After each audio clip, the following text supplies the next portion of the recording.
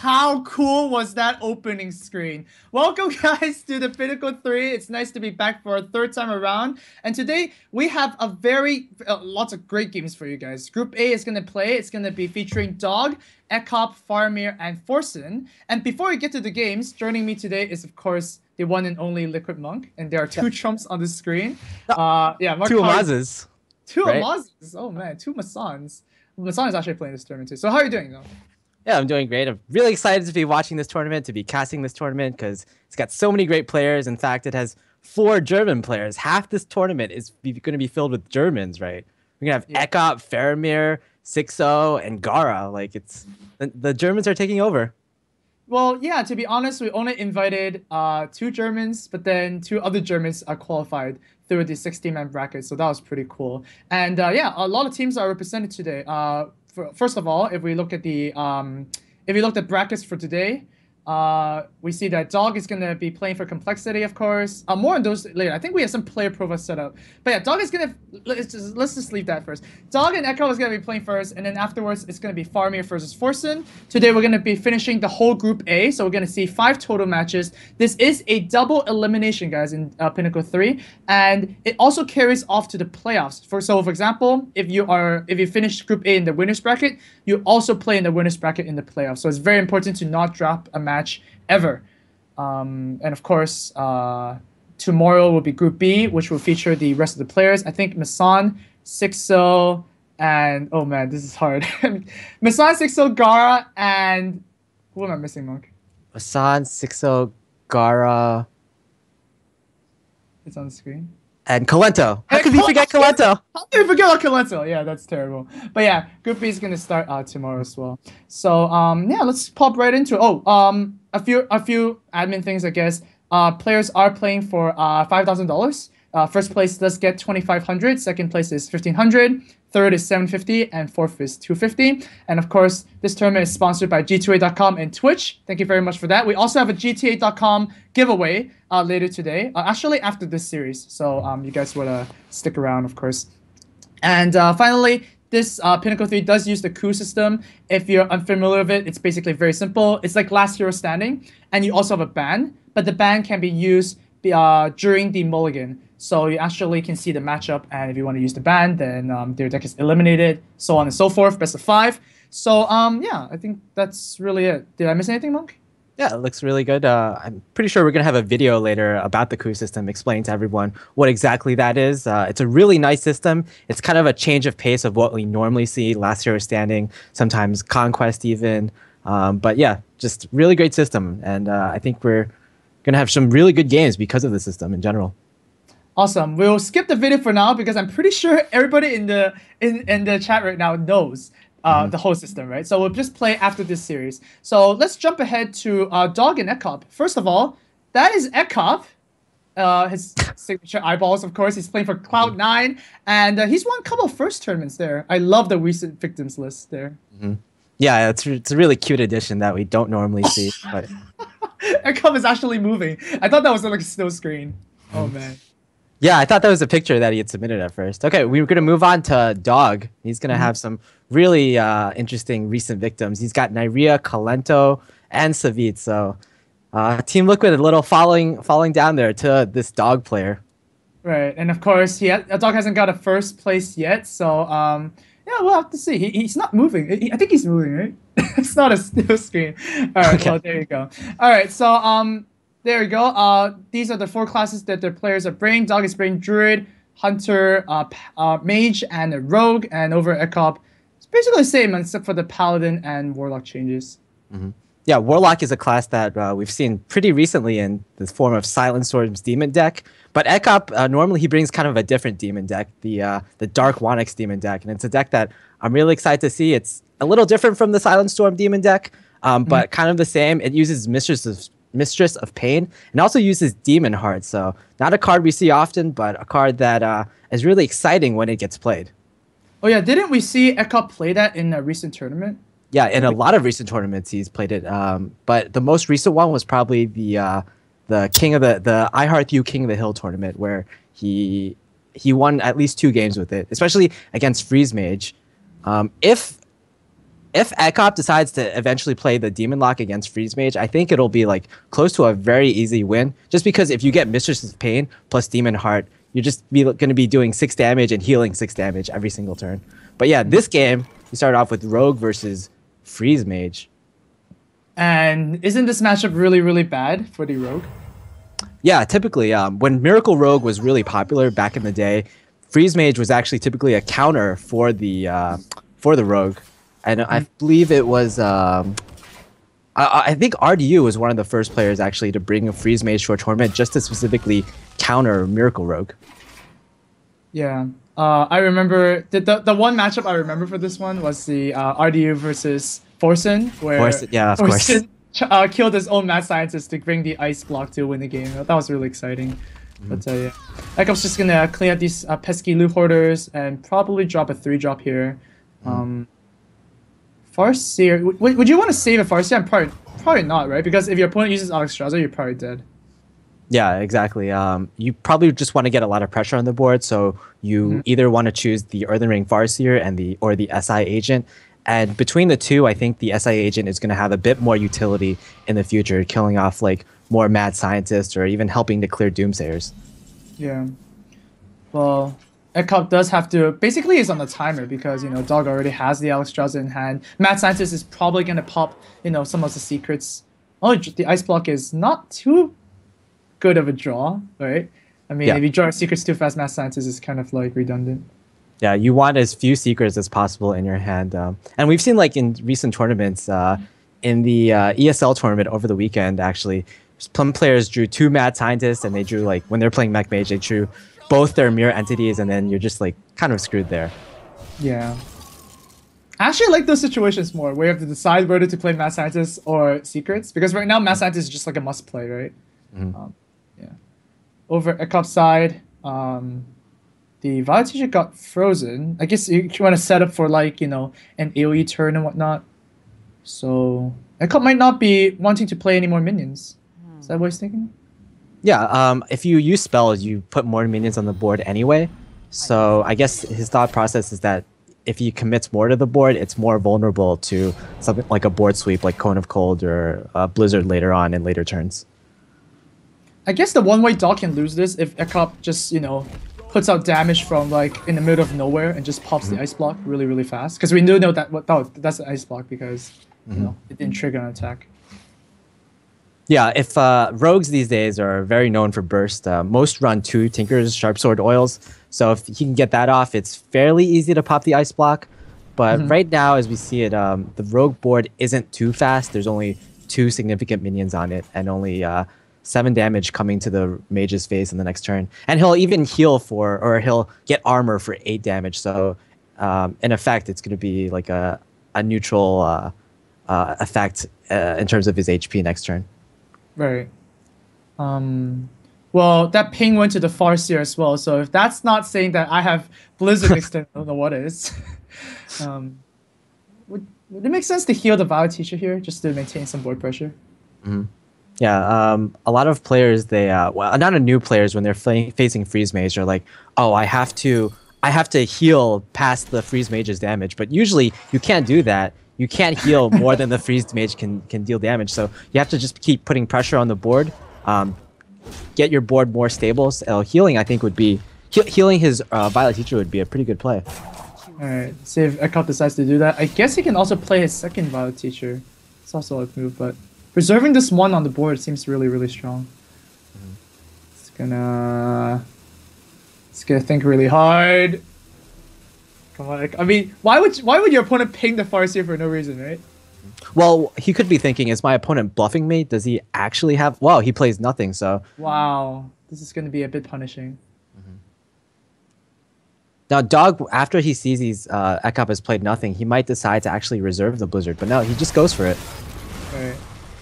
This could be a little risky in the future because, as we can see in Dog's hand, he doesn't have any more board clears. For now. We do know he can draw a lot, Yeah. Well, Deadly Poison actually going to come up here. Oh, I thought it was just going to be another SI. Oh, never mind. Thinks better of it. Yeah, I like the SI a bit better. Yeah. Yeah, like if you use deadly poison, you don't use your mana efficiently unless you like eviscerate the face. And I just like getting minions on the board. You know, Strife Crow once said, the almighty Strife Crow, he said, you know what, minions are just exactly like spells when you get them on the board. Like the SI agent is basically like deal 3 damage every single turn. So it's like a spell that keeps on giving. Keeps on giving, indeed. It's like a terminal thing, right? Where if you use your removal too early, then you're just gonna run out of steam because your opponent's just gonna keep on playing minions. But Dog here, he drew another free spell. I mean, he is pretty healthy right now. I guess he can just, you know, develop stuff. As in, like, drop cards and whatnot. Oh, it's just gonna go for Doomsayer turn right now. Yeah.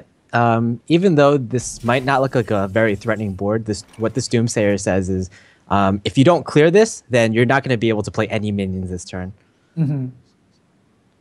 So, yeah, Ekop can actually clear this fairly easily. And I think he probably should, given that he doesn't have any other significant minions in his hand right now, and he doesn't have any way to draw any more cards in his hand right now. So this board that he has currently is probably very valuable to him. Sure. So deckhand plus eviscerate with the dagger hit. That seems pretty good. He's gonna go for the poison instead. All right. I mean, poison plus the eviscerate clears the Doomsayer, and plus it gives him more tokens. So okay, he's actually gonna use double poison and use the deckhand, I guess. Okay. As well. Huh. I guess one reason to keep the deckhand is also to like enable oils on empty board. Yeah, right? exactly. Whoa. Pretty much. Okay, wow, this is full on aggression. So Ekop is like fairly all in with this play unless he draws a sprint very soon.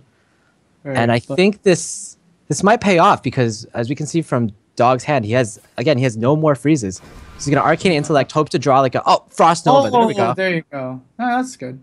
That's a good card. That was exactly what he needed. Yeah. Yeah, if Dog doesn't freeze this, then his block is gonna get popped. Okay, but even though he's able to freeze Ekop's entire board for this turn, he still needs to pretty much draw freezes or board clears over the next few turns. Or like that damage is going to come in no matter what. Yep, Ekop's whirling away with his 1 damage. Oh man. Ouch. Getting lower and lower. That's not one of those cards. I mean, if you put Ice Bear right now, your block is still not really gonna get popped. It depends on if Dog is feeling threatened by this board, right? I mean, Oil is pretty deadly. 8 damage. Oils are basically fireballs, right? So 9, 10, Oil is like 16. So even if he just pings off or something like that. Oh my god, he's going for it. Yeah. Is he? All right, there we go. Okay, so what this means is the game is probably going to end in the next 2 or 3 turns, right? Yeah, pretty much. Well, Sap is pretty good. You do have exact lethal for Ice Block. So you can probably, sprint and Farseer, for example. I think that's pretty good. You don't want to die to a Fireball, Frostbolt, like immediately, right? Yeah, I think the most amount of damage the Freeze Mage can do in a single turn is 20. So... Oh, 21. It's 21? Okay, so yeah, Ekop definitely won't be able to heal out of that, but he can be just a little more safe with his plays if he uses the Earth Ring Farseer. Right. He can definitely pop the block, but how does he deal with the Alexstrasza? I guess you have to you sap it, right? Is it that bad? It's not that bad. Yeah, I guess not. If Dog ever wants to replay the Alexstrasza ever again, he's going to have to commit a full 9 mana. And because he's committed 9 mana to the board by clearing Alexstrasza, he won't be able to play like a board clear on the same turn. So basically, like if he ever wants to play this Alexstrasza again, assuming Sap is going to come down. Yeah, and it is going to come down. If he ever wants to play the Alexstrasza again, he has to clear the board the turn before and then stabilize, which is going to be very hard. So I think this Alexstrasza generally is going to be a dead card in Dog's hand from now on. Right. So Dog is looking to do some more damage. Gonna equip the Ice Block and probably just burn all his spells of Fireball, Frostball, Ice Lance to the face. That is gonna be a lot of damage, and Pyroblast is looking to end the game. So Yeah. what does Ekop need? Ekop needs Lothar. Yeah, Lothab, anti-Keelbot yeah, anti-Keelbot I guess would I do think it. Cuba would do it, yeah. Yeah. You can chop your own creature, right? So what is this gonna be? No. The, Yeah. these 1/1 tokens are actually working against him because if he was able to kill one of his tokens, I guess he has to He needs eviscerate to a add token. stick into a Lothar, so he needs more spots, right? He Mhm. doesn't just need one spot, he needs two spots. Oil is dead. No, that's all dead. Well, so goes the Rogue. Actually, Rogues have a lot of good matchups, but just not against Freeze Mage. Yeah, Freeze Mage is kind of becoming like the sniping deck in tournaments lately. Like it's obviously very bad against Control Warrior, but there's a lot of decks that Freeze Mage is good against in the current meta. Some of them being like Rogue, Paladin, all forms of aggro decks like Mech Mage, Mech Shaman. Generally, I think the Freeze Mage is generally considered to be favored against. So just a very good anti-metagame deck. Alright, well, Complexity Dog takes the first game.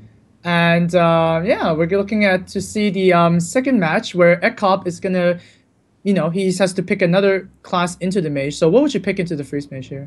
I think 100% you pick the Warlock. If our assumptions are correct and Ekop is playing that Demon Lock, again, like that Mistress of Pain plus Demon Heart is just pretty much auto win. The Okay. Freeze Mage generally doesn't run polymorphs, so if you can deal 6 damage to the face every turn and heal 6 damage every turn, that's just going to be way too threatening. Plus, like the Mistress of Pain plus the Demon Heart is 9 HP. The Freeze Mage is never going to kill that. All right, but is Dog gonna actually coup that once he sees his Demon Lock? I mean, if Dog did his research and watched Ekop play some games, he knows that he kind of has that in his roster, right? Yeah, I think definitely. it's a coup on the Demon Lock. Yeah, I think a coup is probably going to be a very good choice on the Demon Lock. So yeah, games will start when they can, and yeah, fully soon.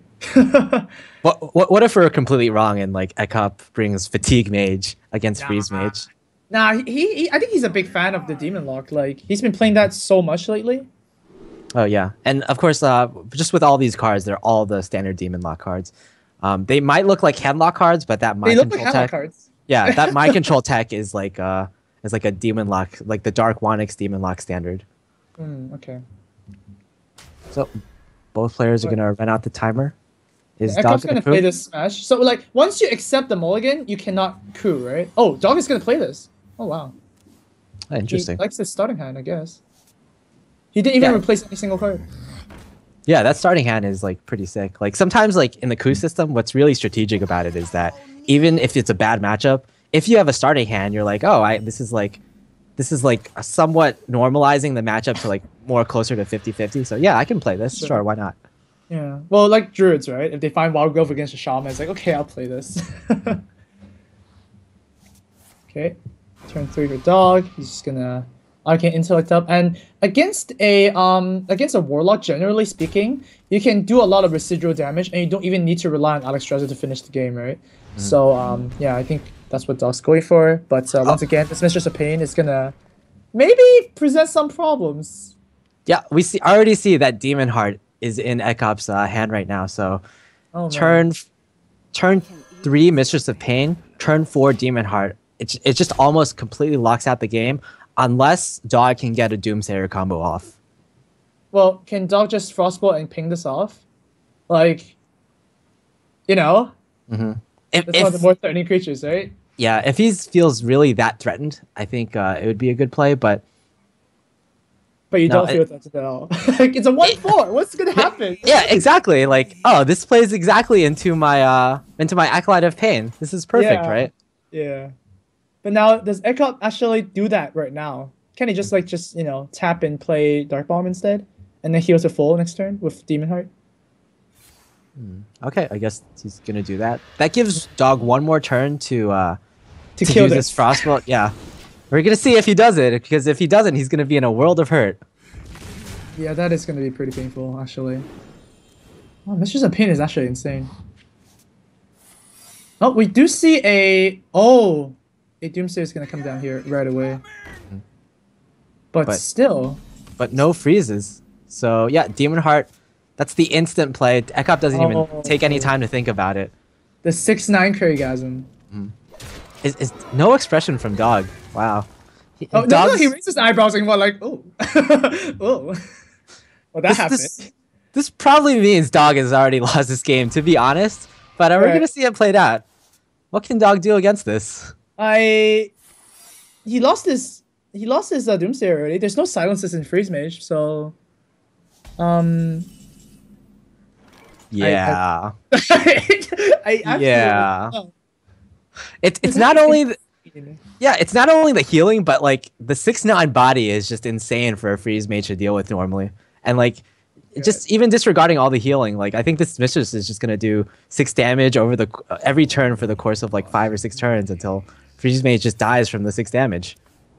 This might be the new warrior, right? Just the counter to Freeze Mage. Just too hard to beat. Well, that being said, like normally you typically only run 1 Demon Heart in your deck, so you have to rely on drawing the Demon Heart, I guess. Okay, that makes sense too. Then again, this Demon Lock also has it typically runs 2 Earthring Farseers and 2 anti-Keel bots. So yeah, that. Good. So good luck, Freeze Mage. Well, Echo just gets free life tap every single turn. That's pretty good. All right. Well, Dog is gonna slow things down once again. I think we're beginning to see a bit of stress coming from Dog's face right now. He's like, "Oh, Mistress of Pain." Yeah, Mistress of Pain. Yeah, another good thing about the Demon Lock is that people aren't familiar with it, right? Yeah. There's just so many variations of Demon Lock, and everyone plays a slightly different variation. We saw at the ESL a Legendary Series tournament over the weekend that Savids was playing against Demon Lock for the first time, Silent Storm's Demon Lock, in fact, and he played a BGH as a 4-2 because he hadn't seen any BGH targets. And the turn directly after, Silent Storm draws a Mal'Ganis, plays on the board, and Savids instantly loses just because he wasn't aware of what was in Silent Storm's deck. Yeah. Those are definitely the more weirder types of decks. Flame Strike is only gonna kill 2 things here. It's gonna ping off the Mistress. Well, the Mistress dies now, so that's something, right? Yeah. Yeah, so I guess the Mistress wasn't like the game-breaking card that we hyped it out to be, but there's just so many like cards in Ekop's hand right now. Plus, he has the 2 Siphon Souls, and he's yet to draw either of his Earthring Farseers or anti-Keel bots. So much healing. I guess you can silence this, right? I mean, the Antonitis is gonna get siphoned, so you don't really need to keep the silence. Yeah, you have 2 Siphons. The only other 2 Siphon targets in Dog's deck are the second Doomsayer and the Antonitis. So, like, if you just keep because you have 2 Siphon Souls in your hand, you're like, okay, I can deal with that. So why not use my Iron Beak Owl right here? Well, just think of what else you can do right now. Yeah, I think Iron Beak Owl plus maybe Mortal Coil uses up 3 mana, but then what else? Well, does this deck run Mal'Ganis? Because you want to summon those little demons and then just buff them up, right? Probably not, because we see Sneasel Shredder in the deck, and typically when Sneasel Shredder is in the deck, it means like you're kind of want to dodge the BGH targets. So you probably don't even have Dr. Boom in this deck either. Wow, really? No Dr. Boom. Okay, we'll see. You sound so surprised. I can't imagine a deck without Dr. Boom, to be honest. It's just too good. And good anti-Kona Cold placement? Nah, it's the ping is going to be happening. Right. Yeah, but just in the rare scenario that he didn't have enough mana for ping, then this would have been alright. Sure. Alright. Well, Sneeze is actually doing a lot of work here, right? I mean, if Dog decides to do like a Frost Nova Doomsayer combo, the Sneeze is going to pop out Legendary. So, could be pretty good. Yep. Yeah. Dog was just waiting for more answers. You know, typically loading up ammo, I guess. Typically, the worst card in the the worst legendary that can drop out of the Sneasel Shredder is like Lord Rocker Cho, but like Ekop probably wouldn't mind that too much because if his opponent like throws a fireball at you, you get a fireball, so that might even be good.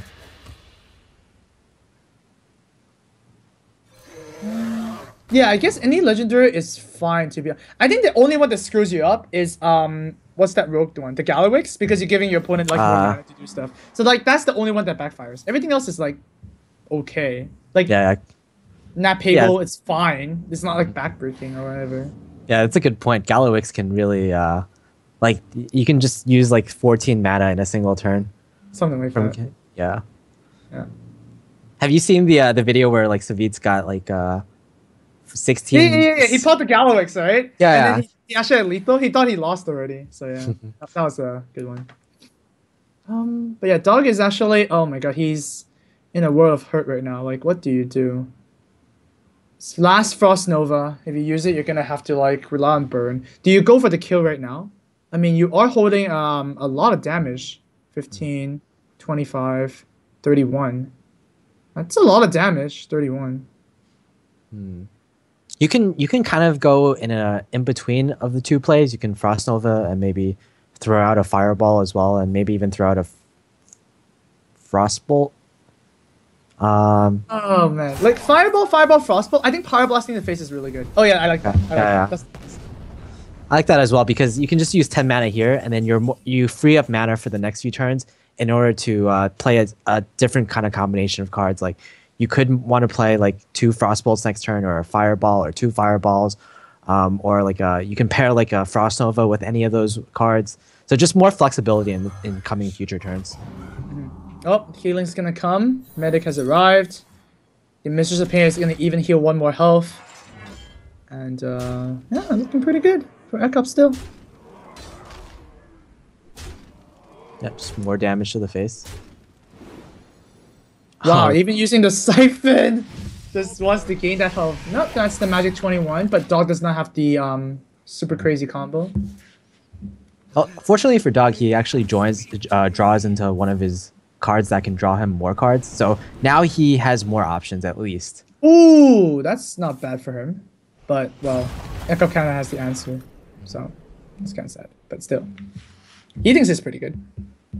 Yeah, that being said, like, I guess even if Dog draws the Archmage Antonidas, he won't be able to freeze the board on the same turn because I think this is the second Frost Nova he's used, I believe. I think so. It is definitely the second Doomsayer. Because the first one just died to the Mistress. But if he draws the second Antonidas, he won't be able to like Antonidas Frost Nova. So Ekop can just use the Siphon Soul on the Doomsayer if it comes down, and he doesn't have to worry about dealing with Antonidas as much. Okay. Dog is counting with his fingers, of course. That's funny. Oh man. Okay. See, That's great. Hearthstone math is really hard. Mhm. It is really hard. I really hope we don't have to do too much math on stream.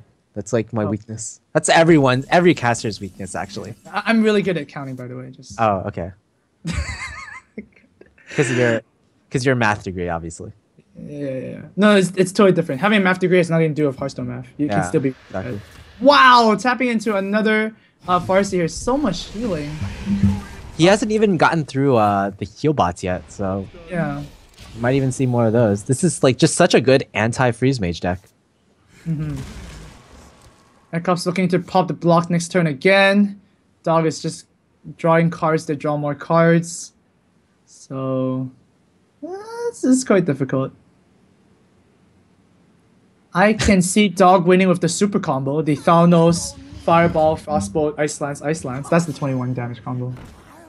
Yeah, Yep. just burns to the face, I guess. Alright. Might as well go for it. This Mistress of Pain has actually been doing a lot of work. It's been healing 1 every single turn. It's like the Armor Smith for Warlock, more or less. I mean, Right, a 1/4 body exactly like the Armor Smith. I feel like the Armor Smith, both were underrated when they first came out. Like when players were playing Warrior at first in the beginning of Hearthstone, Right. no one was playing Armor Smith. But then now it's become like pretty much a staple. And similarly, like no one was playing Mistress of Pain when it came out in GVG, and now like every demon lock pretty much plays it. Well, alright. We're gonna see a Priest 1/4 next expansion, right? Yep. Oh. Yep. I'll play it. You wish. You wish. Dude, I really want Priest to have a 1/4. Alright. But now, okay. Going back to the game here, Ekop is deciding whether to heal himself more. I think he's just gonna pop the block. Can he pop the block and heal and clear the minions? So 9, 10. Shadow Flame you can, right? Yeah. Shadow Flame is an easy ward clear plus pop the Right. block. Don't think you want to tap anymore now. I think maybe Ekop is considering popping the Sneasel Sneeds, Tremor. really? Yeah. Like he's thinking like, what can I get out of this that can make it like Yeah. more what can you- worse for my opponent? Oh, implosion. Wait. Wait, okay. That kind of clears the board without using the Shadow Flame, I guess. That's interesting. I don't like this play as much because you damage your Mistress of Pain. Like with the Shadow Flame, you also like you also you have like you don't have any more space on the board, so you're gonna have to use like your own Shadow Flame if you want more space, and you draw into an anti-Keel bot next turn. Yeah, putting minions on the board against Freeze Mage sometimes can backfire. But Dog is holding what, 15 damage right now? Draws the the ice Thalnos. Yeah, he definitely has the Ice Block, and but what else? Ice Block, Frost Nova, and I guess a Probably just the Fireball, right? you could also burn a Frost. You just need a ping, right? So I think you actually Ice Block, Frost Nova, and then ping with the Frostbolt. Okay, You want to get the extra damage. that's fair as well. Yeah, and next turn if he draws like an Ice Lance, you can still fit it in the Fireball in. Right. So yeah, so getting the ping in is pretty good. He actually is gonna play the Thalnos maybe. The Thalnos gives him extra draws. Right. And Frostbolt to the dome. Now, are we gonna see a Shadow Flame to kill the Blood Mage Thalnos? Oh, anti-Keel bot. Yes we are, right? Oh wait, actually you can't. Oh wait, you get Hellfire plus anti-Q bot. Isn't that just fine? But Hellfire damages you. But you have you need a spot for anti-Q bot. You need to pop the block as well, right? You have so many things you need to do. So just Hellfire and anti-Q bot is the best way to do it. You go back up to 20. Yeah, you're right. You're right. So much burn. Yeah, I think that's fine. Yeah, You going up also to pop Sneeds. going up to 20 is pretty safe. Yeah, you have to also consider like if you want to pop Sneeds. Yeah, sure. Why not? In before Trade Prince Galwix. The thing is, like, even if Trade Prince comes out, it won't matter too much in this scenario because Dog is only holding on to 2 cards, which will eventually become 4 cards next turn, but it's probably going to be... Intellect, Smunk. Okay. Might be 5, and then it goes Intellect. crazy. But then, Galawix is only 1 card, so... What are the chances of that happening? Yeah. Famous last words, Amaz. Famous last words. Alright, Hellfire does come out. The legendary is going to be... Oh, we're going to have to wait a bit. Oh, Oh. What Okay. an unassuming 3-4. Alex Strider decides to show up. Antonitis decides to show up as well. But, well, I guess you have to Alex Strider yourself to stay off lethal, but you're pretty much dead too. So- 3... Is that Yeah, lethal? 5. That's 14 damage on board. So Ekop just has to have 1 damage. And there we go. Hellfire pretty much seals the game. Alright, so series is tied up. Very nice. I guess two decks that kind of counter each other. That both players did not coup as well, right? So that's pretty interesting. Yeah, I'm curious to see what the strategy behind not cooing the counter decks is. I guess like the players are thinking there's bigger counter decks or more threatening decks in the lineup. For example, like I know Team Cloud9 it probably is going to coup Rogue every single time. They've done so in pretty much every tournament, or they've banned Rogue in every single tournament, and they overall as a team they think it's the most threatening deck.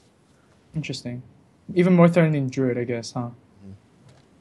Yeah, that's the other one that a lot of players are cooing, just because Druid, like, no matter how good it is in the metagame, it can always just win out of nowhere because it draws Wild Growth into a Force of Nature, into a Savage Roar. Yeah, that thing, right? With some stuff in between, of course.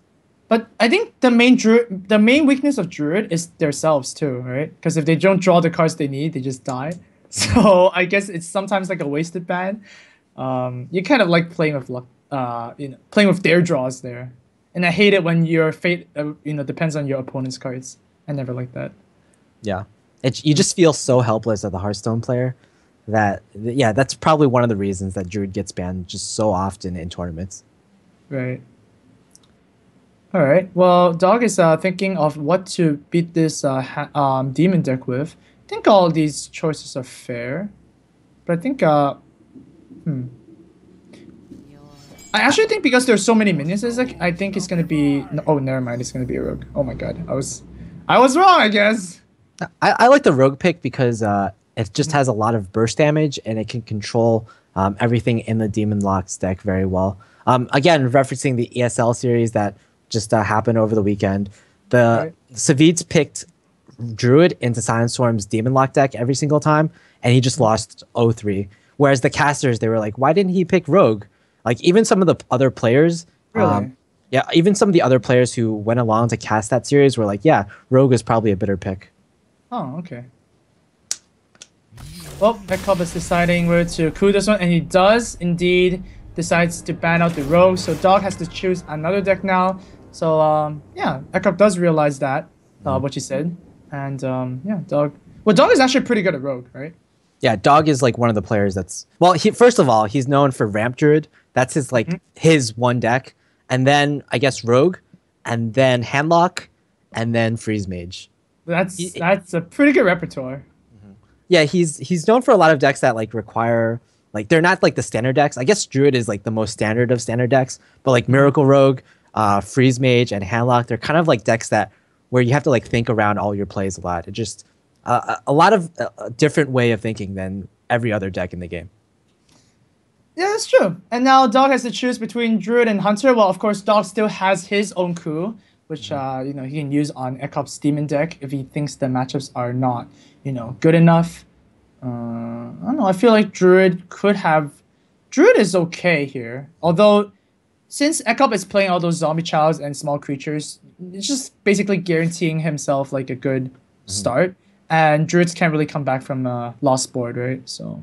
I kind of like Druid better just because I think Hunter might not be the best matchup because the Demon Lock deck has a lot of Heals. it has a lot of heals. It has a lot of like it has Mistress of Pain, it has Zombie Chow, it has Mortal Quill, just a lot of things that can control the early board a lot, which is what Hunter strives to get board control early with its 1 drops, 2 drops, 3 drops, all the little things that curve out really well. Yeah. Oh wow, Dog is actually gonna play this match. Interesting. Oh, that's why. That's why he played this match. Yeah, He- Walled he Growth, knew he was Keeper of the picking Grove, not bad.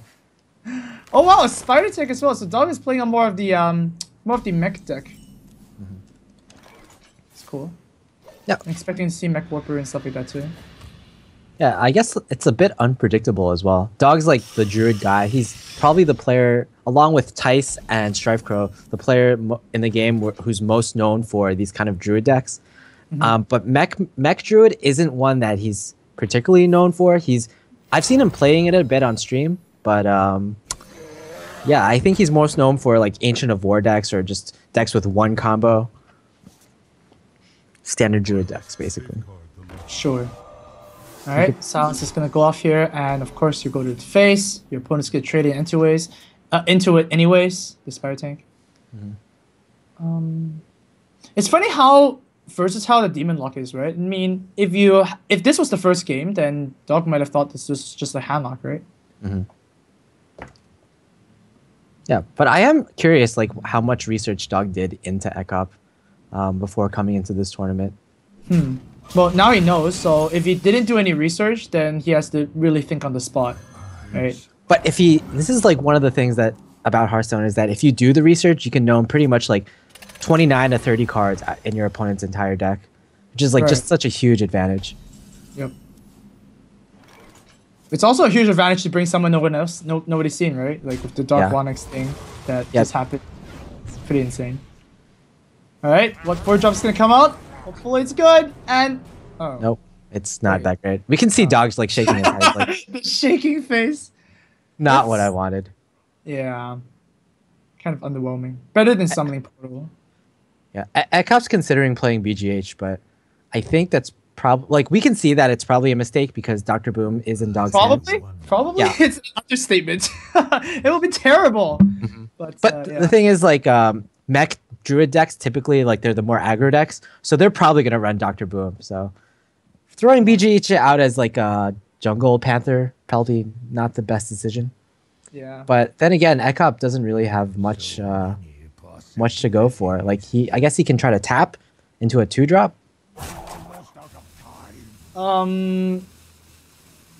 Is that even good though? Like, do you want to play Mistress on this board? No, not really. Wow, it's an awkward situation. Oh no! Oh no! Oh man, that's gonna hurt. Oh, it's not gonna hurt. No, it's gonna hurt. No, it's not. No, it's gonna hurt. It's gonna hurt. All right, well, there you go. Well, Innovate as well.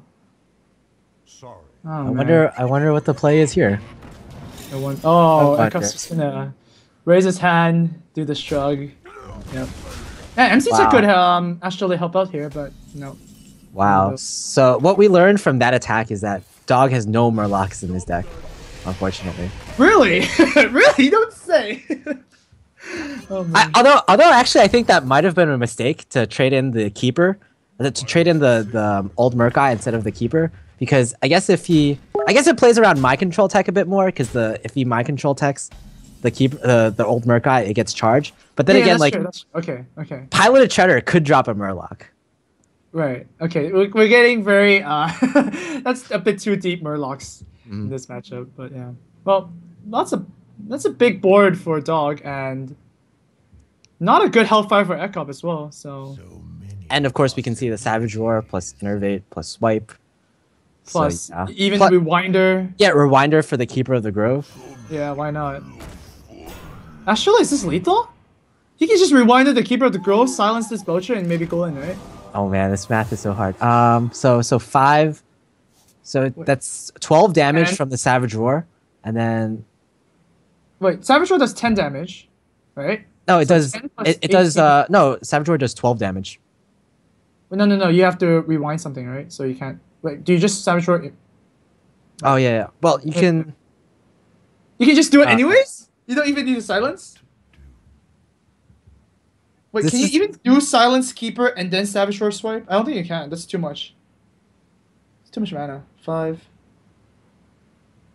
Wow. 5. Yeah, it's too much.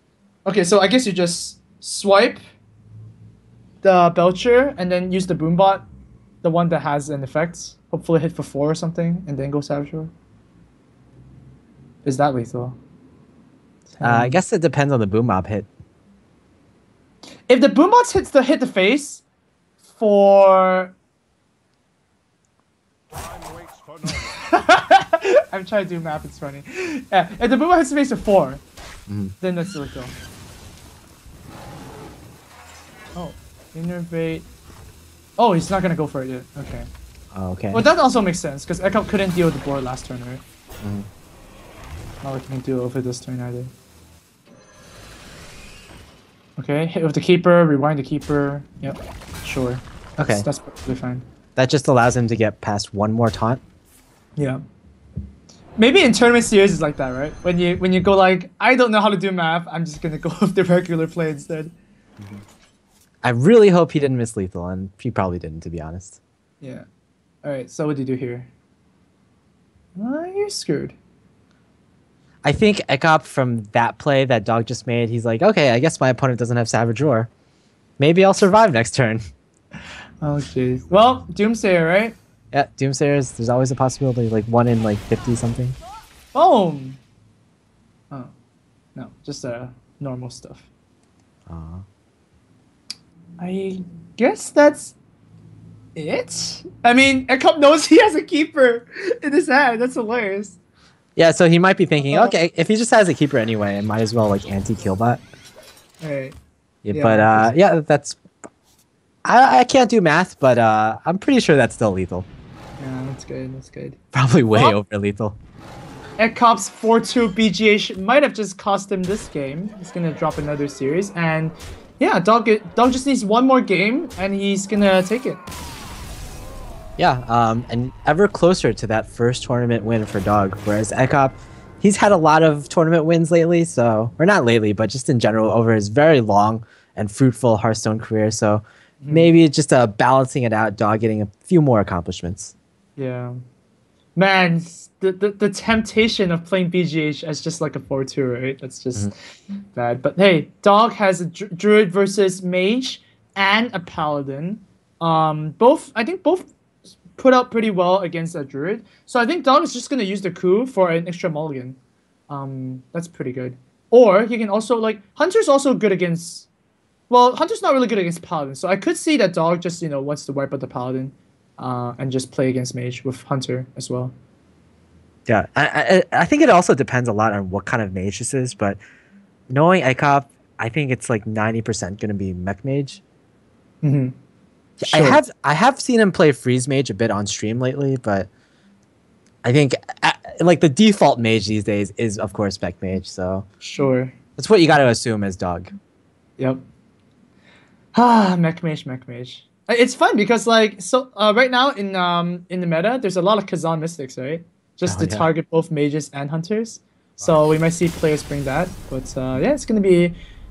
Oh, mech mage, and Dog says nope, don't want that, and of course not, right? Druids are terrible against mech mages with the mirror entities on the big creature and whatnot. So there you go. 2 chances for Dog to defeat Ekop's Paladin. Yeah, Ekop's it's a little known, but Ekop's signature class is Paladin. He's once quoted as saying, "I don't think anyone plays Paladin correctly except me." So, whoa, big words. Very big words from our man Ekop. Okay. So we're gonna be seeing the self-proclaimed best Paladin player in the world in the next series, and I'm certainly very excited. Okay, well, I think the best Paladin in the world can actually be a Dog Druid though. It's pretty deadly too. Yeah. So I guess it's kind of like signature deck versus signature deck. Yeah, Wild Growth. It's I'd say Dog has the advantage now already. Well, actually, like Ekop's hand is like really good right now. We have That's true. Muster is one of the main cards to beat Druids with, right? We have like turn 2 shielded minibot, turn 3 muster, turn 4 quartermaster. Oh, actually, that is pretty insane. And then like you have a True Silver to follow up and a Sylvanas to follow up. Like his game is like so well planned for him right now. Oh, look at Ekop's face. He's like pissed already. It's like the game hasn't even started yet. And I was like, ah. Yeah, Ekop has this thing where like he sees his opponent get something quote unquote unfair, and he just like shakes his head like violently.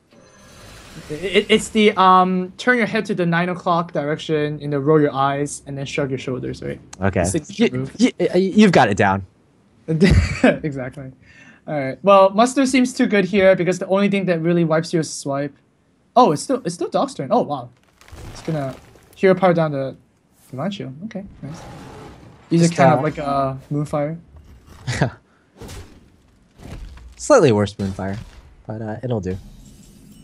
Oh my god, it's kidding me. That's insane Moonfire. You can use it to like do other things, right? Plus is a Moonfire.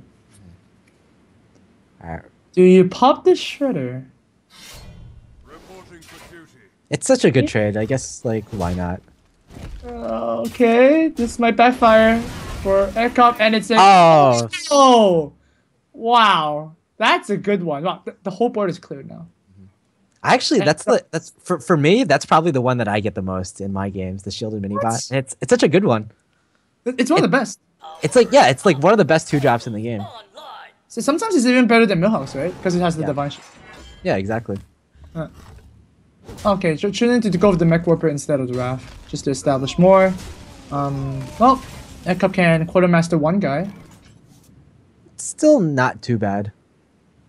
Really? That's not too good. That's not good. You want more value out of that card, right?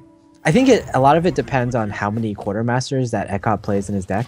Like if he plays like 2 Quartermasters, then he might just be wanting to get more value out of this one, because if he draws the second Quartermaster, it might just be dead for the rest of the game. Alright, well, I think Ekop's hand is still looking really good. But of course, Druids can always draw the Ancient of Lore, and it's gonna be like, fine again. Yeah, Ekop is like at a pretty safe life total. Plus, he's got like a really nice card advantage. So, all in all, pretty good for things are looking pretty good for Ekop. Sylvanas might actually have been pretty good though too. Yeah, Sylvanas is just like the card against Druids, I guess. Like, normally when you play against any other deck, you probably don't want to drop Sylvanas on an empty board. But like against Druid, like it's so hard for them to deal 5 damage to Sylvanas. And even in this scenario, like it's just even if Sylvanas gets silenced, you're putting a 2/4 minion on the board versus a 5/5 minion, which just trades so unfavorably. All right, Druid Claw is gonna come down most likely. It's gonna be in taunt mode because you don't want to die to sword. And back to Ekop's side, you can just play Sylvanas now. It's pretty good. Oh wow! Instead, gonna go for the boom. Hey Amaz, you know what's better than a turn 7 Dr. Boom? I think. Wait, you know what? To be honest, I think it's better to play Sylvanas here because I actually like Sylvanas too. Yeah. In this scenario, just because like you can kind of curve out a little better, and the Sylvanas like puts a lot of pressure on your opponent's board anyway. Right. I guess like his thinking is that the Sylvanas doesn't cleanly trade into the Druid of the Claw, and that's why you play the Dr. Boom here. No, I was just thinking you just get blowed by BGH, right? Like you just basically summon 2 boom bots for 7 mana. Not that that's bad, right? That's still pretty good. But the thing is, like, if your Sylvanas gets silenced, it's still a 5/5, and that's like a bigger body. So yeah.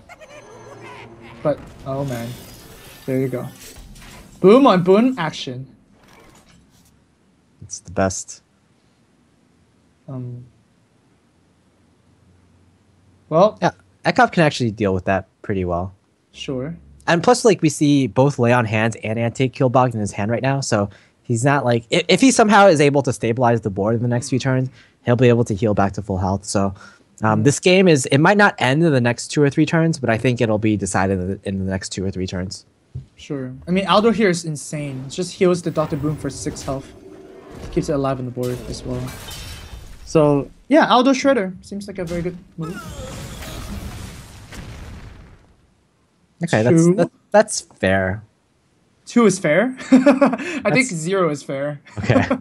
Yeah, just some 2 1-1s, right? For what it is now, I think it is fair. Okay. So yeah, Aldo's gonna come down. That's pretty insane. Now, we could just be casting this game, and next turn, Dog draws Force of Nature, and we're like, okay, game over. Oh, sure. Yeah, that could happen, right? Dog wins the series. Yeah, but if Dog doesn't dodge the Force of Nature right now, then, you know, it's kind of troubling. But Swipe that's pretty good. It's not that bad.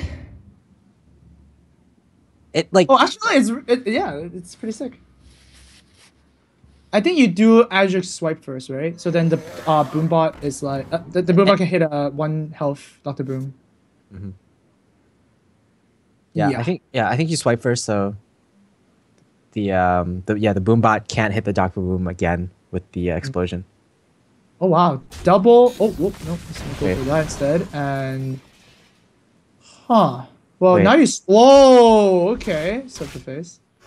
Okay. Not bad. I see how you work. But a Cog Hammer. That's Cog gonna Hammer be plus anti-Killbot? Wow. That's a turn. That is a turn, and that is a card. That is a card. Wow. So yeah. Yeah, like you said, I think Ekop's just gonna win this game now. Yeah, this looks pretty locked in. Like, how is Dog gonna clear this 7/4 minion? But plus he BGH? has to do damage, right? Leon Hands is gonna come too. Oh, double Azure Drake means that you have more options. Not a lot of oh, there it is. And well, Lotheb. wow. Well, Yeah, I guess you see what happens after this. yeah. No, just double spell power. Oh, it's dead. Yeah, it's dead anyway. So Yeah.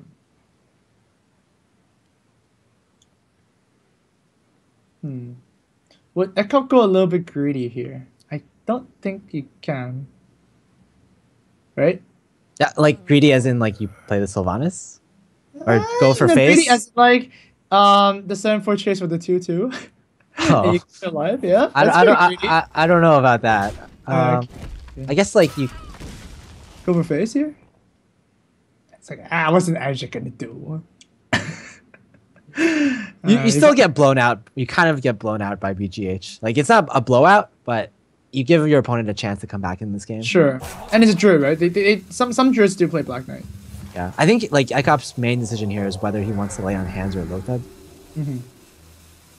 Oh, and land hand seems to be a pretty good decision because we have both Consecrate and Equality in Ekop's hand, so he can just deal with whatever board comes in the next turn. Well, next turn he also has Lothar and Belch. Oh! Whoa, wait. Oh! Okay. Well So then. that's still not lethal, Not quite. but 16 damage to the face. It's not lethal. I mean it's gonna be 18 damage to the face. Oh, wait a minute. Oh! That's actually pretty bad. It's 16 damage to the face, right? Yeah, sorry, 16 damage to the face. Yeah. So the swipe is actually threatening to kill Ekop. Cause okay, wow, this is actually really bad for Ekop now. Wait, is the sword gonna help? Oh wow, this is actually really bad. I think. How does wait? He has to clear this Azure Drake. He's dead. Whoa.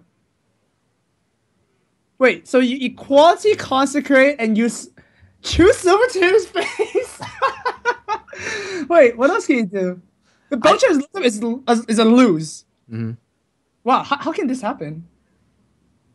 Is Ekop thinking about that swipe in Dog's hand? It's such a tense moment. Oh my god. Think about swipe? Are you kidding me? Wow. This is terrible. This is so bad. The Ekop is gonna feel so bad after this game, I can even tell. I just want if Ekop loses this game because he doesn't play around swipe, then I really want to see. I really want to see his reaction. Like Ekop's already seen one swipe, so he's like, "What are the possibilities that he could have two swipes? Almost zero, right? Almost zero." Oh, this is so sad. He's gonna let Belcher and Lothar? Oh man. Oh man. Oh, that's it. No, that's it. I can't believe it. Dogs. I saw like a faint smile on Dog's face. Yeah, Dog is like, you know. Oh man. Yep. Ekop is just, he's so visibly upset. He's just like squirming around in his chair right now.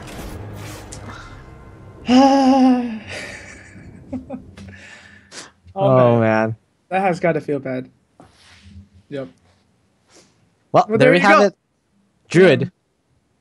The shenanigans of Druid, guys. Always bring Druid into tournaments because, you know, you do stuff like that and you just win the game, right?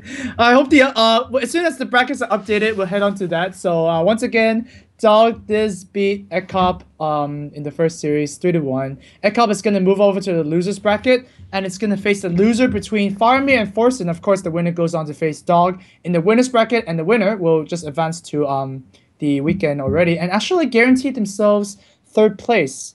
And of course, losers, if they actually advance, they guarantee themselves fourth place, which is good, right? Yeah, when we come back from our 3.5-minute break, guys, we'll jump right to Faramir versus Forsen. You don't want to miss it. So yeah, we'll see you then.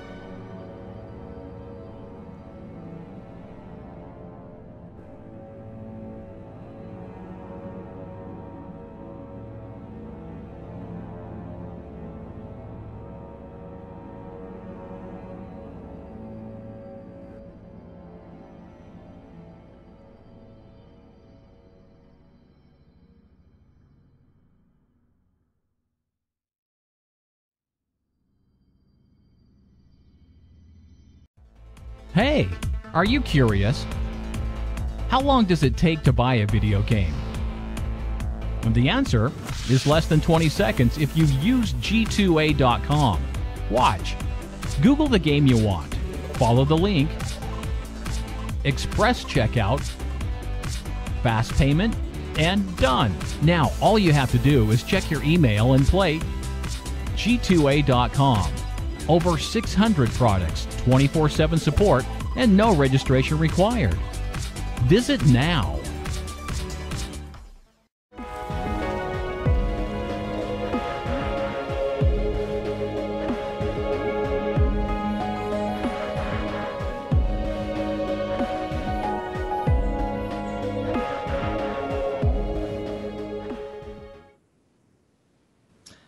And of course, welcome back to Pinnacle 3 by G2A.com, guys. So yeah, once again, big thanks to the sponsors and of course Twitch for sponsoring the tournament. If you actually go to my Twitter right now, I have posted a little mini contest where if you can guess the winning card from Group A in the winner's bracket, so Dog versus the winner between this next match, you can actually win a €35 G2A.com gift card. So yeah, go ahead and send those tweets away. And Monk, what card would you predict if you were to join this contest? I think the obvious choice is something like Savage Roar, or maybe like a Fireball. But please, like if you want to be hipster and cool, don't say that. Okay. Because you'll probably have less chances to win, right? If you say that and it is the that is the right card. So if you guess like an obscure card that no one else guesses and you guess it correctly, then you'll probably win the prize. Style points, right? All right. Yeah. So let's be a bit more hipster like Monk, okay? So the next match is between Forsen and Faramir, two of the pretty well-known players that haven't been picked up by any team yet, I guess, right? I mean, Faramir just left his old team, and Forsen has always been like a free agent. Who do you think has the edge here? I think just judging by recent results, they're kind of on opposite ends of the spectrum. Faramir has been doing... Oh, shots fired. Whoa! Shots fired. Oh, damn. Well, on one hand, we have like Forsen, who's like, he's been in the scene for a very long time. He's a very successful streamer, but he hasn't been doing too well lately. In fact, he's gotten the nickname O Forsen because he got O4sened in Deck Wars, right? Okay. To be fair to him, he was invited to Pinnacle 2, where he kind of got demolished. Okay, let's scrap that part. But Pinnacle 3, he won the qualifiers. Okay, that's the most important point that we need to make. But of course, like Faramir has been like doing really well in this couple of things. We can see that he actually, look at that, won Tavern Takeover and Heroes of Cards. That is pretty good. And yeah, his recent victims are all, you know, pretty well-known players. Yeah, just he's won 2 tournaments, I believe, in the last 2 or 3 months. So that's pretty big accomplishment. Also, like, I know he's very good friends with Zixo, and they're both German, so they kind of have a lot in common. Like, they're both also open qualifier winners. They demolish open qualifiers typically. Whereas Forsen, we have second in Battle of the Best Invitational. I'm on the recent victims list. Oh, God damn it. Oh, wow. Well, yeah, that's funny.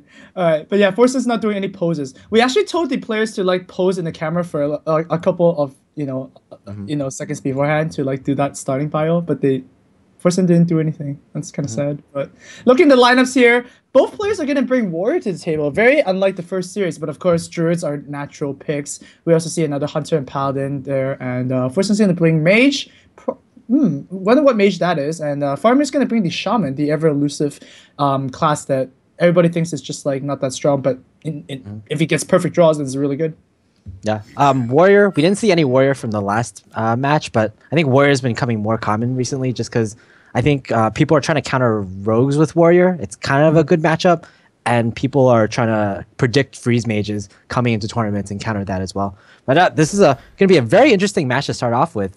Hunter versus Shaman. And I actually think Shaman is the favorite against Hunter, just because they have like a lot of removal early on. And they just keep on like playing creatures or playing totems, and then Flame Tongue Totem just demolishes the board. So I think that's actually really good.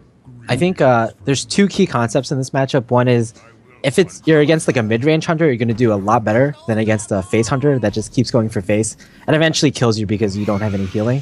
And the second is Haunted Creeper is so important in this matchup because it just If you don't have Haunted Creeper turn 2, you're just going to be toteming all the time, and that's just so weak, and it's not going to be able to contest anything that the Hunter plays. Yeah, that's true. I know Admirable is like one of the people who like hates Haunted Creeper. It just says, oh, it doesn't do anything. But actually, I think in Shaman it's really good. It's just good fodder for the Flame Tongue. Okay, good. We shifted the Faramir cam a little bit upwards, so that's always good. But this looks like a pretty good clear for with a Power Mace, don't you think?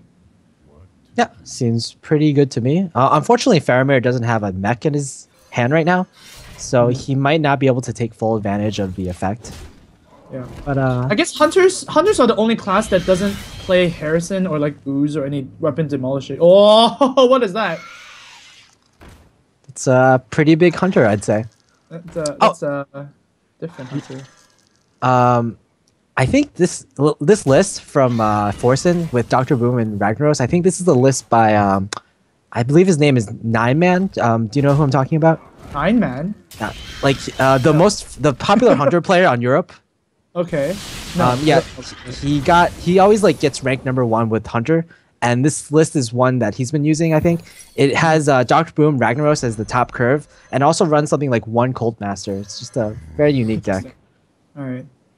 Well, Mukla is gonna be seeing some play here, and yeah, 5/5 body, not that bad.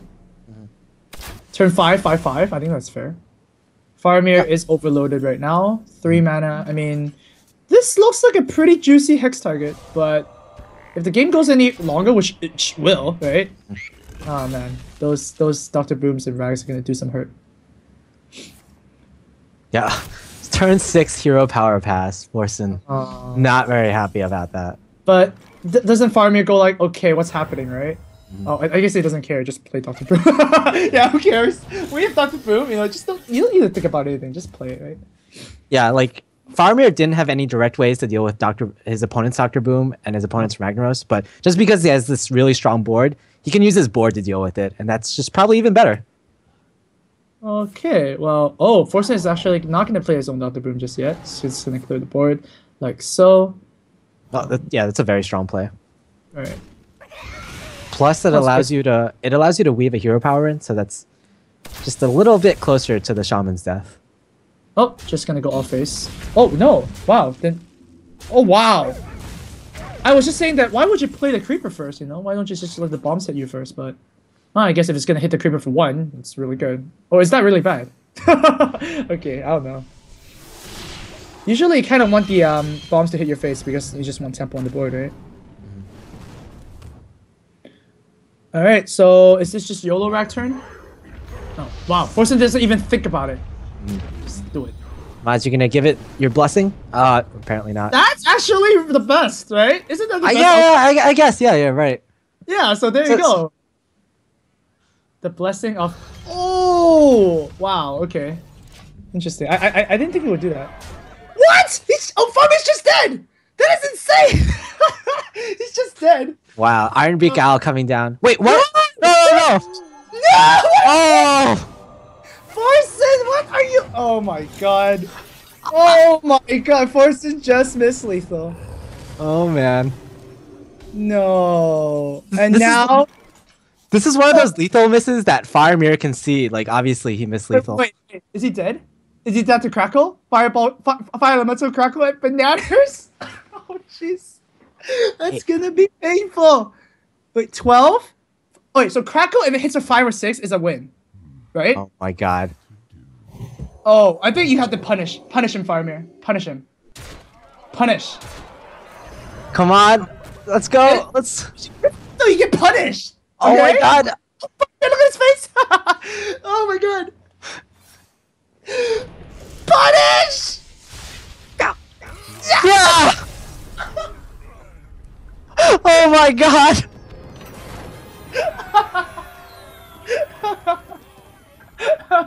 Oh man. Oh jeez. Oh, that's gonna sing. Oh. Yeah. It was a good game. It was a good game. It was well, jeez. I have to give it to Forsen. He provides very interesting games for us. Jeez. I don't. Oh my god. I guess I don't know if he even realizes that. I didn't Oh. really see any like reaction from him, so I'm not really Oh. sure. Well, his reaction from the crackle was pretty sad, but Yeah. that was when the crackle happened, right? Not when the out happened. No, man. Well, Force is gonna bring another deck to face against the Shaman. I don't think it's gonna be Warrior. Maybe the Mech Mage is a good choice. The Druid is also not a very good choice. Wow, the Shaman is actually really, really good here. Maybe Yeah, like- Force is gonna coup it out. Yeah, this shaman, like it's like normally it's you think shaman is favored against druid and it's favored against warrior. That's like the majority opinion. It can be okay versus mage or mech mage as well. So yeah, shaman just it might be just a really strong deck against Forsen's lineup. Yeah, I don't think anybody would draft the deck in with Shaman in mind, right? Because it's just such a unpopular class.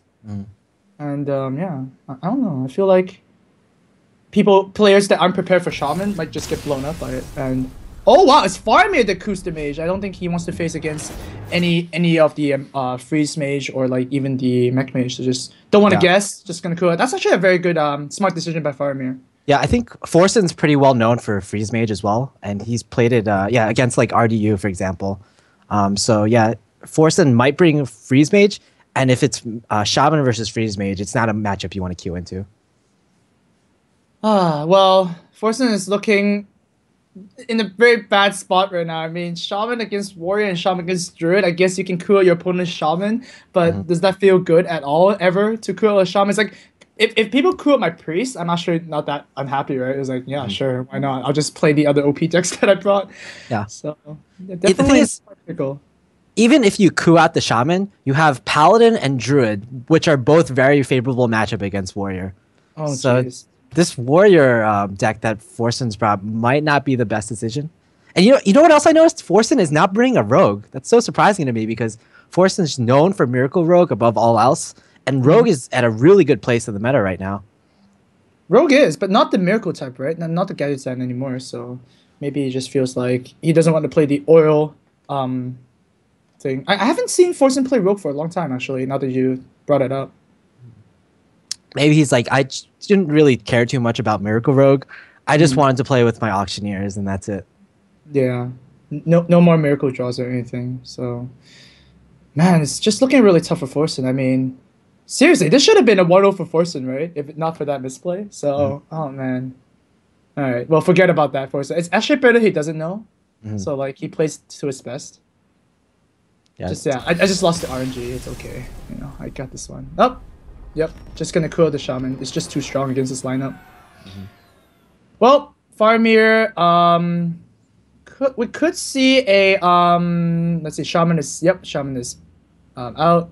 Could see a Druid on Druid Mirror, don't you think?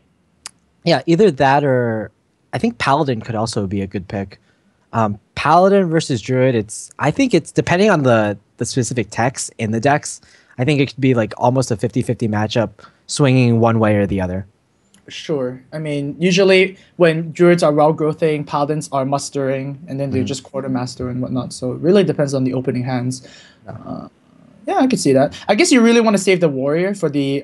if you're Faramir, you want to save the Warrior for the mirror matchup because you don't want to queue Warrior against Druid, right? So that's definitely going to be saved for last. Yeah. I think that's the analysis there. It's very, very clear when the coups are used, but when the coups are not used, you go like, okay, what if this happens or what if that happens, right? And it's crazy about that. Yeah, right now it's basically turns into last hero standing, and like the choices are fairly obvious. The only decision that Faramir has to make is that is my Druid, do I want to go into a 50-50 with Druid, or do I think my Paladin is better against Druid than a mirror matchup? Or yeah, but then Druid is always good against Warrior, right? So I guess Paladin is right. Yeah, I guess I would agree with you for choosing the Paladin there. And there you go. Faramir does decide to do that. Very nice, very nice. I think Acolyte is actually really strong against Druid.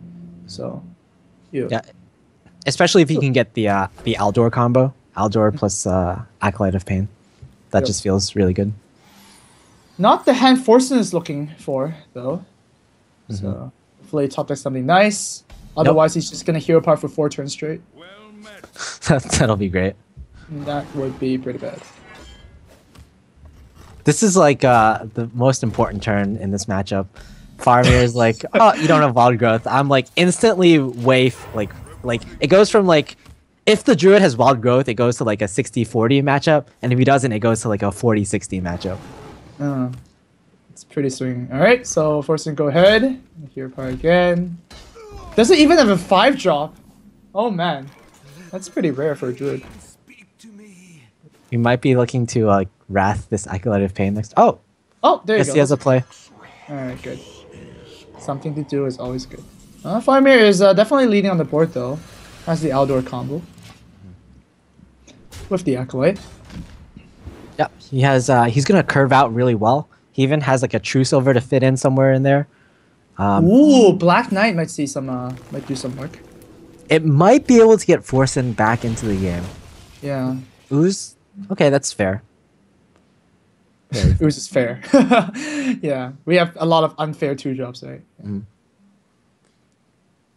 Don't want that Succubus or well, I guess Succubus would be okay here because you got like Wrath. a 1/4 would have been really bad, I think. Oh, anything that's 4 health would have been bad.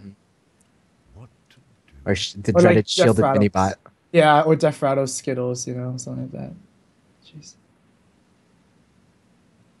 Don't you think Shredder is one of those cards where you rather your opponent kill it and not kill it yourself? Because if you get like Mana Ray for Doomsayer, then you don't know what to do. Like that, I just feel like that. So never kill one Shredder. Yeah, it's kind of like well, it's kind of maybe the opposite of Void Caller, where you prefer to kill the Void Caller yourself, because if it has charge, then you just deny your opponent of charge, and like if a Doom Bard comes out, for example, and like after it comes out, you can like think of a way to deal with it after. Oh man, this Black Knight is gonna be very juicy. Yeah, even though Forsen didn't have like any turn 1 through 3 play, he's back on board right now. Like he's. Well, Faramir didn't really have a turn 2 play, right? I mean, if there's a shielded spot, I think that would be different. Yeah, that's fair enough. All right. We're gonna see the Aldor here to draw more cards. Aldor is not the worst, but you can actually just kill this guy off with the True Silver, right? Yeah, I think True Silver is a little better because you can Aldor like a much bigger threat, like the Dr. Boom we see in Forsen's hand. Right. Yep. There it goes. And yeah, Forsen, yeah, Dr. Boom looks pretty sweet next turn. yeah, from Forsen's perspective, it definitely looks pretty sweet. Keeper is okay. The thing is, if you play Dr. Boom, it automatically gives your opponent the Acolyte draw. Acolyte draw. You could kill the Acolyte with your Shade, but that gives your opponent a clean turn, a clean kill on the Shade. So either way, it just doesn't work out very well. Well, Dr. Boom also loses to MC Tech, which a lot of Paladins are running, right? So that's also a risk you have to take. Actually, yeah, not that you think of it, like, Dr. Boom is actually a very risky card to play. Wow, who would have thought? The one time out of like 100 that it's maybe not the best play. Maybe not. And you definitely want to save the Keeper for like Tyrion or whatnot, right? Like if you just store it down and your opponent Tyrion's next turn with the coin, you're gonna feel pretty bad. Yeah. Well, Forsen's just hoping maybe he doesn't draw Tyrion, or maybe I draw my second Keeper before he draws his Tyrion. Okay, that's it's like a mini race. Well, not quite, but hey, Faramir can just smack with the sword and summon a lot of 3/3s. That seems like a good play. Yep, it's always a good play. Two arms, man. Faраmir's playing really fast. I think he's like very familiar. Like he's been showing that, you know, he's pretty skillful. Like I guess he's been practicing a lot currently. He's been in a lot of tournaments. Well, I think iHeartU, the team in general, or the previous team that Faramir was on, it's the team that's known for Paladin. And I believe Powder was the first player who posted a Paladin list after GVG came out, getting number 1 with that list. And every other list that's come after that is kind of based off of his original list. So Vaughn is going to drop here, but hey, silence in Faramir's hands. Looks like Faramir has all the answers. Unfortunately, the Shade still being a bit pesky, if anything. Oh, really? Really? Oh, wow. Not the best value, I guess. No. I don't like that. That's all. I don't like revealing the shade there. But I guess shade is a very tricky card to like play. Like when do you get value of it? If your opponent's equally consecrated, is that like the worst thing that could happen? I just feel like your opponent's not gonna equally consecrate the board, so like you can just keep it concealed. Was there a play where you could like summon a lot of 1/1s and then make your opponent like maybe take a 1/1 and instead like silence the shade and Really? Actually, you could have. because this shade is like kind of difficult to deal with. No, it's just gonna take 6 to the dome. Wow. Yeah, I guess that's fine. Wait, do you kill the zombie child now? Are you dead to combo? No, you don't. No. I think you still kill the zombie child just because like a force of nature or like a random defender of Argus in the druid deck. Well, you don't want to get punished by swipe, right? Yeah, but I think like if you're not killing the zombie child can just trade into the 3/3, and like this matchup typically isn't. It doesn't come down to damage from the paladin side. Like the paladin wins by like pretty much fatiguing or not fatiguing, but running the druid out of threats or having a board that the druid can't deal with. So I think just yeah. Yeah, to be This is honest, fine I guess. too. Yeah, I mean both of the trades does get punished by swipe no matter what, right? But the zombie child is gonna heal Faramir back up to a pretty healthy amount. Not that he really needs it. He has lay on hands. He has anti-Q bot. But it's pretty interesting that both players are running Black Knight. Yeah, definitely a meta call. Ooh, aggressive. Very aggressive. Maybe Forsen saw the last game. He's like, oh, if I swipe to face, I'll definitely win. Oh, yeah, okay. Faramir has a pretty good turn here. You can sort the zombie child, play anti-Q bot, go up to I don't know how much health. It's a good turn, but it doesn't develop his board that much, and we're gonna see probably a Dr. Boom coming down from Forsen the next turn, so that might be troublesome. Yeah, Forsen's play of not playing Dr. Boom at turn 7 is actually going to reward him a little bit here. It's pretty good. Yep. Drop Dr. Boom and go like, yep, you deal with this. And how does Faramir deal with it? Nah, top decking something, right? That's pretty much the only way. You could Leon has to into equality, but that's really... Oh. Just drop your own? Faramir's stuff is not as good, though. Yeah, can you just like tank the 7 damage? I guess you too. Well, you're dying to combo now, right? Well... he's thinking about that, right? If he lay on hands here, he's not dead to the combo. And if opponent is holding double combo, like, he doesn't realistically have a next turn play, right? 2 deck cards. It's pretty hard to get another play. So. He could have tried to develop his board more with his own Dr. Boom, but he probably would have gotten like really blown out by the BGH in Forsen's hand. Oh, yeah. He could have lost already with the combo that was just drawn. Yeah, so that was a really good decision by Faramir. It played around combo, and it played around BGH.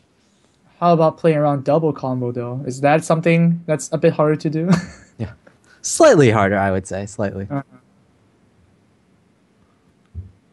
Yeah, and they thought Pyroblast for 8 mana, 10 damage was bad. How about 22 damage with Innervate? So Forsen's just thinking... I guess he's thinking, does he play the BGH? But the problem with that is it's weak to mind control tech. Or he can like trade a Boombot into the... he's just gonna use one of these. Savage. I mean, you have 2, and the only way you can activate the second one is Innervate, right? So it's justifiable, I guess. I mean, looking at Faramir's next turn is pretty good, right? It's pretty sweet. Consecrate into like a Knife Juggler Mustard, so it probably clears the board. No, I'm just gonna hold on to it. Okay, safer play. Yeah, Savage Roar ultimately does push for 6 damage. It's like a fireball to his face. Oh, that's a bit late. Bit too late. Yeah. So yeah, I think we're just gonna see that play. Well, let's see what these bombs hit. If they drag Faramir down to 22 and forcing top decks Innervate, it'll be game. Ooh, double down to threes. 20. Does he need to kill the Azdrake? 50-50 now. Oh. Still at 16. Doesn't die to the single combo yet. And he has a Sludge Belcher in his hand, so he can Okay. feel somewhat safe. If he So doesn't the see like a case- if he doesn't see like an instant force of nature here, he knows he's alive. Right.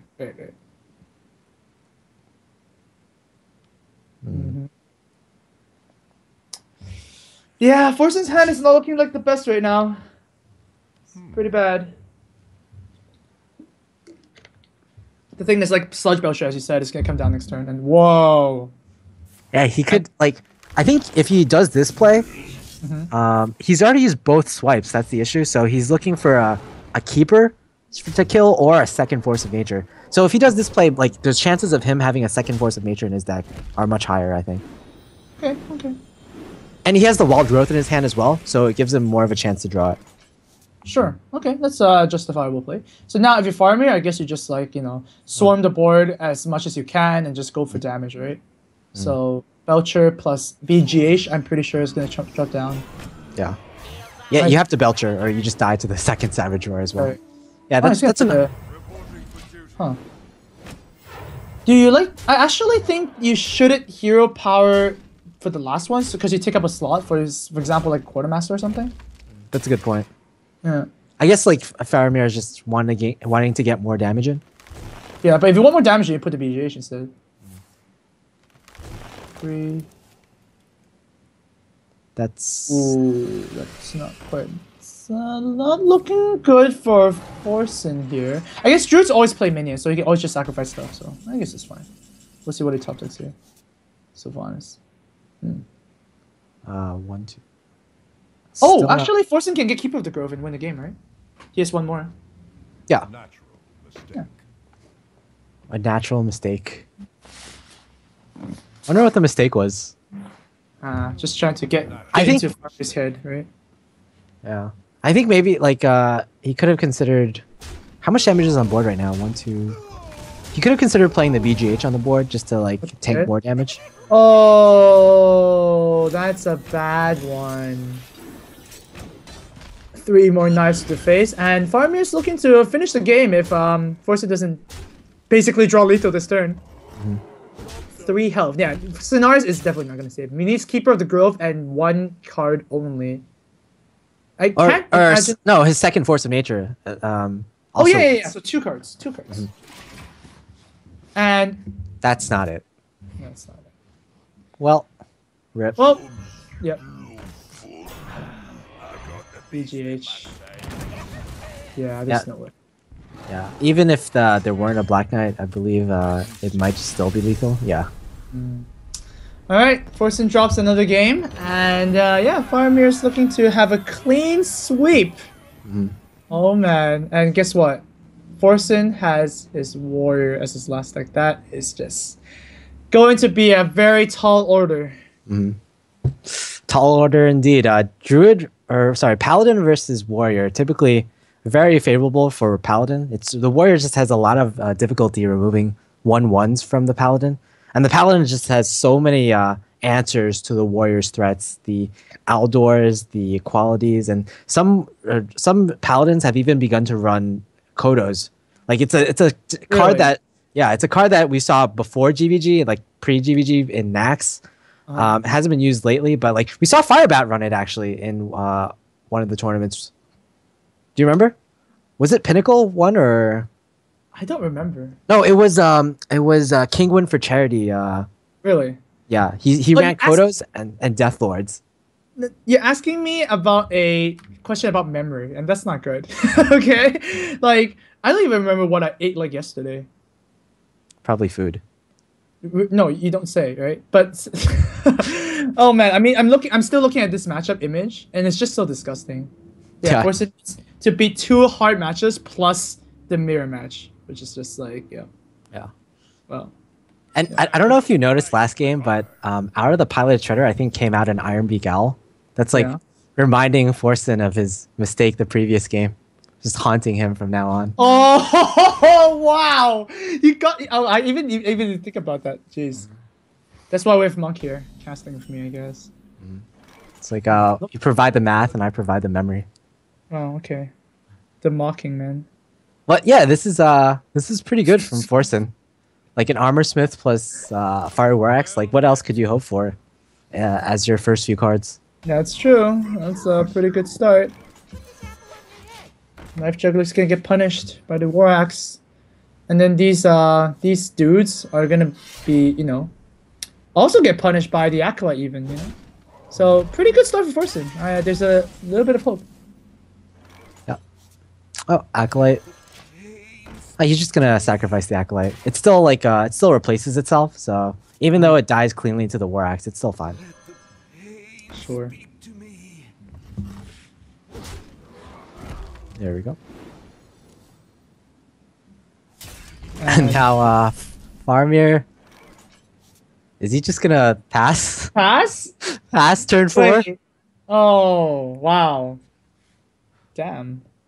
It's a very equality and dude? Oh, what? Really? Oh, that's sad. That is so no. No, Farmer, don't do it. I would Oh, whoa. Okay. I think that's fine. I guess that's okay. That's okay. I think that's okay. The issue with that play is if this game goes on like to fatigue, Faramir is gonna have one less answer, so that means force it. Yeah, for one of the threats. Mm-hmm. So well, to be honest, the Aldor is basically like a threat killer, anyways. Right? Yeah. So. But just not playing anything that turn just feels so bad. Yeah, equality as a backstab, kind of. I think Forsen is ahead this game. I'd say so. Yeah. Let's see. All right. And That's okay. okay, I guess. I mean, just you're playing the muster here, probably. Faramir like hovers over the Aldor. He's like, do I want to make that follow the rules? No. I think it's already following some rules right now. Wow. That curve from Forsen, awesome. Yeah, Force is just gonna play it really slow. He can even like turn 6 Dr. Boom next turn. Dude, and he even knows that equality was burned, so he should be feeling very, very good. Okay, Forsen Owl is drawn there. Reporting for duty. And that's a lot of dudes. A lot of dudes indeed. And yeah, again, like there's no way for the warrior to deal with this, so just might as well like play Dr. Boom. Oh. Okay. Even if like Quartermaster comes down, like it's like a situation that's acceptable, I guess. It's like obviously the worst case scenario, but the warrior, this is like better than what most warriors, the position of Forsen right now is better than the position of most warriors against like these 4 1/1s. Yep, that's true. Is he even gonna clear one? Okay. Yeah, probably. Just be more proactive, clearing stuff. Well, the Aldor's gonna most likely come down here. Probably clearing the boombots first, right? Whoa, okay. Oh, yeah, it's fine. Just leaving one alive. Wow, the boombot doesn't kill anything. And oh, Sylvanas instead. Okay. Oh man, like Sylvanas is such a pain to deal with in your warrior because most warriors lists do not run silence at all. The kind of thinking is like if you do run the silence, then what if you don't draw it, right? It's the same as not running a silence, so you might as well just deal with it. You know? Yeah, but if you don't run the silence, like, and we're not sure if Forsen's running a silence here. Right. If you don't run the silence and the paladin draws his Tyrion, it's gonna be so bad. So a lot of people, they just tech in that one card just for the paladin matchup. And if he doesn't have if there's no silence, just for this particular matchup, whoa. That is no. Oh, that is one way to lose them. Oh my god, that is terrible. Well, I don't even know what to say. Well, Faramir's like, well, thanks for the free Dr. Boom. What? Let's not even begin to talk about stuff. That is just bad. Because, like, the Belcher was played after the Sylvanas, so the Sylvanas is going to proc first. Yeah, there's... That is... Oh. Faramir is just giggling right now. Oh, man. Yeah, you don't see that every day. And Lotham is also going to come down. No shield slam or execute shenanigans. This match just turned around. Yeah, So Forsen was looking in such a dominant position just like 1 or 2 turns ago. But now we look at the boards and we're like, I think Faramir's God. winning this one. This is terrible. If Faramir is feeling a bit ballsy here, he can just like summon a dude and then trade the Lothar with the Sylvanas, right? Oh man, Iron Beak Owl comes down. The bait Forsen. Wow. Well, I guess if you draw the sword, then you just sorted it. I think that's very good. So thinking of like outdoing this, just going for YOLO. No, I think you don't need to do that. Just kill it off. You Remove probably- all your armor. You probably don't want to like commit too much to the board because of just brawl. But man, this just turned around so much. Nope, Shield Maiden is gonna clear probably the Dr. Boom. That Forsen's own Dr. Boom, by the way. Yeah.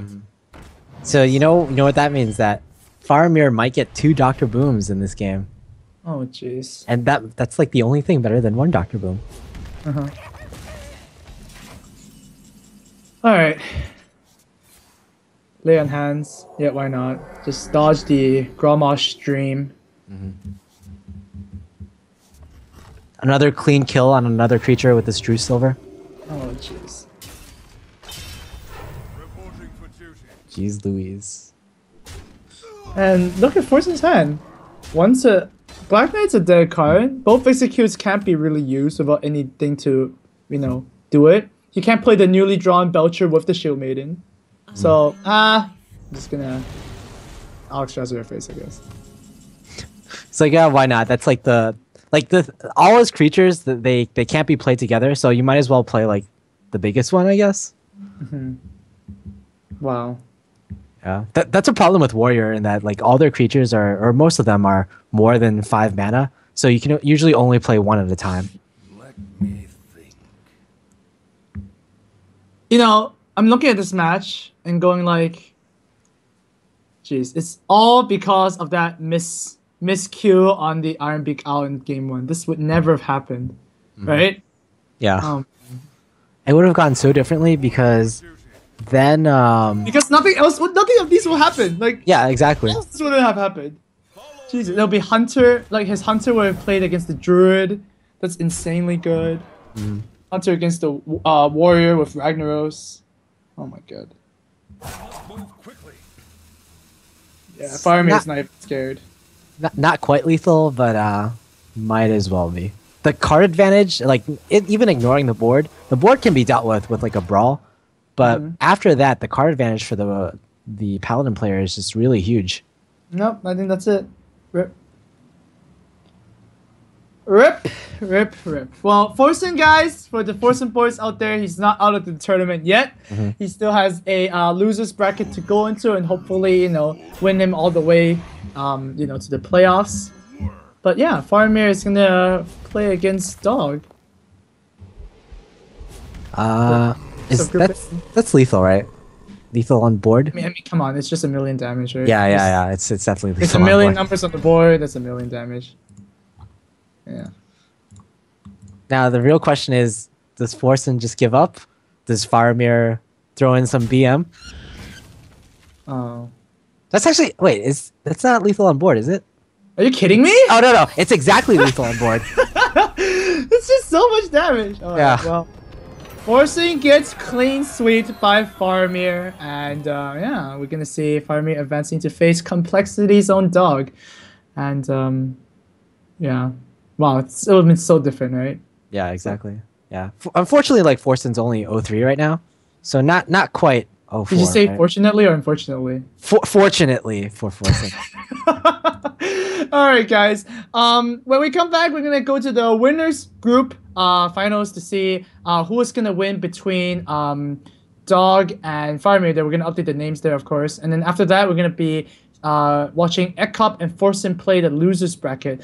Just one more thing. If you go to Twitter right now to ArconAmazHS, you can predict the game-winning card of the next match between Dog and Faramir. And if you can correctly do that, you have a chance to win a 35 € gift card from G2A.com. So why don't you do that in break? And when we come back, we'll have the game loaded for you guys between Dog and Farmir. Yeah. See you guys there.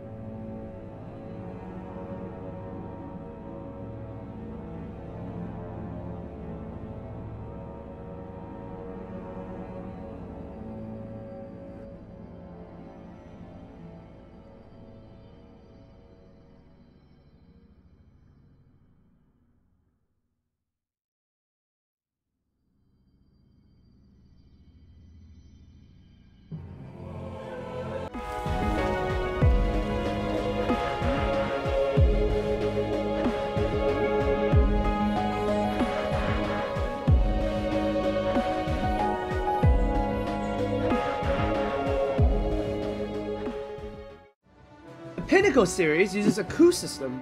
Let me explain how it works. Each player brings 4 unique class decks and announces their classes to their opponent. Like normal, players pick their starting deck simultaneously, also known as a blind pick.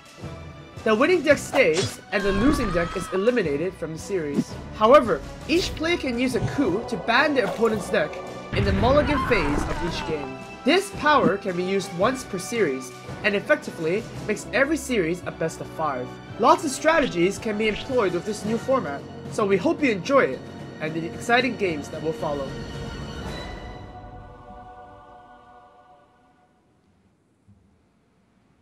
Alright guys, welcome back, and yeah, we're gonna head on to the winner's match now in Group A between Dog and Faramir. And of course, the winner will advance directly into the winner's bracket of Thursday, which is going to be our day 3 of the tournament. And of course, guarantee themselves third place. The loser is also not out of the tournament because it is the winner's bracket. It's just drop onto the second match there, going to play against the winner of Ekop and Forsen. And that match will also decide the second person who is also going to advance. But of course, we're going to have Dog versus Faramir first. And I think these are the two players that most people would suspect would be advancing to the winners match of the tournament. They've had the most success recently. So it kind of makes sense that they're here right now. Yeah, sure. I mean, Dog played pretty well in the first game, and Faramir played also pretty well. I think I'm actually more impressed by Faramir's recent performances. Just he's been doing so well. What's been happening, but of course Dog is also a strong contender. We see the decks right now on the screen. Rogue versus Warrior. I guess Warrior is one of the decks that can beat Rogue and also the Freeze Mage of Dog. So I think Faramir has a slight edge here. Yeah, but of course we're using the coup system. So if that matchup ever gets played, the Warrior versus Freeze Mage, the coup will probably happen. And actually the first okay. Oh, yeah, Dog just bans out the Warrior there. Yeah, Which I is think quite interesting. Yeah, I think the reasoning there is that the Warrior is so good against at least 2 of the decks that Dog has brought that you just want to throw it away as fast as you can. Yeah. Wouldn't it be interesting if Dog queued up Druid first though? Like, you can actually snipe the Warrior out of the game and then use the coup for something else. Yeah, just a lot of mind games going on there. Like Yeah. Druid versus Warrior, Dog would have been in such a huge lead if he queued up that matchup. A huge lead in the series, rather. But yeah, there you go. Faramir has a slight advantage now, knowing that Dog is going to queue with the Rogue first. Good counter to a Rogue. I guess Shaman does all right, especially with all the Death Rattle creatures. Actually, just from Faramir's lineup, I think Shaman is actually considered by most people to be unfavored against it. And Paladin is considered unfavored against Rogue as well. So I think the only choice left is Druid, and we can see Faramir is going to line up with the Druid. Yeah, Paladin is definitely very bad against Rogue. So that's the thing. I guess saving the Shaman for like a possible Shaman versus Druid or like Shaman versus Hunter, that's actually pretty good. Yeah, well. it's just the Rogues these days are just running like 2 Blade Flurry and 2 Fan of Knives, and that's generally going to be pretty good against Shaman, I feel. All right. Shade for start for Faramir, and I'll play MC Tech as well. Such an interesting card. It when it first came out, I got so many good MC Techs off, and then people began playing around it, and then MC Techs began like falling off the. No one started using them anymore, but now we're at a kind of a equilibrium where they're in some decks, so you kind of have to play around them, but at the same time, they're not in every deck, so you can take a risk sometimes and just put like 4 or 5 minions on the board. Yeah, that makes sense. I mean, when MC Tech first came out, it was insane. It was a battle cry. You target opponent's creature and you switch positions with that creature, which was just like a 3-mana mind control. Everybody played that, which is like insane. Yeah. I'm glad they changed it. That was you must have been playing like in alpha, right? That was a really long time ago. Yeah, that was a really long time. I've been following the scene. I haven't been playing alpha, but yeah. Just been following along really, really well. Yeah, just Dog's gonna trade it off here. Battle Teacher has a 4-drop. That's pretty strong. And Faramir needs to deal with this. And the only way to really deal with this is to unveil his shade. So. Well, the other option is to not deal with it, and then wait for next turn where you have like either a 5/5 shade or just like a swipe. Sure. Deadly Poison, pretty good. See what comes out.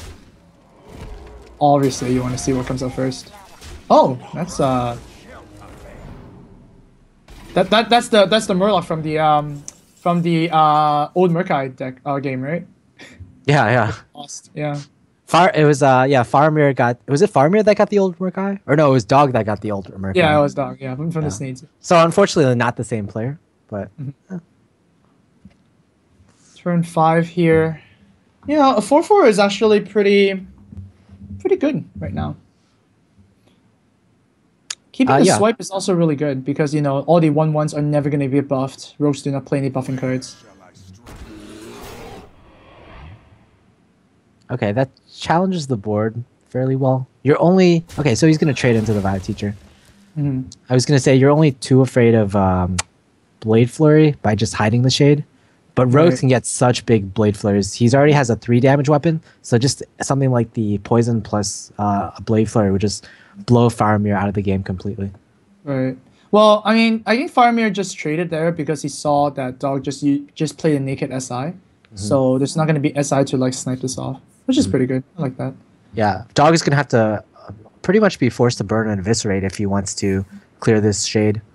Yeah, but his And it- follow-up is really good. It says the oil as well, if he wants to use that. Bloop. Bloop. Yeah, the oil goes bloop. Oh, man. Very nice swipe for Faramir right now. Oh, Yeah. wow. Don't even... I think you... Wait, Oh, he's actually going to... Oh. you can silence the 4/4, right? Yeah, that looks pretty good. Yeah, I kind of want to keep the swipe. Nice. And this is usually this is the only target in the rogue deck that you can silence. So might as well, Right. right? Get full value Yeah. out of the keeper while you still can. Well, you also established a 2/4, and with Druids, you always want to board, right? Drake is gonna get, you know, swiped here, I believe. I guess playing the Drake here is also pretty good, right? Because Dog didn't see a swipe like the turns before. So I might be thinking there's no swipe. And now Okay. Ancient of Lore is gonna come down? Wow, everybody's just not gonna go the easy way out. They're just gonna go for, like, the long-term plan. Yeah. Very nice. Usually, like the Azure Drake and Rogue kind of has taunt written on it, just because like there's so many spells that the Rogue can put out. But just Well- an Ancient of Lore on 7 is never too bad. This is just so much damage. Oh my god, Dog also has the Lotheb. Oh wow, Oh, prep that's so oil sick. and then play low. Oh wow, this is a million damage incoming. Just like burst out of nowhere, right? I mean, Dog started with just a Drake and a dagger, and now look at that. It's freaking 13 damage with a 6 attack dagger and a Lotheb. Oh, Innervate, not the best draw right now. Pay 5 to get 2. I don't think anybody's gonna take that deal. He can't even clear the board right now.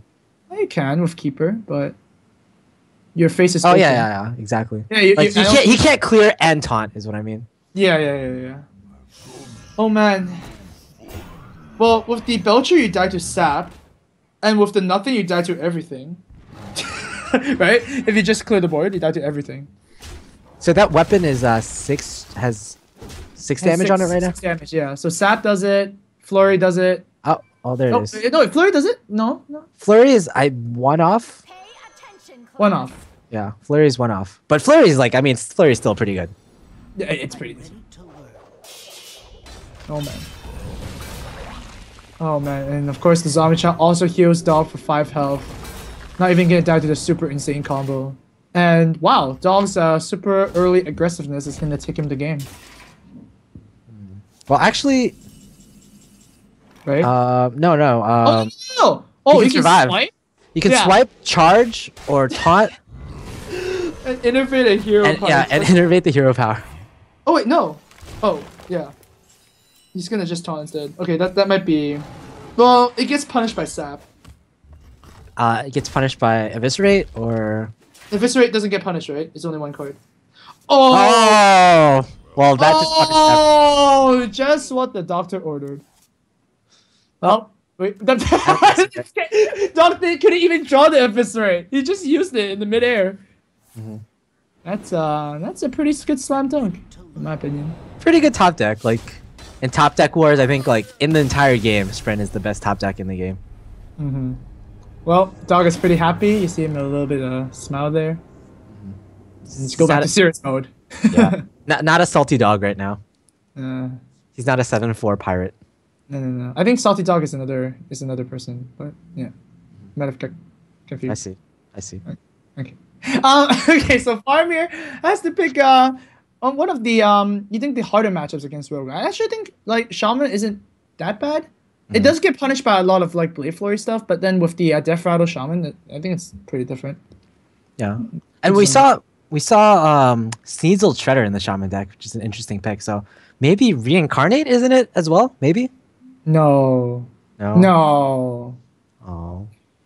I don't think so. I think Reincarnate is one of those cards where, if you play it, it's like a big reward, but it's even a bigger risk, right? Because you need board presence as well. That's why a lot of hunters aren't playing Feint Death, right? Because Feint Death is just strictly better than Reincarnate in some sense, right?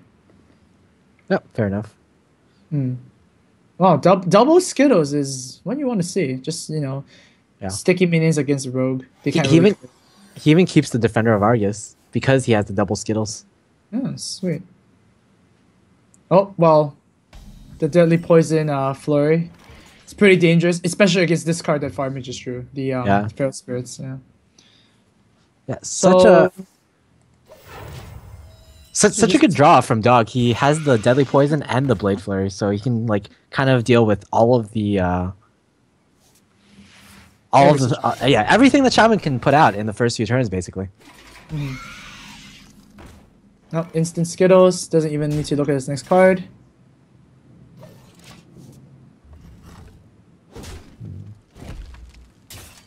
Just gonna equip the Poison Dagger immediately, just to save some mana for next turn. Perhaps with a Violet Teacher, super clear. Oh, I like that Neptulon. card. That's a fun card. It is a fun card. Yet another way to get Murlocs. Like even though not too many good Murlocs were introduced into the game with GVG, there's Right, we've been seeing so many Warlocks these days. Yeah, I like that. So Blizzard introduced Murlocs into the metagame without actually printing any good Murlocs to include in decks. Yeah. It's cool. Not only with Neptulon, but we've seen like 2 Murlocs already today being dropped from piloted Shredder. Yeah. This is pretty interesting. You could backstab.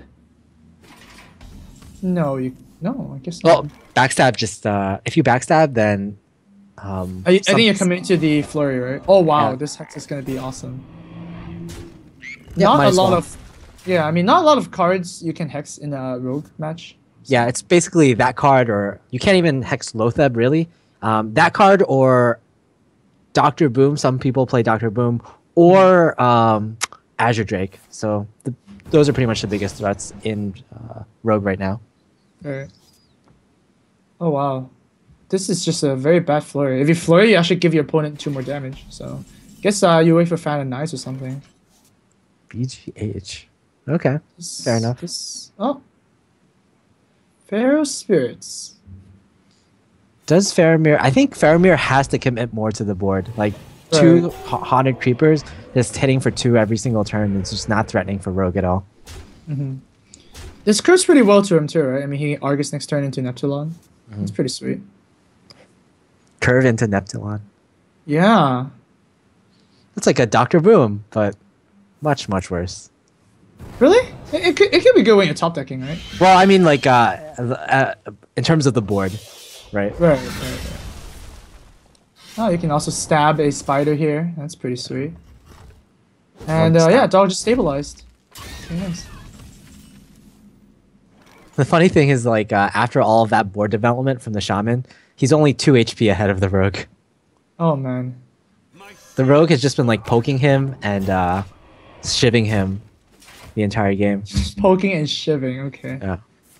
That's a good Wow. draw.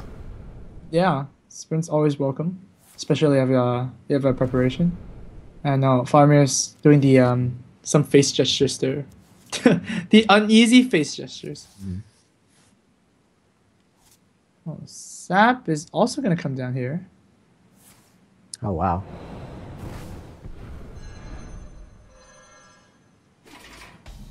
And yeah, that's that. So Neptulon feels like it's pretty good, but next turn you're only gonna have 5 mana.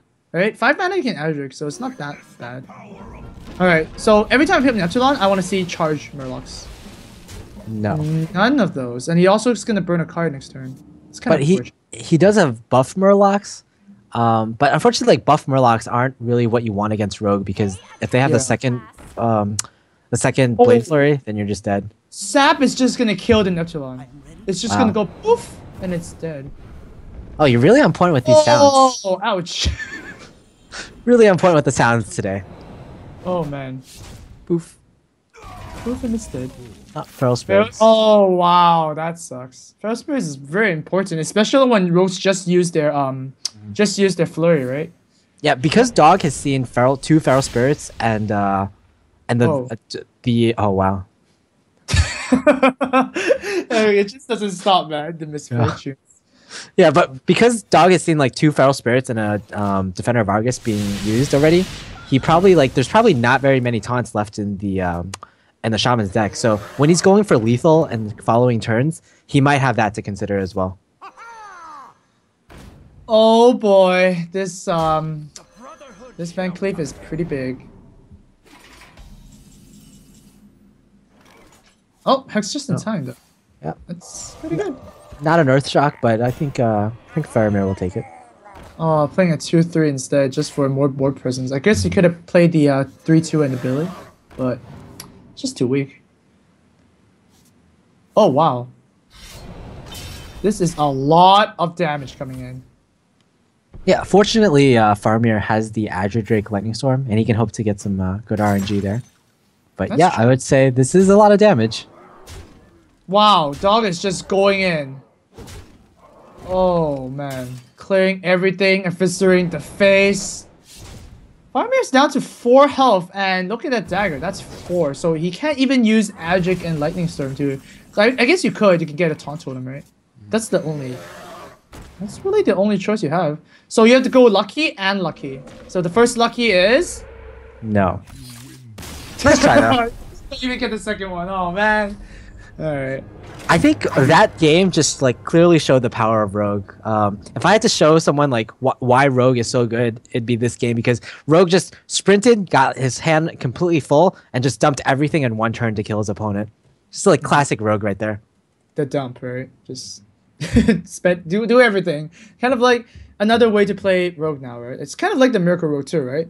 Instead of drawing and playing and drawing and playing, just draw everything and then play everything at once. Just a different dynamic. Well, once again, it's looking really, really gross for Faramir. He wished he could have cooed that Rogue, and now it's going to be Paladin against 3 decks remaining of Dogs. He has 1 coup left where he can choose to ban one of Dog's decks, of course, but pretty tall order once again. Yeah, I think we both agree that Shaman or that Paladin not the best matchup for, or rather, Rogue is not the best matchup for Paladin. Yeah, definitely not. I think one of the key cards is Fan of Knife is probably the best way in the entire game to deal with Muster for Battle. Just does not compare at all with anything else. Oh, Whirlwind is a close second. Mm-hmm. And then you'll be playing Arcane Explosion and Mad Bomber. You don't want to do that. I've actually seen Arcane Explosion in Mage before. Just Really? yeah, it was insane. It was I one know of those. Firebat was tinkering around with the Arcane Explosion with spell power, which is pretty cool. Yeah. Yeah, but this guy I played on ladder once, he just played Arcane Explosion just out of the blue. I could see him making these weird trades and resetting all my minions down to 1 HP. And I'm like, no way. And then he plays Arcane Explosion. I'm like, whoa, well, I can't even be mad about that. Okay.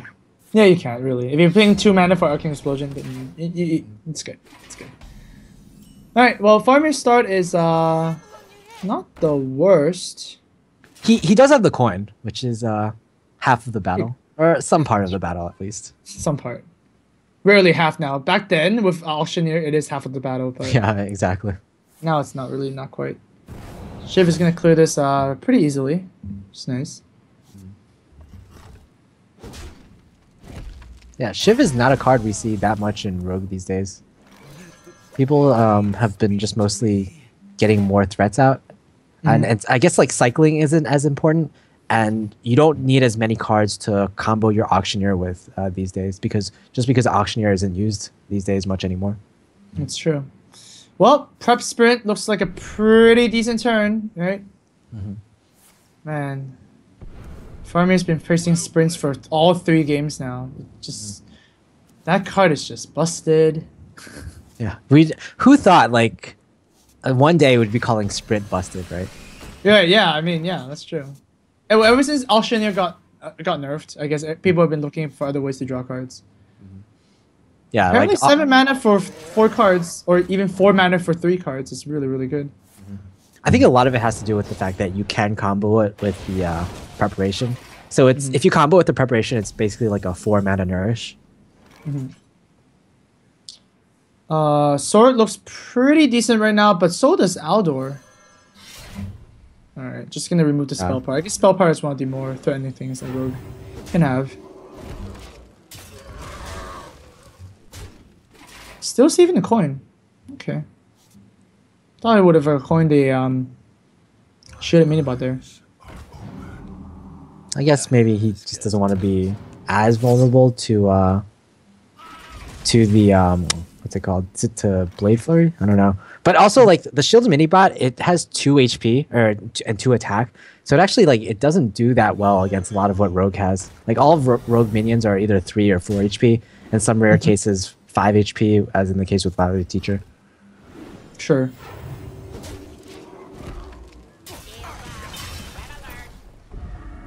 Dog on this well, Dog is just holding on double Blade Flurries, but nothing to buff his dagger just yet. So I guess he's just looking to like clear the board until he gets that, and just once again burst his opponent all the way from one turn, and they have no answer.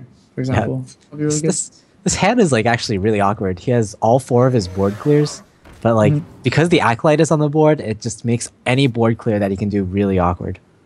Oh, Blade Flurry can clear the board all right. With the 2 damage. Yeah, you do want to clear the Aldor there. Because it just pushes a little bit more damage.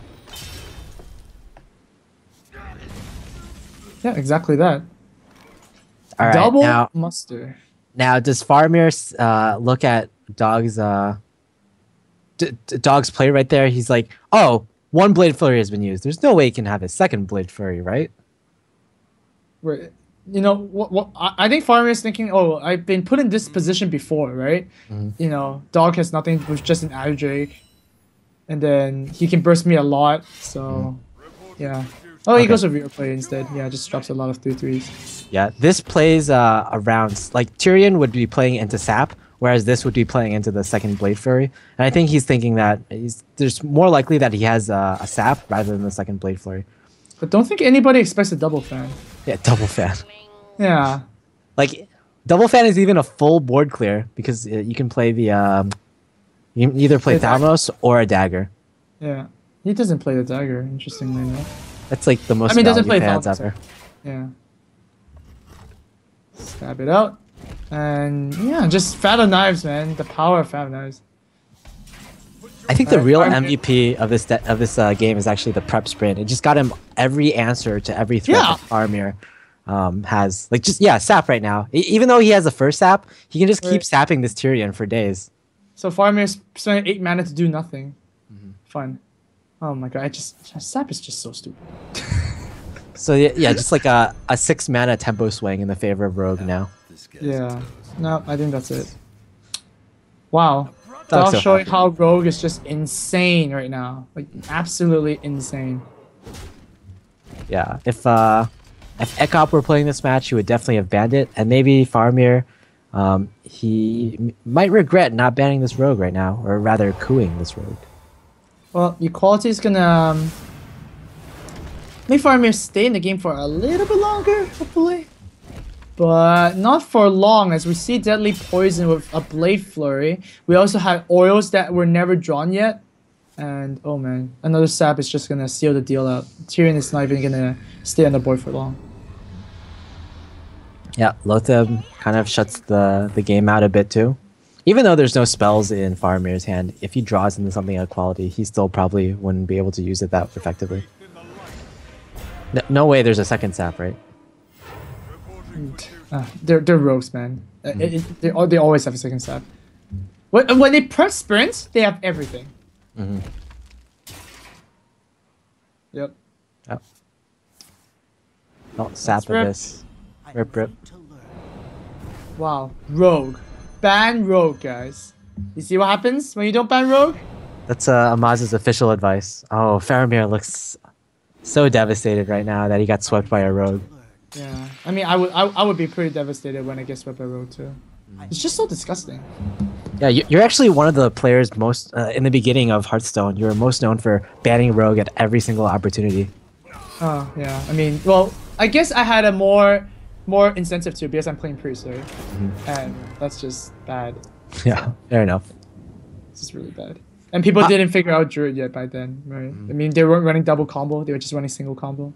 I have to say that I attribute Faramir's loss apart because he decided to bring both Shaman and Paladin to this tournament. Whereas I honestly feel that Shaman is pretty heavily unfavored against Rogue. So if he brings Right. two decks unfavored against Rogue, and he brings one deck that's good against Rogue, or really good against Rogue, which is Warrior. If he ever gets that Warrior coup, then he's going to be in a lot of trouble. Yeah, that's true. Maybe if players played their starting decks differently, maybe if Farmer didn't queue the Warrior, perhaps start, that might have been better because Farmer did end up not using the coup at all. And that's not how that's not the best strategy if when you're queuing up decks if you leave that behind. So yeah, Dog, congratulations to him. He is done for today. He's gonna advance to the winners bracket of a Thursday, which is day 3 of the Pinnacle 3. And guarantee himself at least 3rd place in this tournament. And now the next match after our break. Oh, actually, wait. What card won the game?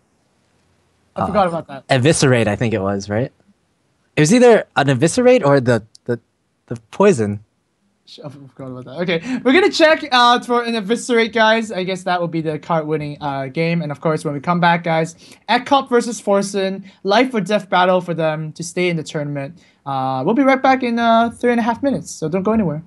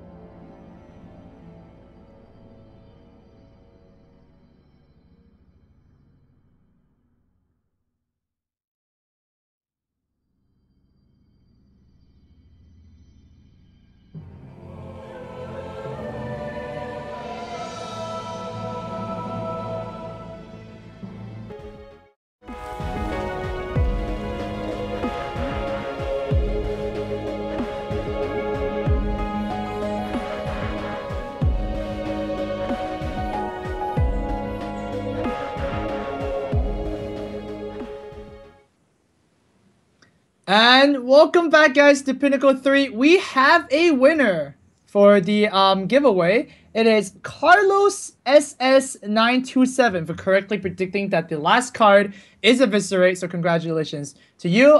We will send you a PM over at Twitter to give you your €35 gift card. And to those who want to, get more giveaway, you can still tweet at my normal tweet, which is like who's gonna win the whole thing, and there are actually 3 giveaways there. And of course tomorrow we're gonna continue more giveaways. The first day we're gonna have 1, so unfortunately that's fine. But of course the winner of Group A is Dog, so he's gonna advance, and now we're gonna be seeing Ekop versus Forsen. Yeah, Ekop versus Forsen. This is like a battle of the olds. I believe they actually played against each other in one of the first fight nights, and that was well over a year ago. So it just might be a rematch from way back then. Yeah, way back then. Way back then. They haven't played ever, except for back then. Wow, jeez. They might have, but playing. Yeah, but yeah, it was like it was probably like the 3rd fight night ever between Mana Grind. Like who remembers that team anymore, right? Mana Grind versus Doggy House. Yeah, Doggy House. Man. That was a long time ago. Just takes you back all the way, right? Yeah. So there you go. Forsen's gonna bring his his Ragnaros Hunter as well again, and Ekop, well, hopefully his Paladin just gets swiped by the Druid. Actually, just noticed that Ekop is not bringing Druid. You asked for it. Oh yeah, that's strange. Everyone brings Druid, right? Everybody brings Druid. It's like a standard, right? That's oh weird. Wow. And look at what matchup is first. Oh man, of course the Freeze Mage versus Mistress of Pain. I'm just gonna call that deck Mistress of Pain because that's such a good card against that. So is Forsen gonna ban this out? The correct decision would be to ban it out. So we're gonna see if Forsen has done his homework, and we're gonna find out in 14 seconds. I guess his starting hand is not that bad. You can just mulligan both of his secrets, start with Arcane Intellect. That's pretty sweet. Yeah, Ekop has locked his deck in, so he's definitely gonna play it. Forsen's waiting down to the last second, and he's gonna do it. All right. Yep. This is bad. Bad matchup for him. He doesn't want to see it. Ekop is not even running Warrior, so yeah, that's fine. It's really good. Yeah, that's a kind of a disadvantage of bringing Freeze Mage to the tournament, and it's that you kind of have to coup quote unquote weaker decks. Like the Demon Lock isn't a deck that's well respected by a lot of people. People are usually going to ban out stuff like Rogue or Druid, but if you bring Freeze Mage, you're like, okay, I'm going to be good against certain decks, but I might have to coup like a Warrior or like a Demon Lock. Well, we do see a little error on the screen, guys. But yeah, Forsen did coup Ekop's Warlock, and it wasn't the Mage. Yeah. So yeah, no. The Warlock should have an X on it, and the bottom coup should have an X on it. Get that fixed. Yeah. Okay. Yeah, there we go. Okay, so there you go. We got it. All right, so Ekop is gonna. What do you pick against the Freeze Mage then? Let's look at the lineups. Well, kind of the obvious pick is the Warrior. Oh, sorry. Ekop doesn't have a Warrior. Oh, you got it's got me confused as well. All right, so Freeze Mage. I guess like none of Ekop's remaining decks are really that great against Freeze Mage. No. We know he's running Mech Mage, regular Paladin, and just standard Rogue. I would say just if I were in Ekop's position, I would actually just coup the Freeze Mage. Okay.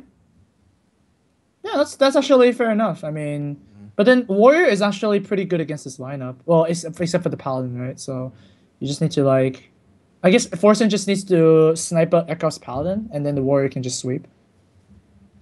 Yeah. So yeah, maybe Ekop just gets a good start and just wants to play the matchup. I mean, with the Mech Mage, you can always just get Mech Warper, and then just go for it. You know, even especially if you draw Lotheb in the starting hand, I think you might wanna highly incentivize to play that match. Like this one, maybe. Well, Forsen also has a really good starting hand: a Mad Scientist and a Doomsayer, and a Frost Nova too if he chooses to keep it.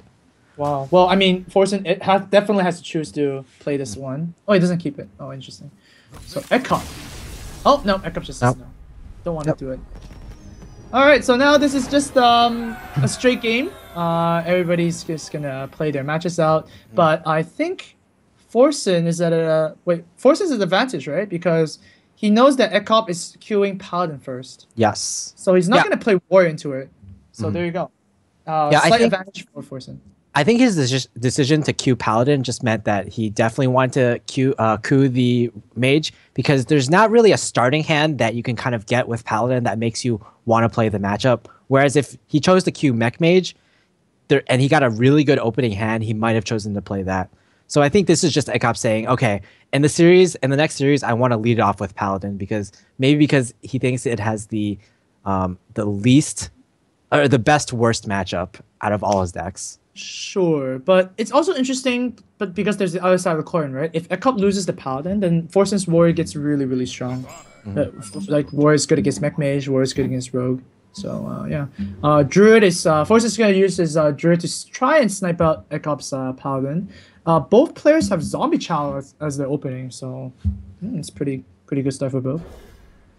Yeah, I think typically it's better for the Druid because Paladin is guaranteed to have stuff that you can zombie chow down, whereas for the Paladin player, the Druid doesn't really have to play a zombie chow turn 1. He doesn't have to play anything on turn 2. And the first creature he might play might be like a Sludge Belcher or a Druid of the Claw.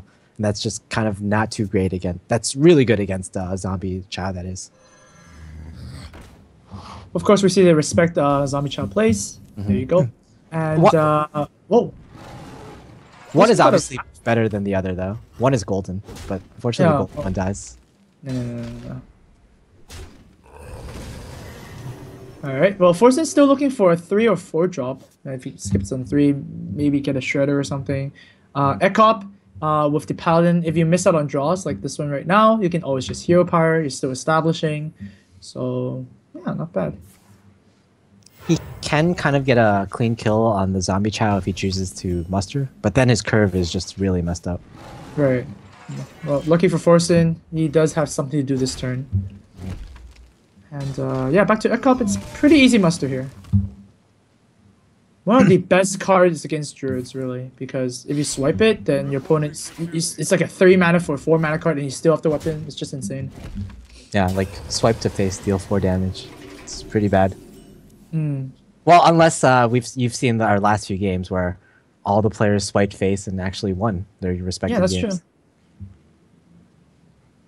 No swiping, right? Swiper, Yeah. no swiping. Is that like an international thing, or is it just...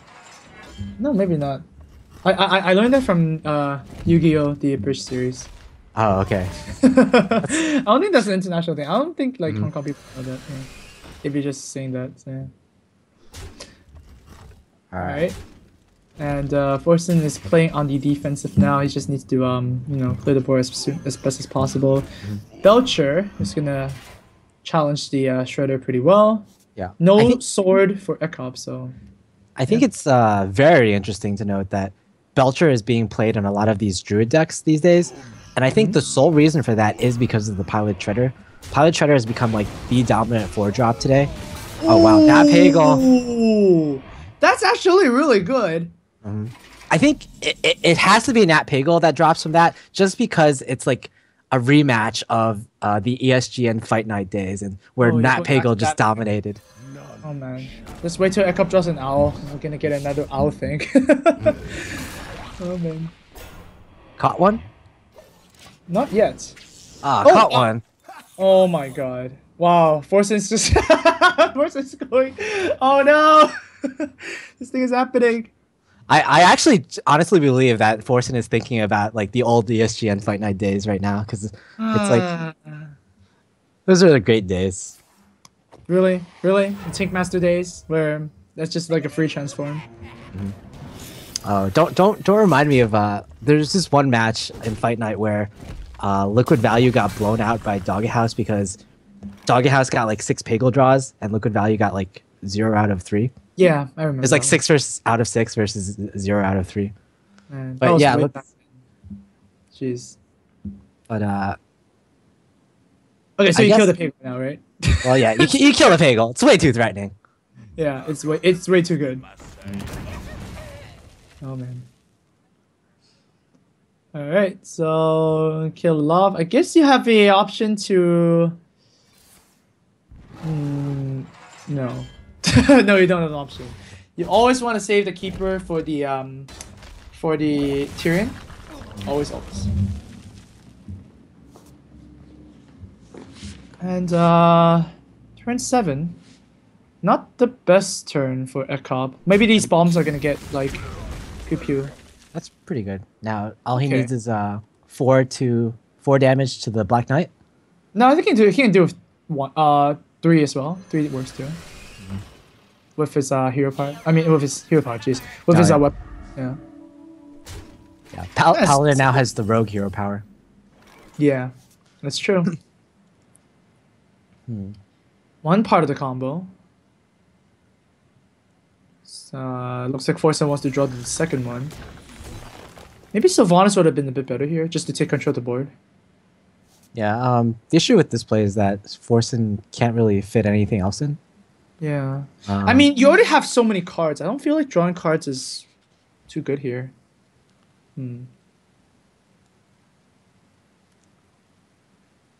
Yeah. I would have liked the Sylvanas hero power more. Just guarantee the board. Because, I mean, your opponent has a Death Rattle creature and a Divine Shield creature. So the Sylvanas is obviously going to steal something aside from Silence. And if it gets Silence, once again, it's a 5/5, right? Yeah. Maybe Forsen is just worried that his mortal enemy, the Ironbeak Owl, might come out from Ekop's hand. Oh, jeez. Well, here, Tyrion is going to drop down. It's just so good against Druid. If he silences, it's still a 6/6 body. Yeah, this is another. If he plays Tyrion, it's just another reason for why Sylvanas was better last turn, because Sylvanas effectively denies Tyrion. Yeah. Put your faith I think this Ancient of Lore is just going to die off. But how does it die off? That's true. Maybe use a hero power. I mean, a hero. Oh my god! Yeah. I can't see that. It's just like a hero power. Yeah, exactly. It's 1 damage. Like, if you think about it, Muster for Battle is like 5 hero powers, because it gives you like 2 rogue hero powers and 3 paladin hero powers. Oh my god, that's pretty valuable for 3 mana. Alright, silence is pretty obvious here for Forsen. And follow-up is Taunt, I guess. Taunt kind of just dies to Tyrion. I don't know. Taunt kind of dies too. Yeah, it does, actually. Maybe you actually just want to get more damage in because you have both Savage Roars and an Innervate. So if you draw Force of Nature, you can just kind of win the game. He's actually going to trade here. Okay, so second Keeper of the Grove is fine as well. Because you've already seen Tyrion. I mean, Tyrion is on the board right now. So you can basically afford to give up these keepers. But Yeah. because you use both keepers and your Black Knight, as we can see on this board right now, you have no other way to get past taunts. So you'll have to you'll pass future Sludge Belchers the hard way.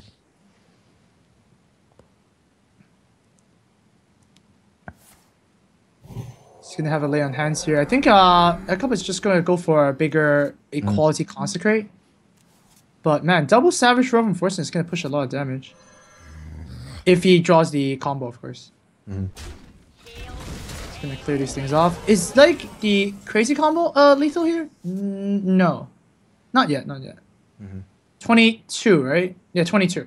So oh wow, it actually would have been lethal because Yeah, 22 yeah. plus Plus 6. Yeah. 6, yeah. Oh, that would have been sick. So I guess Forsen sees that and just wants to draw more cards. Yeah, this is another way Druid can win, even without the combo.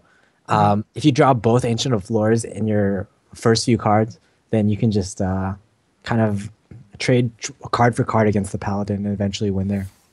Alright. Alright, just gonna clear the board there. Is he gonna innovate out the shade? The answer is no. Just gonna hold on to the super combo. So many choices for Ekop. So many choices for both players right now. Yeah.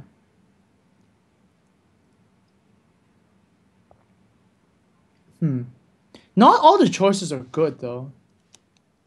I mean, Black Knight probably isn't the best choice Yeah. right now. Oh, Monk, So- I think your mic just got a bit lower. Yeah.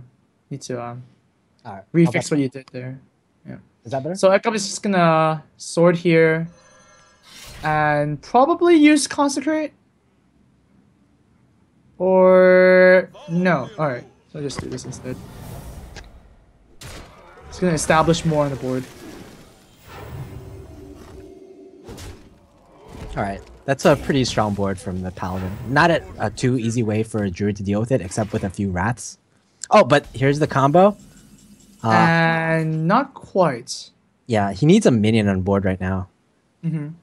Actually, Ekop was really smart on keeping the consecrate, the equal consecrate combo, so that you know, if Forsen does indeed play a shade or like something crazy, then you can't stop. You can still clear the board. I think double Druid of the Claw charge might be the best play here. Oh, yeah. Wow. Yeah, it actually is. Oh man, I think. Oh, Echo actually is a heal bot. Wow, this is actually not bad. Yeah, it's a really tense game right now. Very intense. So we're gonna see Healbot and what else?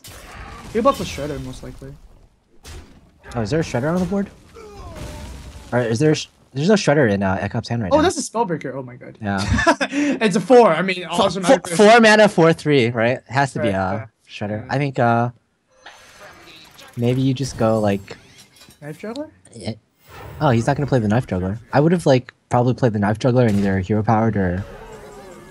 But you want to play around MC Tech too, right? Kind of. Kind of, yeah. Yes. Alright, so Vanis is gonna drop the board here. So once again, Forsen is threatening lethal, but I think Ekko is just gonna avoid it once again with the Spellbreaker and then just, you know, consecrate most likely. Yeah, this is a consecrate turn, right? You don't want the shade. This is what you've been waiting for. Yeah, I think the clear play is like Spellbreaker, Consecrate, and then just Hero Power. Not too much you have to think about in this case. Man, Forsen is so close. Your opponent's only at 4 health. Just want to deal 4 damage from somewhere. But wow, Forsen, if he doesn't have an answer this turn, he's dead. Ooh. Oh. I mean, that gives him 1 more damage, so now he's 3 damage off. Yeah, he's back to 4 damage off now. Yeah, I think you might have to consider using the combo to clear at this point, to be honest. Ooh, swipe. Ooh, never mind. Shredder plus swipe. That's gonna work. Do you swipe face? That's too greedy, right? I mean, it has like a really high win percentage in this tournament so far. Wow! Coghammer. That's a draw. Another taunt. Another taunt. But, oh man, actually... Wait, if Ekop uses this... Huh, it's actually... I'm pretty sure Ekop has kind of like the thing where... Yeah, it's the super combo coming, right? I think he's like almost... Like, if you look at his hand right now, I think he's almost forced to use super combo next turn. Oh man, what can Ekop do? I think Coghammer is the clear play, and then you have to like manage your 7 mana somehow. Wait, you want an equality? Equality, Knife Juggler, and Muster? I think you should play the Knife Juggler and Muster at least. Okay. Just like for more chances to kill whatever comes out of the Shredder. Ooh, that's a hard one to kill though. Well, just whack it with 2 damage first. Yeah. Does he want to okay, yeah, just whack it with 2 damage. Fair enough. Yeah. I mean, you're not dead, right? I mean, even with the super combo, your opponent has to use the face to clear the taunt, and that's losing out 4 damage. Or 2 damage, rather. Whoa! Oh, whoa, okay. Oh! That would have been so scary. That would have been lethal, actually, if it missed. Yeah, it would have been lethal. Jeez. It came down to a 50-50 in the end. Oh, man. Oh, Wait. No, Wait. he's 1 damage off. He's 1... Wait. What? Wait. Yeah, I think he's 1 damage off. Oh, yeah, he is. Because the Wrath and Innovate kind of cancel each other out, and you just do the super card, which is 22. Oh, my God. Yeah. Well. Wow. That's kind of awkward. Oh, that's just so sad. The thing is, like, he's used all his damage sources besides the Force of Nature Savage War, right? Like, he's used both Keepers, both Druids of the Claw and both swipes. So even if he puts his opponent down to like to 1 HP, then I guess he can just hero power next turn, right? But he's dead. Yeah, he's not dead on board though. Right, but oh wait, no, this is so no. He's still dead with Scenarios. That is so sad. I mean, I don't think it's sad for Druids to like lose with a super combo, but still pretty sad for Forsen. Oh man, the sigh. Ah. Well, Did he just raft for one? just after one. Oh my god. That's not gonna help. Oh no. Yeah. That. Yeah, that was a game. That was actually pretty intense near the end there. So, well, Forsen's gonna drop another game here, and yeah, Ekop's gonna see. Well, Ekop's gonna still use the Paladin, of course, but Well, that was actually the first game that we saw in the series because like both coups came out so early, right? That's true. Like we're still not used to it because like a lot of players have been like saving their coups up until like they die with their coups still active.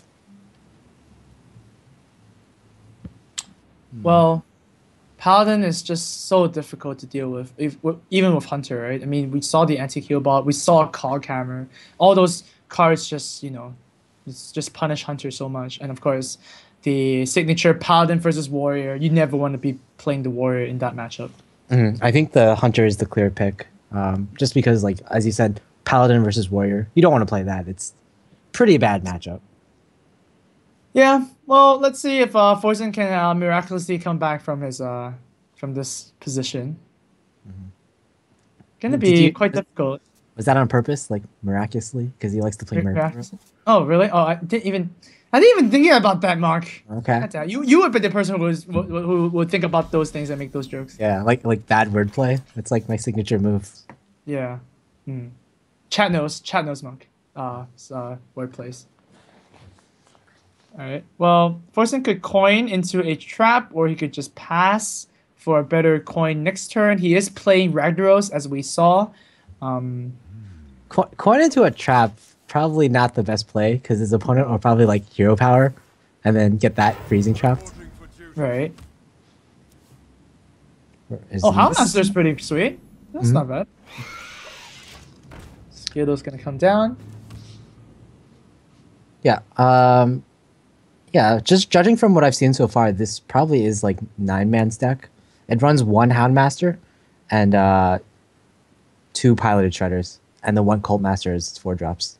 And it's like it curves really high, so it has Dr. Boom and Ragnaros. So it's not really like it's not face hunter at all. It just tries to card for card beat the paladin by outvaluing it. Yeah. And yeah, good play by Ekop there. Just gonna deny the Houndmaster from being played, and Animal Companion coming come up first. I think Bear is the best. Oh, there you go. That's a Mishi. Mishi is pretty good. Not bad. No true silver, so that Mishi is gonna survive. Yeah, I think Hover is actually one of the worst cards to get when you're playing like a more control oriented, or like even a mid range deck. Yeah, it's kind of funny. Like the different animal companions are good at different stages of the metagame. Like back when Undertaker was like a really strong, Leok was actually one of the best animal companions because you usually just have so many minions on the board anyway. Sure. Whoa, Forsen going for face. Interesting. Oh, that is going to get punished by a Coghammer, or no? Yeah, I think he saw his play there, going for face was because he saw there was no true silver from the paladin, right. So he might as well go for face, I guess. All right. Maybe he's not punished by it at all. Ekop just makes the trade for him. Oh, okay. Well, there you go.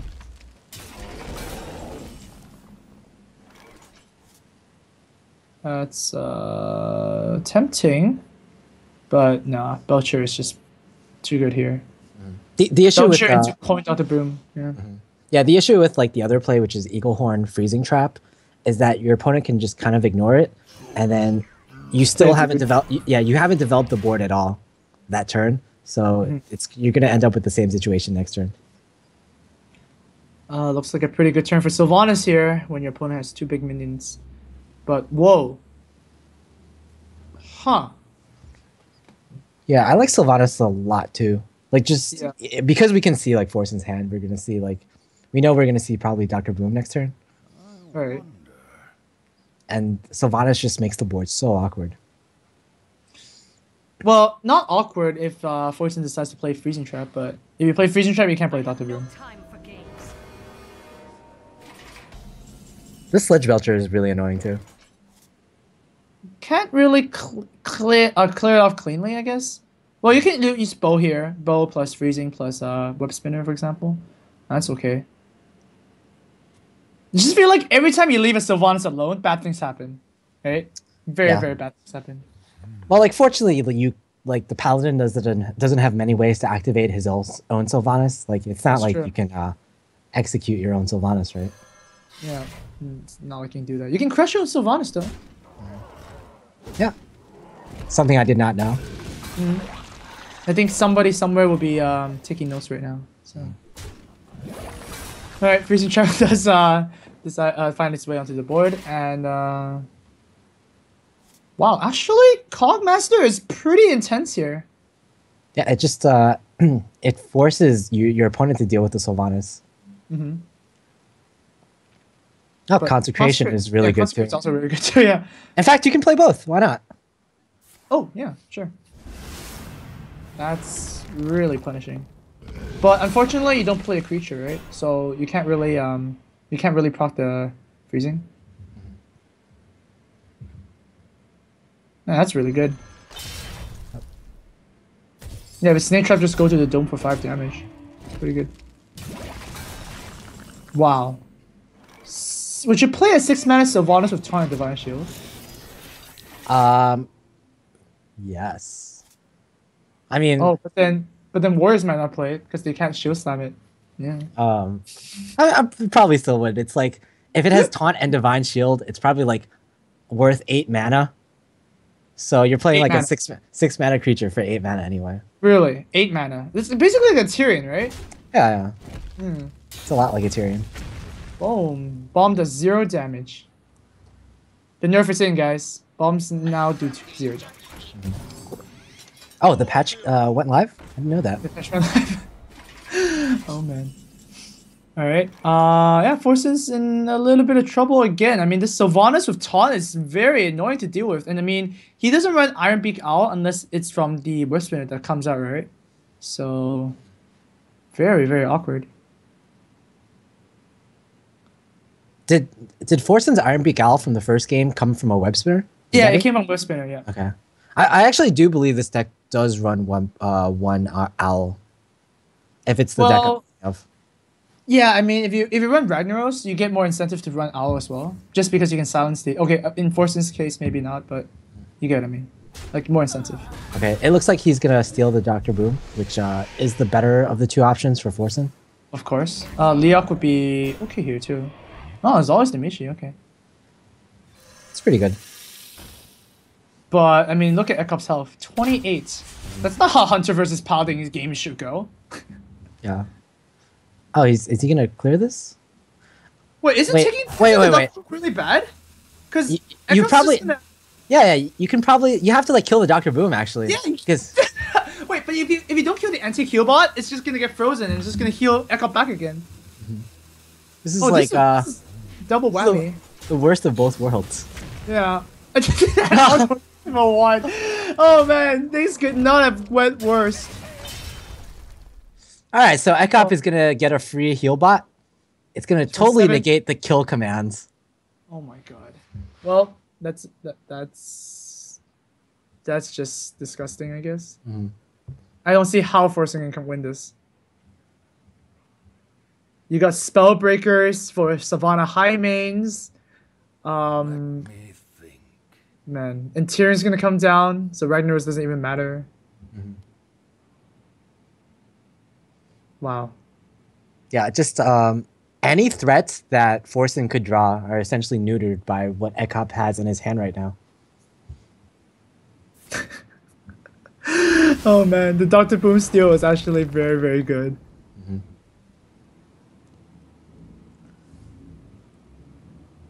So, free heal bot time? Yep. I mean, the Eagle Horn Ball is also gone, so Forsen doesn't even get the extra charge. Now, everything could be going wrong. It's going wrong for Forsen right now. Whoa! Almost the Aldor back too. Okay. So, Ekop is thinking that if Forsen draws another big threat, he'll be able to deal with it with the Aldor, whereas like he's already at such high health that he doesn't need the heal bot health anyway. That's true. Wow. Who'd have thought? I don't even need a heal bot against a hunter. Oh my god. One of the worst draws in Forsen's deck right now. Yeah.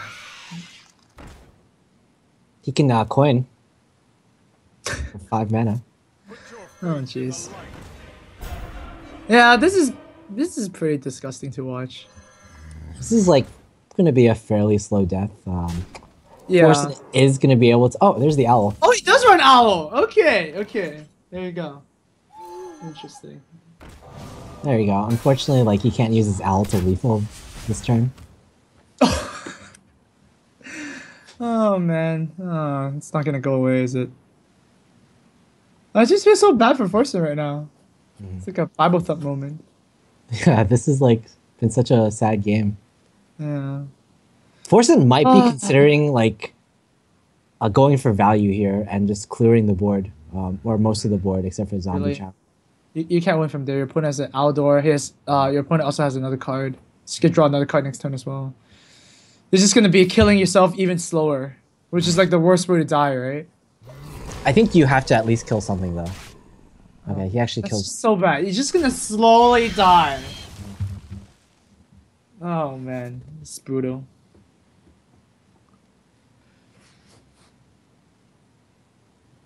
I mean, if he didn't kill off those threats, that Ekop would be like so close to lethal within 2 turns. And like, I don't think Forsen could have won the game in 2 turns. So, given that situation, I think it was fair. Like, Forsen just has to hope that Ekop draws dead for the next 2 or 3 turns, and he'll be like in a somewhat winnable position. Unleash the Hounds is like a decent draw, I guess. Like It's okay. not now, but in some future turn, it could be pretty good. Okay. I still think this is like just really brutal. And you know what? Like he's seen Forsen's seen that Ekop's use both concentrations, so he doesn't have to play around that anymore. Oh my god, BGH for the Ragnaros as well. Well, to be honest, if Ragnaros was played, Ekop could have just silenced it and Aldored it and make it a 1/8. Oh. You know that coin could actually be valuable because you can Ragnaros plus Unleash Oh. in the same turn, That's kind of cute. or like Savannah Highmane Unleash Hero Power. Oh, okay. Nice. Sick.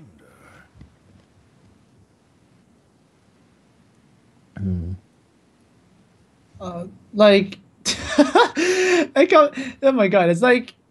Ekop's, I think he's considering. Oh, I don't like this as much. I like spell breaking your own zombie chow better.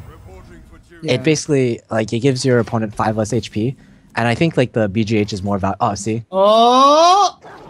Oh! The card is useful! Are the comebacks real? This is the comeback, guys. Guys. Billy. Okay. It actually needs to hit the face. It definitely needs to hit the face. Because it's going to get silenced and Aldor it next turn. So it has to deal 8 damage. Okay. Okay, we have hope. Wow, the comebacks are actually real. If Forsen draws another owl, he can silence his own drag again. Your magic shall not. But is he going to see that play? Oh my god. Actually he can't because oh wow. Oh, that's a good draw. That's good. That's good. Oh wow, this game is still going on. Ever slowly. Forsen is so close. 8 damage left. Just 8. But can you imagine if he played the Spellbreaker instead of the BGH that previous turn? Like Forsen would be at 13 health without a Ragnaros, pretty much. That's true. That's true. Yeah. But then, yeah, I guess just I guess it's fine, to be honest. You're like kind of wailing him down anyways.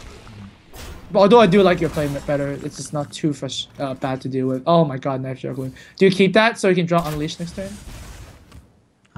Unleash just wins you the game, I think. So Yeah, I think you want to play the knife juggler, so you force your opponent to trade into it. Okay. Oh. Oh! Oh! And you know, Oh, that's so sad. Forsen's like smiling too. That's so sad. Oh my god, another Truce with. Yeah, that's just more healing at this point. You don't say. That's just like a holy fire. That heals for 4 and hits for 8. Yeah. Yeah. Oh my god. Yeah, if you think about it like that, it's like a much better holy fire. Forsen his feelings. Look at his webcam. It's just so defeated. No.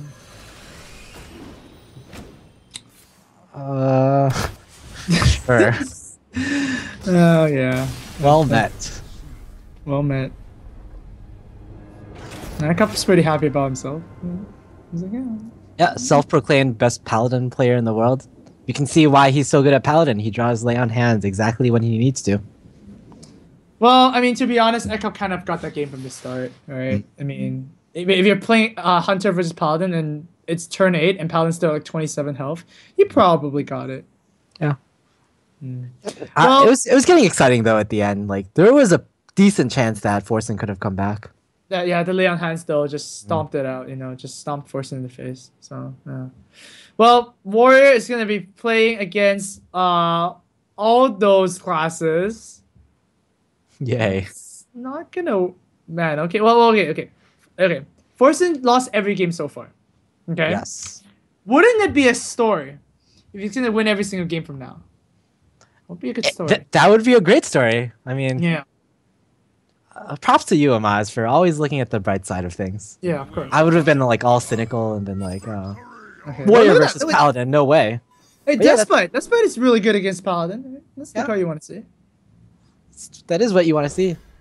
One Deathbite, okay, he needs like a War Axe, a Whirlwind, and then he's good to go. Maybe an Armor Smith, a Cruel Taskmaster. Any of those would have been Acolyte, yeah. Acolyte, So- yeah. Alright. You can do it, Forsen. Oh man. Oh no. Oh no. I see the Tyrion, and I'm just, it's just sad. Like when I play Paladin versus Warrior, sometimes I just keep the Tyrion if I'm going second. Going first is kind of sketchy, but going second is like, yeah, sure, why not? Fair enough. Like That's how turn you win. 7 Tyrion. Oh, Warrior can't deal with it. It not only like forces your opponent to play an owl, but it forces him to draw the owl. And an alternative could be to play Harrison Jones instead of owl, but then Right. you still have to draw Harrison Jones, and you have to deal with the Tyrion somehow. And Warriors just naturally they don't deal with divine shields very well, let alone 6/6 minions. That's a lot of ads, yeah. Oh man. And ifs and buts. Well, Despite is gonna see itself equipped here. Divine Shields are so annoying for Warriors, seriously. Like, Do you actually attack the okay? You don't attack the divine shield. huh. Go for face. Is that right though? I guess it denies the Sludge Belcher on turn 5 or turn 4 rather. Right, but But, is attacking Divine Shield just better? Because you can just like use Taskmaster on the 2/2 afterwards if he plays Sludge Belcher. Yeah. I mean- doesn't- I agree. Like I probably would have gone for the divine shield. Yeah, because you're also playing Alexstrasza. There's something to say what if you're playing the other warrior deck that Kikats is running right now that doesn't play Alexstrasza, right? But I'm not sure about that play. Ekop, he's definitely not going to Sludge Belcher. I think he's considering his Juggler hero power or just hero power, and it just all depends on how slow he wants to play it. Right. Yeah. All right. So a little bit more slowly. This play, with this play, he gets rid of the Death Spite essentially, and he's able to play the Sludge Belcher on turn 5. We do see the Owl from Forsen though.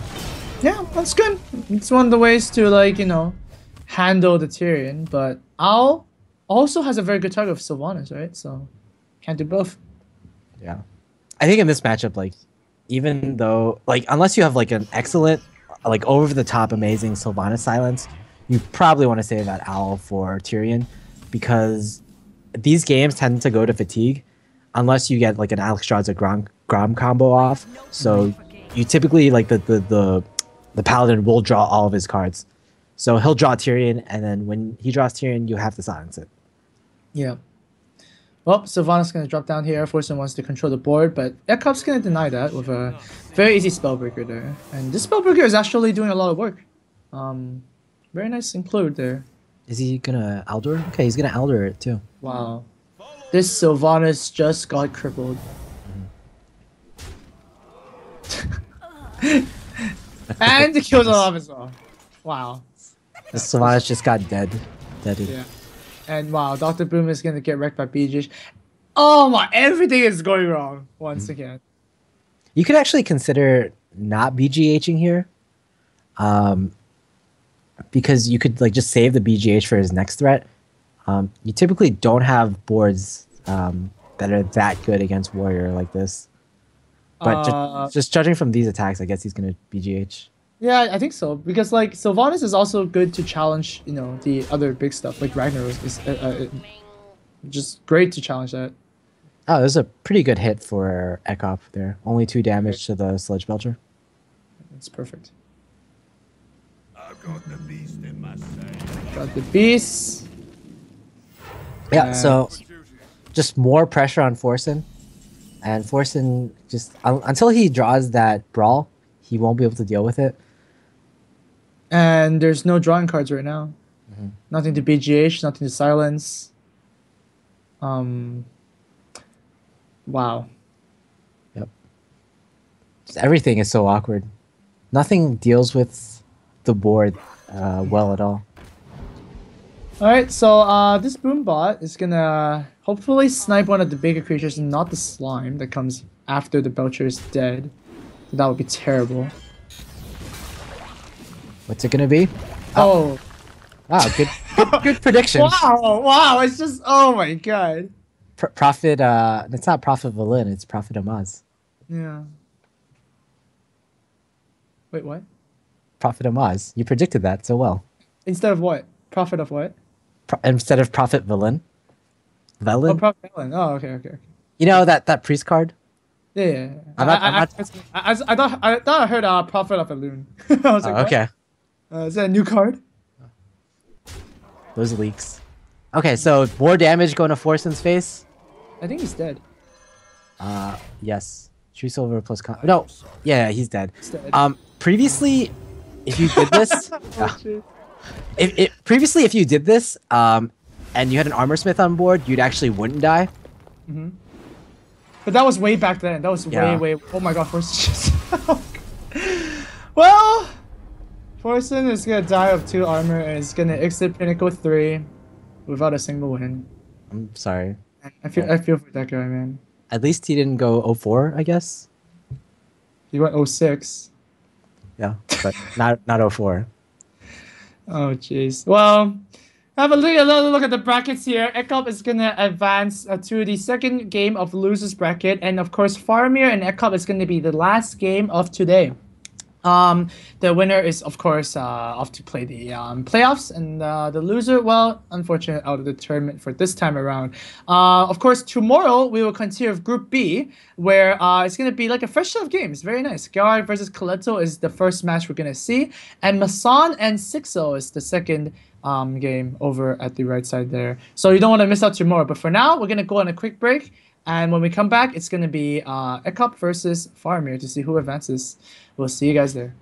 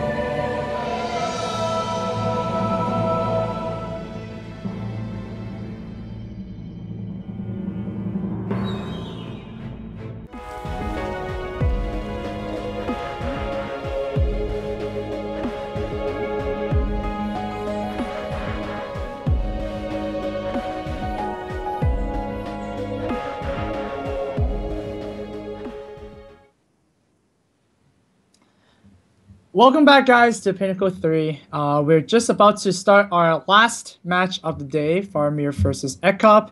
And of course, just moments ago, we saw that Forsen is out of the tournament, unfortunately. Yeah, maybe the next tournament he'll do better. So best of luck to him. And we'll hop onto the deck list as soon as we get those loaded. So yeah, who do you think is a favorite here, Mark? Just based on like matchups and whatnot. Well, just based on matchups, I think neither is favored because it's going to be a mirror matchup, Paladin versus Paladin. Whoa, this actually started really quickly, huh? Okay. Well, did we miss anything? No. Not much. I guess it's just a shielded mini bot versus shielded mini bot at the start. All right. So, wow, that was kind of fast. But yeah, this matchup. But what is the most important thing about this matchup, Monk? I think a lot of it is about taking back board control. It's kind of like Shaman, where Paladin is a deck that relies a lot on board control. They like if you have these 1/1s and you use Consecration on them, like it just doesn't feel good.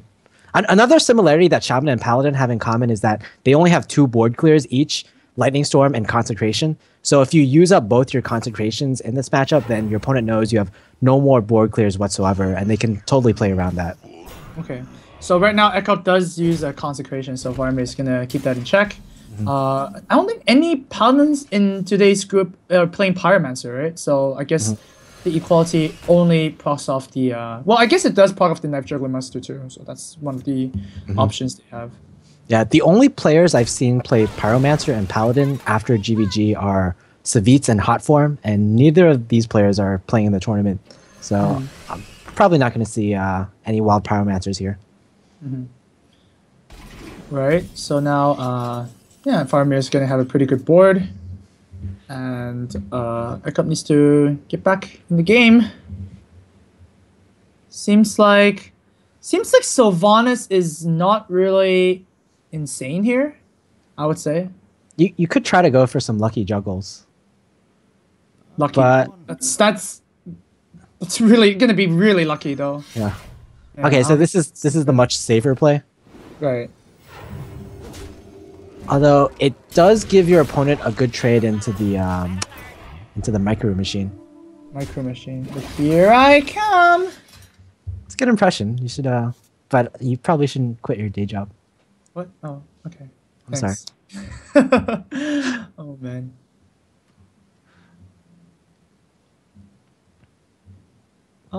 Six mana is not the best thing ever. I guess a Consecrate has to be the only choice here. Yeah. Just you have no other play. So for those of us who are keeping track at home, it's 1 Consecration used for each player. Wait, how do you feel like you know, if we have like a card ticker of important cards at the side? Wouldn't that be an interesting thing for a tournament to try? Yeah, so whoever is hosting these tournaments, that might be an interesting idea. Well, turn 7, Dr. Boom. Faramir is going to have to try and deal with it. Well, outdoor is a pretty good way of dealing with it. Yeah. Coming to Pinnacle 4. Oh, wow, really? Yeah, sidebar card ticker. You know those poker games, right? You have the percentages and whatnot? Yeah. Yeah. It might be hard for... It's really hard to do it, like, immediately, right? It's going to be hard. Like, you know, I think... outs for surviving lethal, for example. That's cool.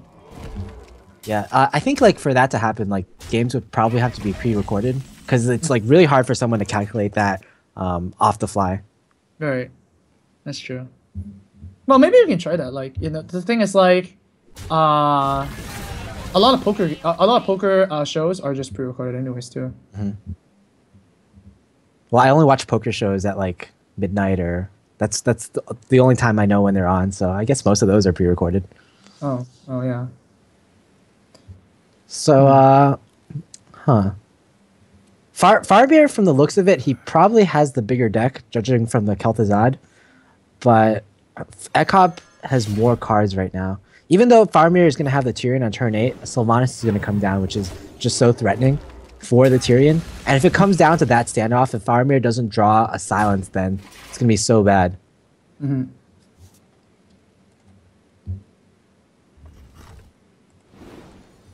Oh wow, sniping the bomb instead. Okay. Oh, that's interesting. And yeah, there you go. So Ekop, are you gonna? What? Is that's okay, right? It's not bad, I guess. Not bad. This is like just having to choose between two really great options. All right. And this matchup also, a lot of it can come down to just straight up tempo. Like Paladin versus other decks, it can kind of be a grindy matchup. But in my experience, Paladin versus Paladin oftentimes just comes down to who can kill the other player the fastest. Just because you only have so many consecrations, and after you use those consecrations, you can't clear the board any further. Sure. It's funny when you put it that way because isn't that like every single matchup? Yeah. But I get what you mean. Yeah. After you use your board clears. So over Ekop side, Knife Juggler can also proc off the shredder that pops out. So I get he just wants that one extra juggle. Is it going to be worth it? yeah, I think you want to kill the 3/3 here, just to kind of force the issue here. Oh, that's a good one. That's really good. Yeah, it can test 1/1s from the Paladin so well. And that's gonna. Oh. Ouch. Great juggles. One more chance. I mean, opponent's only sitting at 2 cards. How like it's not prob. It's highly unlikable or unlikely. Unlikable. Jeez. That he has it. Yeah. All right. Well, do you stab a 1/1 here? Nah. No, you don't do that. Oh, Lothab is a pretty good draw. Otherwise, we might have seen just like a naked Kel'Thuzad coming down on. Well, not really naked. You can attack with the 1/1, so it's kind of dressed. Not really. Oh, we are going to see the Kel'Thuzad. Okay. Yeah. So someone's a 1/1. Not bad. This is like mini Dr. Boom. Very mini. Oh. Wow. Well, just eat 2 1/1s and then equality, right? I don't think you can. Do you see Sylvanas? You're at risk of getting a 1/1. Don't think that's good. You can just you don't even have to use the equality, I guess. You can just like straight up attack into it with a few minions and clear the Kel'Thuzad. Oh yeah, of course. I want to see that. Oh, that's actually much better.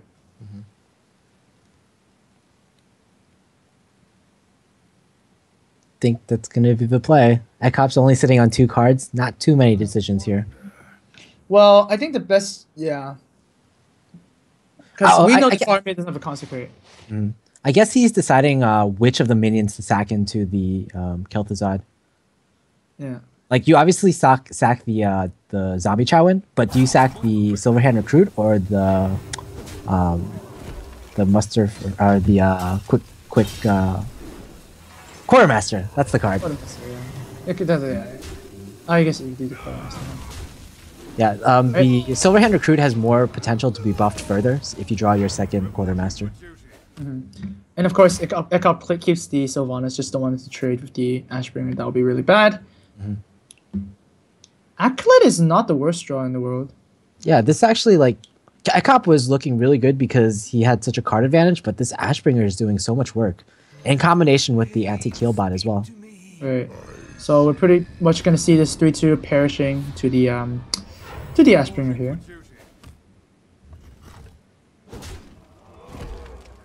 There we go. And the Lothab of his own. Lothab is alright.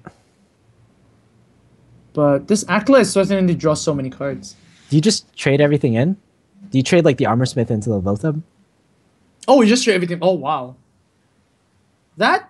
Wait, he's not going to do that? No, he's going to... Oh, he's going to quality. Okay. And kill off the Lothab. Do you see a lot of Paladin games ending up like this? Not exactly, no. When they're just top decking like that? Not really. Usually it's just one person just wins, right? Yeah. After like a board clear or whatnot. That was an interesting decision to attack into the Armor Smith instead of the Silverhand Recruit. I might have thought about that a bit more. Just because the Silverhand Recruit could be buffed a bit more later on. And yeah, Eka plays a lot of minions here. Makes it super annoying to deal with. Farmer's on the draw. Not quite. Yeah, none of those are that great right now. Not really. Reporting for duty. Ekov has 8 armor. That's pretty funny. Right. Well, Paladins should have armor, right? That makes sense. Yeah, that's true, I guess. What other Monster- classes?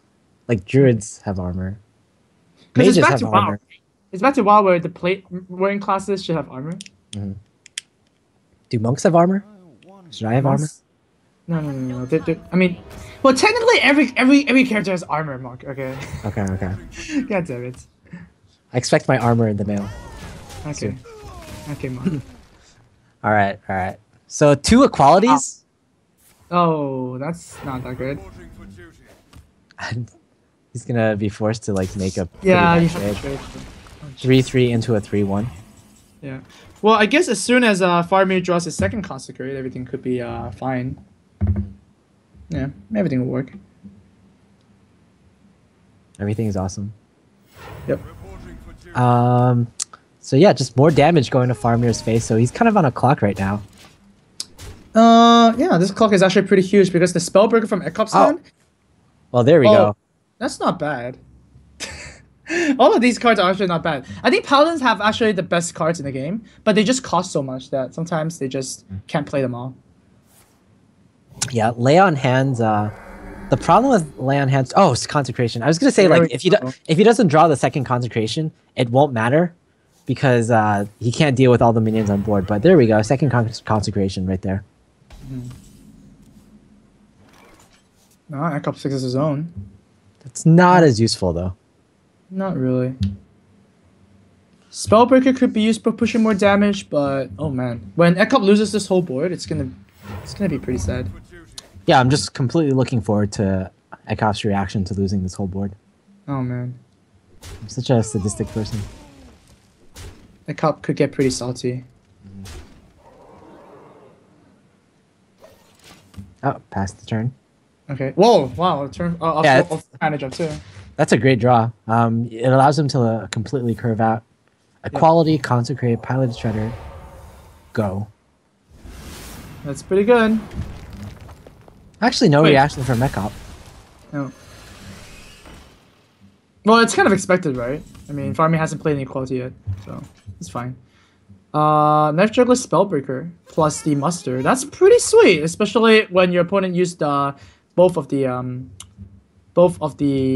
consecrates, like you mentioned. Reporting for duty. Oh, Reporting for duty. Oh, whoa. Oh! oh, What? oh! Wait. I can't play the Spellbreaker anymore. Reporting for duty. Oh, that's You think it might have been a mistake to play the Muster first. muster first? Yeah. Well, to be honest, if all the knives missed, then it was not a mistake, right? I Okay. was wondering why the Spellbreaker wasn't green when you played the Muster afterwards. Like, there's no card that actually does that, right? But then apparently there is. Well, oh my god, that's not that. Oh. Alright, well. Wow. Actually, this is pretty good. Never mind. Well, I was like, if, killing 1 minion is not that good. if Ekop draws his second quartermaster, that's game. That's true. And it's not. Not but the right 5. it lets him survive, and the consecration lets him clear the board. Mostly. True. Well, mostly. Mostly, yeah. Not exactly.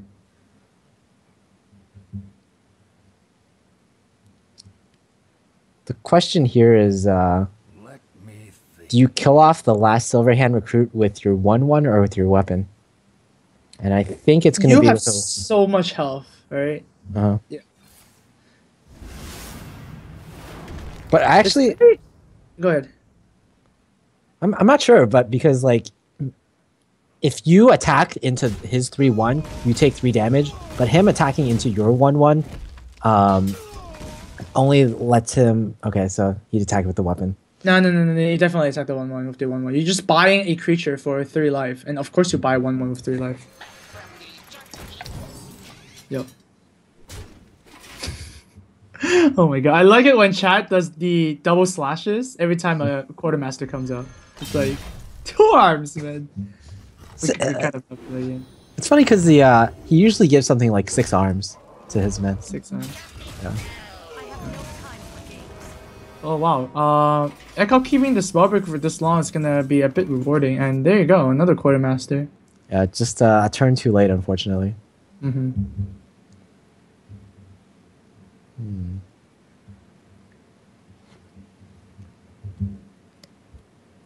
So most paladins, they only run 2 heals, the anti-Keelbot and the lay on hands.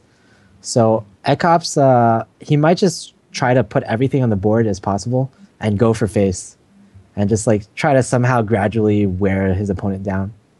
Sure. I mean, Ekop's the one who hasn't used the Lay on Hands and hasn't used the Tyrion yet, right? Faramir already used everything, but he has the Faramir has the board now.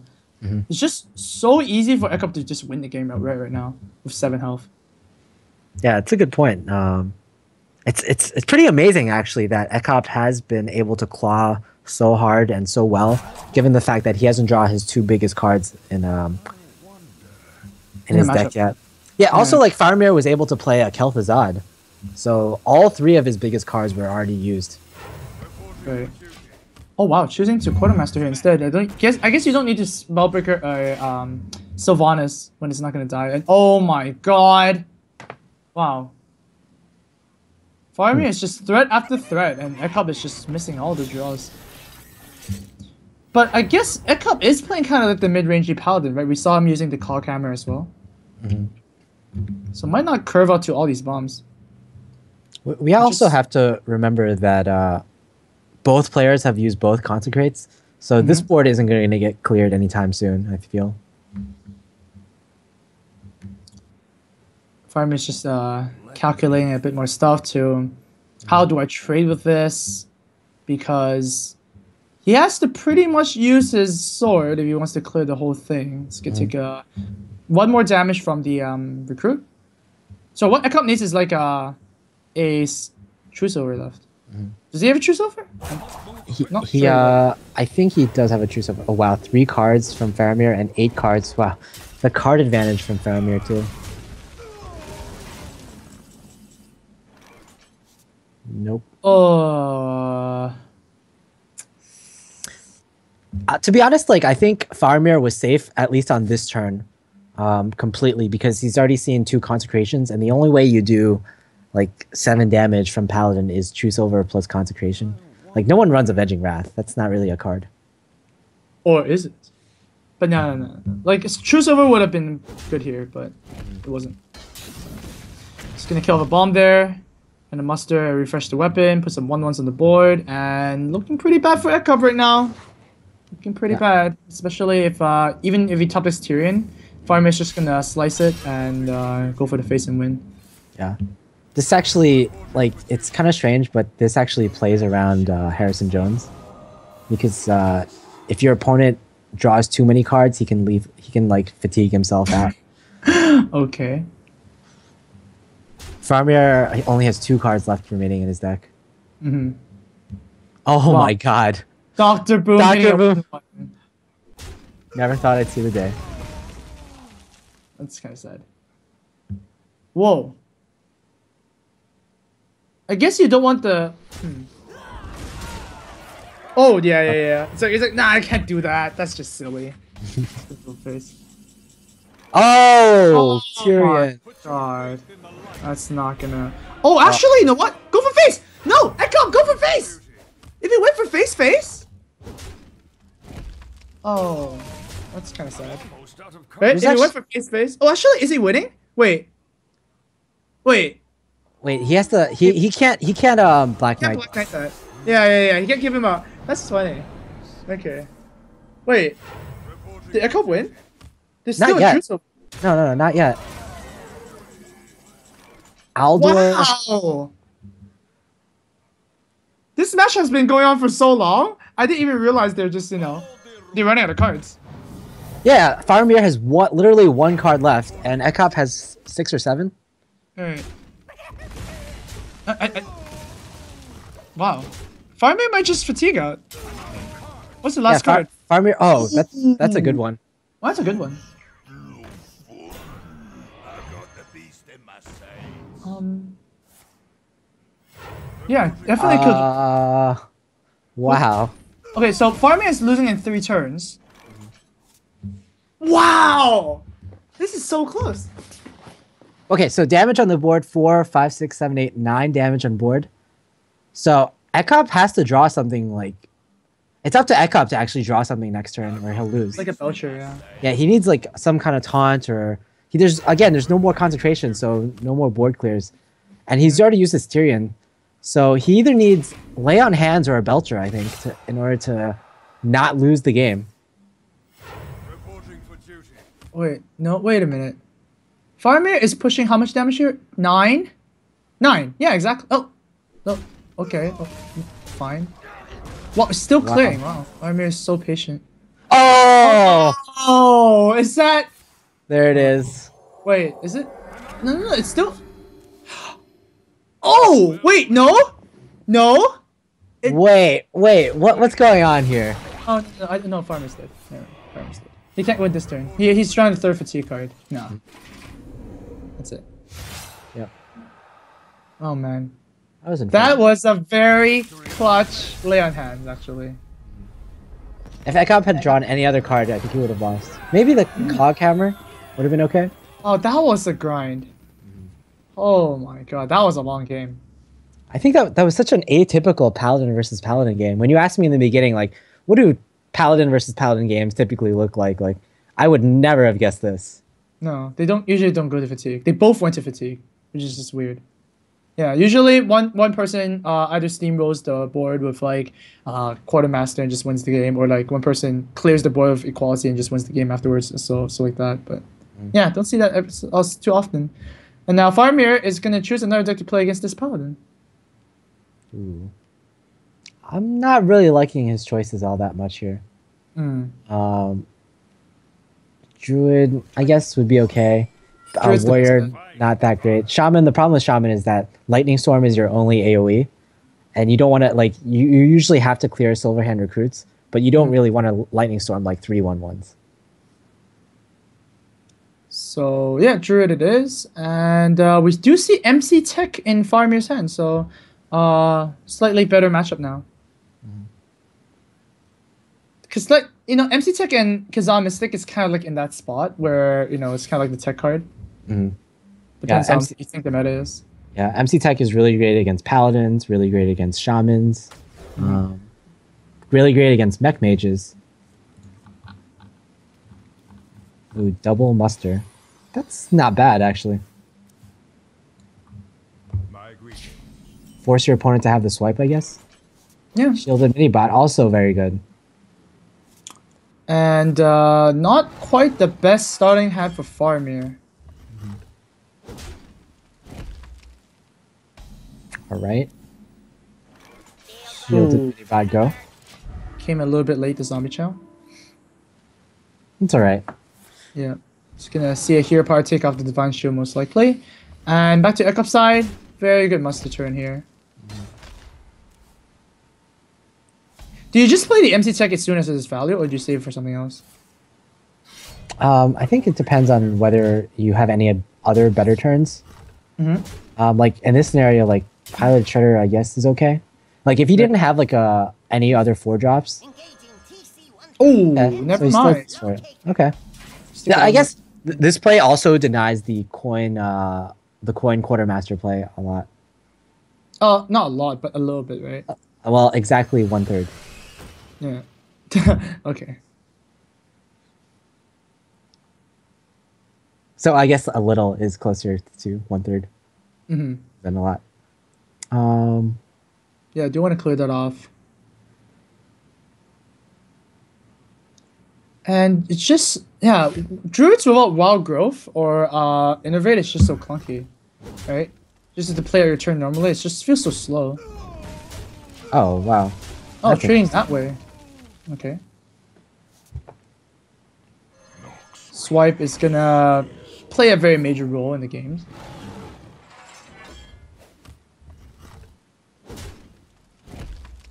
Okay. Over at Ekop side, I guess you just play the Shredder plus Zombie Chow. You just want to establish as much board as you can. And yeah. Or concentration. Wow. Just want to get that out of the way. I mean, that's kind of weird, don't you think? With the I think- equality as well. Yeah, exactly. I think it would have been like like pretty standard play if he didn't have the equality in his hand, but he does have the equality, so he can basically clear that shade off whenever he wants. All right. I have no time for games. Sylvanas. Once again, yeah. Sylvanas is just gonna say, "Yep, I'm gonna take the board away from you now." I think the sequencing you actually attack into Sylvanas first. Magic shall not save. Interesting. Unless you go for face. Right. That's an interesting observation. Like with this play, like he placed his spellbreaker in the wrong place. Yeah, exactly. Right. Wow, that's actually a good observation there.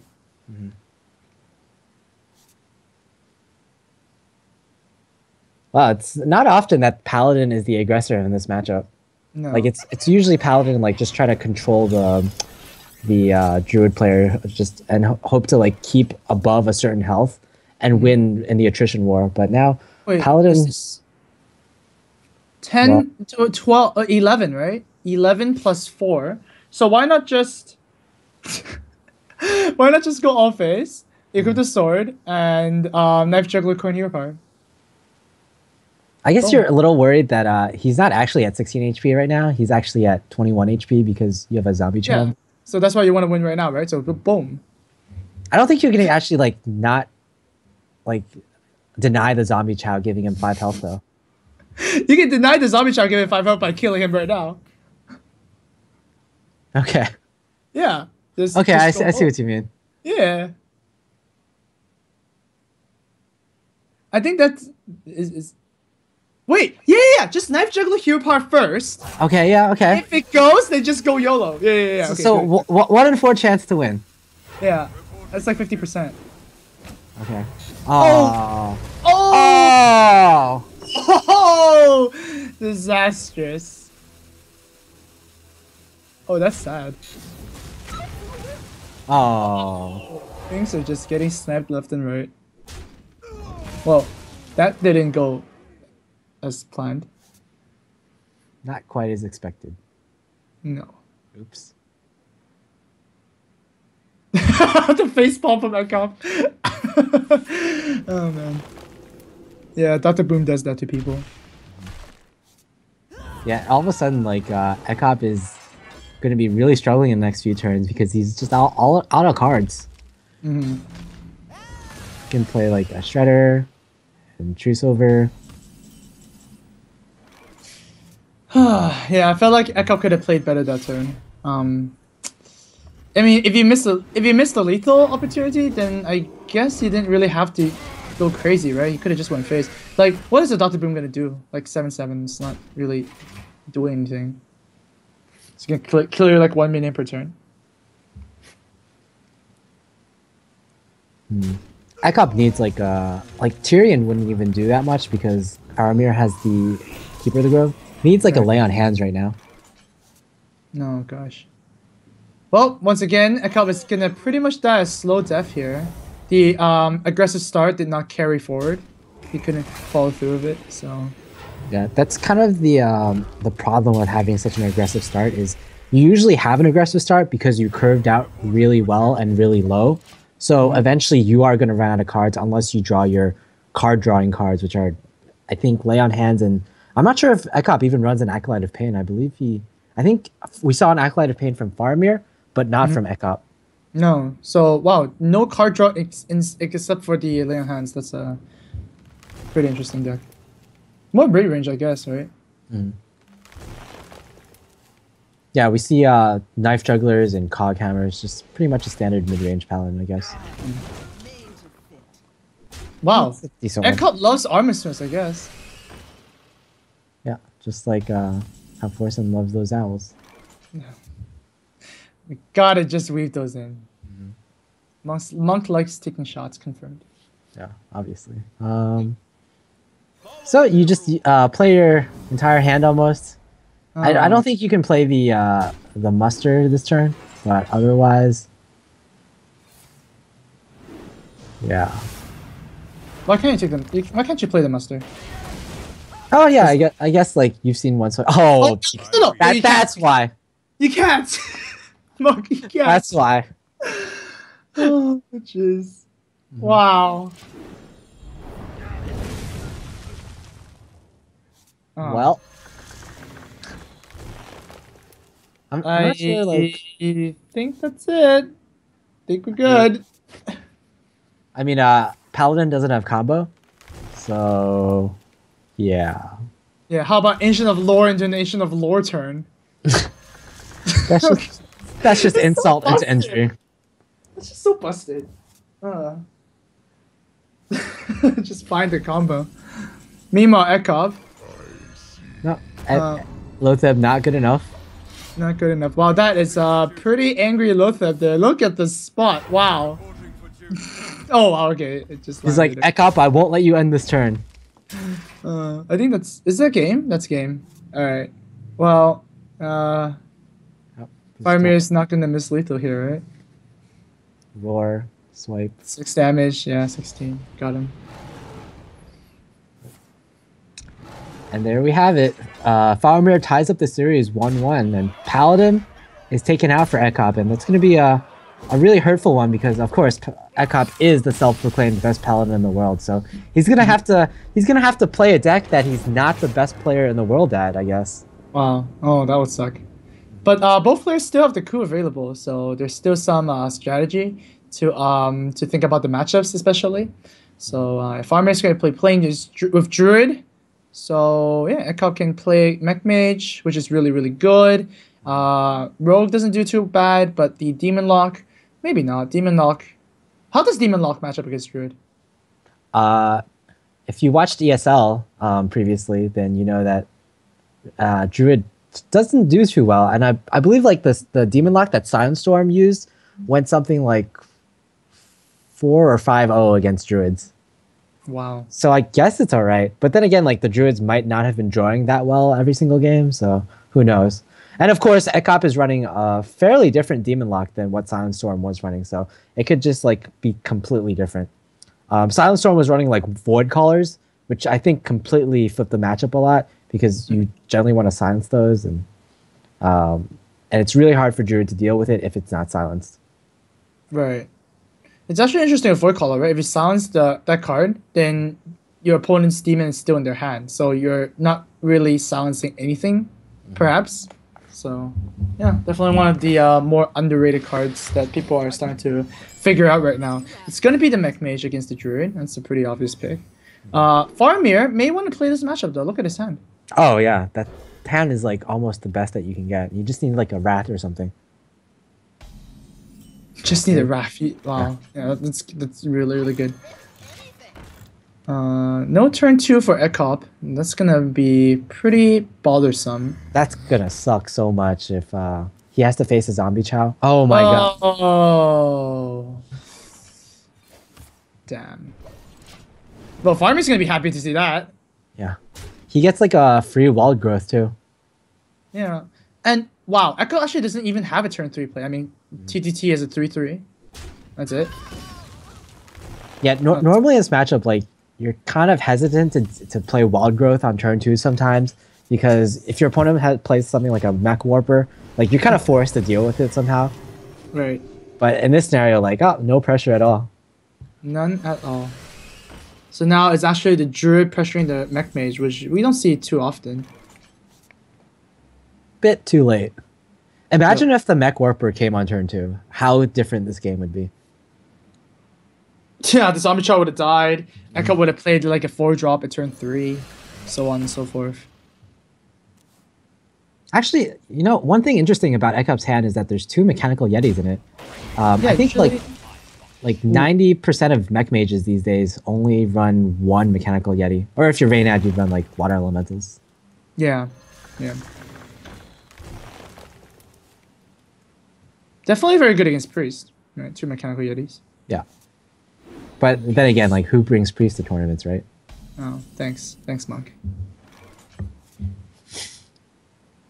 Mech Warper plus a Mechanical Yeti, perhaps, or Mech Warper plus a Snow Chugger plus a Ping, perhaps. There are choices.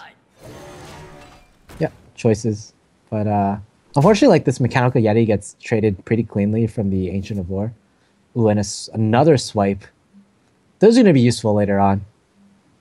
Especially with the spell power, yeah. I think Yeah. Belcher Hero Power is actually perfectly fine here. Oh no, I can't do that. Oh, I guess you can, but you don't want to do that. Oh, Drake actually- instead. Whoa. Sorry about that. Whoa. Oh, that's pretty good. Wow. What a draw. That was exactly the card he needed. Well wrecked. Here's another situation where Innovate is just busted. Like, you can't play around it, you know? You just can't. Well, fortunately for Ekov, if for some reason he tacked in VGH into his Mech Mage, then he'd have a target, I guess. You would have. Oh my god, hit the ping. That's so sad. Druid with the pressure. It's one piece. This is just so terrible. Like, Mech Mage has to get the a decent start, otherwise they just lose. And it's exactly what we're seeing. I have to note, like, I believe this is Faramir's most confident, the deck he's most confident in, because after watching him on stream, I believe this is the deck that he used to get top 10 legend on EU with. Oh So, wow, really? Okay. Yeah, just obviously a very strong deck. I mean, it's Druid, of course it's going to be strong, right? The Zombie Child does help a lot just now, right? Especially when Ekop also missed this draw. Alright, Ekop's gonna try what he can for some semblance of a board. But that's just all gonna vanish really, really soon. Yeah, how We could you still have have to the... spell power swipe. Yeah, how could you have a second swipe, right? That's unheard of. Yep. Man. Yep, here's the bad news. I think he can... Oh, is he going to trade? I think he can even, like, consider going for face at this point. Right. Well, I guess might as well, right? Dr. Well, Broom a little bit too late. He's going to, like, taunt his Dr. Boom. And then And it's gonna going get the bad news. to be really sad. Oh, freeze. Yeah, game's still over because Ekop had a very, very bad start compared to Farmir's really, really good start. So, yeah, game 3 is going to go to Farmir as well. He's one game off from winning this whole series. Yeah, in the Battle of the Germans, I believe Ekop is coming one game ahead. It's going to be a 2-1 with both coups still available, right? Both are still available, yep. Is it going to be one of those games where someone loses without using a coup? It might be a game where someone loses without both players using a coup because they both feel like, yeah, maybe it's a bad matchup for Druid, but then Druid has a good start, so he wants to play the match, you know? Like, for example, maybe Ekop just brings a rogue or whatnot right now, right? And then Druid against rogue is not the most comfortable matchup, but if you start with Wargrove, then sure, you'll play it. Yeah, that's actually, like, I believe, like, the coup format actually favors Druid just because, like, there's no other class that requires this one card more than Druid does. So That's true. if you have Wild Growth in your opening hand, even though it's an unfavorable matchup like against Mech Mage, you can always play that match out.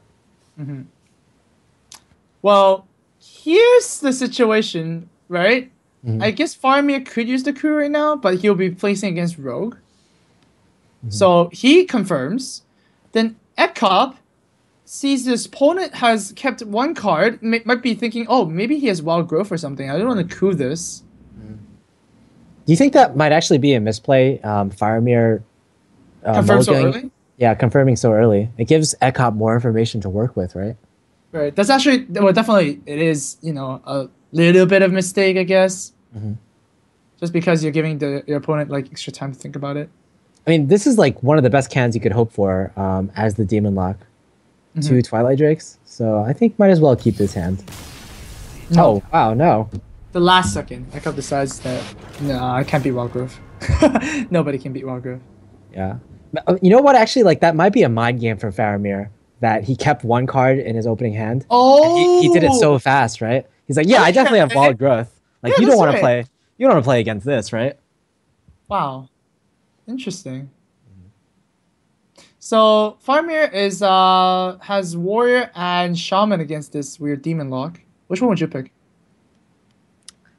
I believe probably Shaman, because it has like hexes and silences, and whereas like Warrior, it can be hard to deal with certain things. Ekop, I believe, runs a Sneasel Shredder in his deck. Whoa. Oh, there it is. Yeah, exactly. Wow. That's not a good starting hand, right? I mean, 8-8-9 typically not what you want to see. Yeah. And over Faramir's side, an Earthshock ready to zap a Twilight Drake out of the board. Demon Heart. Demon Heart was very good against Freeze Mage. Probably not as good against Shaman with those Earthshocks in hand. And Hexes too. Shamans are just so good at nullifying early game and also nullifying late game, right? Just really well-rounded class. Unfortunately, because Shamans do not have any cards that cheat, right? We know cheating cards are Preparation, Innervate, you know. Those cards kind of cheat game. Yeah, Wild Growth. Warlock Hero Power, I guess. Warlock Hero Power. Yeah, it's kind of like a ramp in a sense, like a Wild Growth every turn. I guess Healbot. just gonna play on curve, I guess. Right. Nothing much else to do. I mean, you could like Demon Heart the. Oh wow. Oh, okay. Can he tap now? No, he can't tap. Well, obviously not, right? Yeah. And even if he had the mana, he wouldn't tap. Yeah, I thought he had. I thought he had like 6 mana for some reason. Siphon Soul on a Drake. Wow. I guess he has 2 Siphon Souls, and he kind of knows Faramir's deck. Okay. Wait, he hasn't seen it yet, right? Well, he hasn't played against it, yeah. Yes, that's true. I don't know, like, I feel like using the Hellfire so early against a Shaman is, like, not that good. Because, like, that's one of your major board clears, right? Yeah. All Shamans have, like, 3 health creatures. Yeah, I kind of agree. Like, I would have preferred to see the Sludge Belcher last turn because the Sludge Belcher just naturally softens up your opponent's minions. Like, they're gonna usually have to attack into it and like take off like between 1 and 3 health between either of them. Well, yeah, I mean, not that bad right now. Ekop still has a Coil plus the BGH. Also has a very good Zombie Chow. Can he draw? Yeah. Can he draw into a second Mortal Quill? And yes, he does. Oh, wow. But he's actually taking a lot of damage from these Boombots. 4 and 2. That's like a fireball to the face. Yeah, but we don't see, like, this is alright, I feel, because there's so many heals in Ekop's hand. And Faramir, from what we've seen from his deck, there's, like, not that many bursts. We've seen 1 Crackle, but we haven't even seen, like, Alakir or Doomhammer or Lava Burst. So I think he's fairly safe right now. Yeah.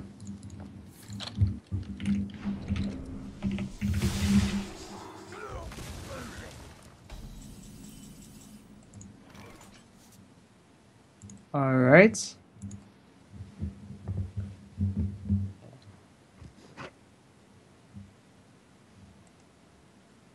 We're having a few technical issues right now.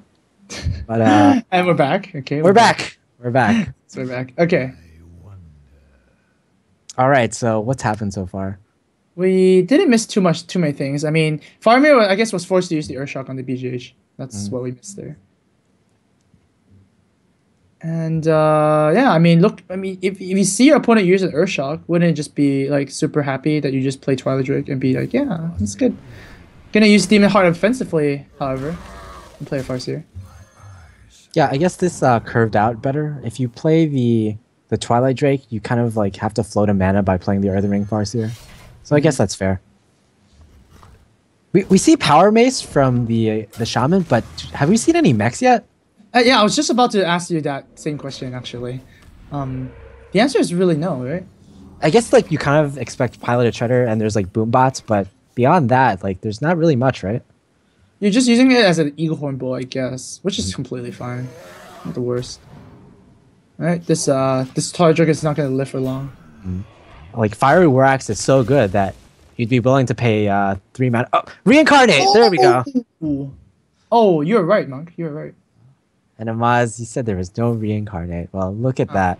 I guess like we see Sylvanas in the hand. Like we didn't mention it, but like with Sylvanas, and we saw Sneasel Shredder before too. Like this kind of makes sense, right? Whoa! Whoa!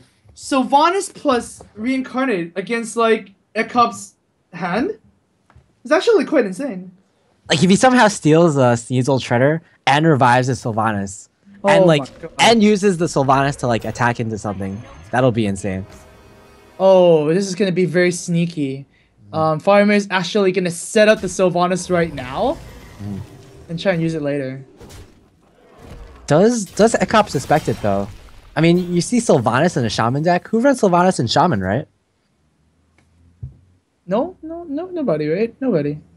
So do you just like siphon this right now? Prevent any shenanigans from happening? Oh, this could go so bad for Ekop, actually. Oh. Oh. Oh. Uh-oh. Oh, wow, that was so close. Wow, that would be so bad. If he plays these right now, it's an instant lose, right? Yeah, he can guarantee the steal from Sylvanas too. Yeah, he just tapped. Okay, he's not gonna do it, I think. He's not gonna, no. Just gonna leave it be. Okay. The game isn't completely over yet. No, it's not. Oh, he's gonna just remove it. Wow, okay, that's pretty smart. Yeah, it's a pretty good play. He denies the reincarnated Sylvanas, gives him a zombie chow. Okay. Oh, that could have been really bad. Oh, how about a 2-mana legendary? All right, which legendary is it going to be? No, he's not going to use it. What? Okay. I guess. I think he just wants like even more value, I guess. Oh, the Sylvanas is not going to work here because of Hex. But okay, so if he throws Sylvanas on the board, then this... Okay, never mind. Like, this needs like... it can attack into something, and then like heal up with reincarnate. So Farmir is just trying to milk out even more value out of the reincarnate. Okay. Oh man. Playing a 2-mana legendary, not bad though. You could 2-mana random legendary. Wow, you can get so many things.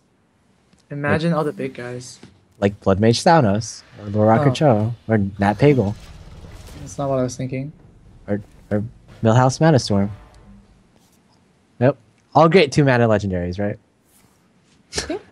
They're all good, yeah. Alright, Yeah, so do you but, do it now? Do you Still do it no? now?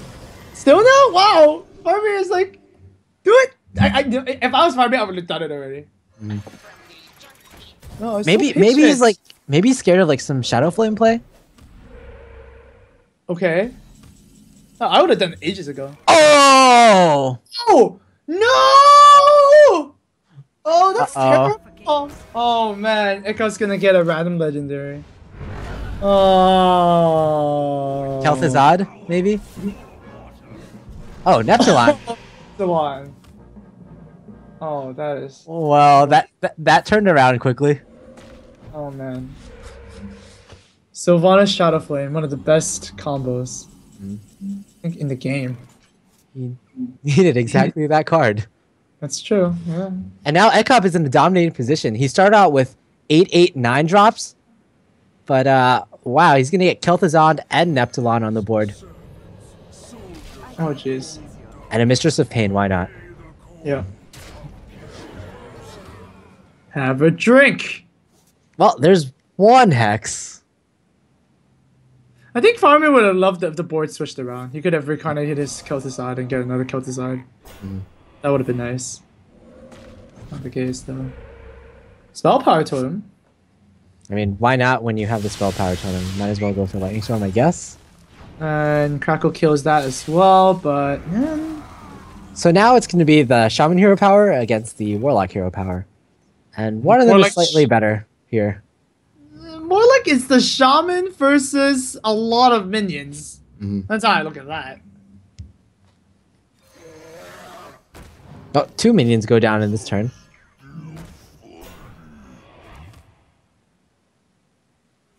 Yeah. That's a bit late. I think Farmir's out. This is too much.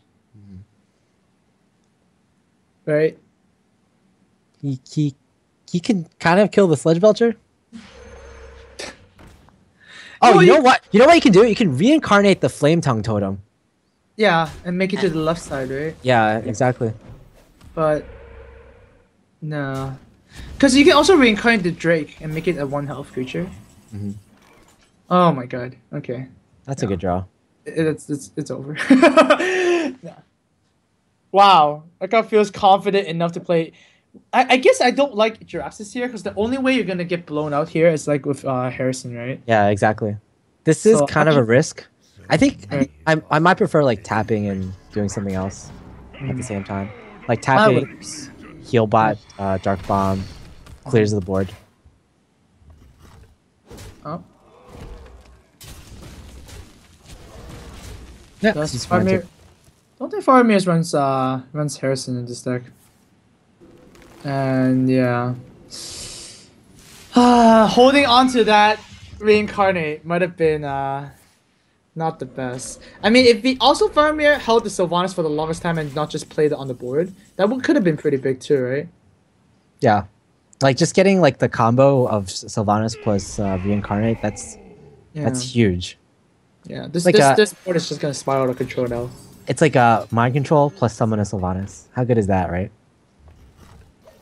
It's 8 mana too, right? Mind Oh. you. Yeah. Is that okay? It's not lethal yet, or is it actually? With Hellfire. Hellfire Dark Bomb. Hellfire Dark Bomb does 6. 6 plus 6 is 6. I mean 6 plus 6 is 12.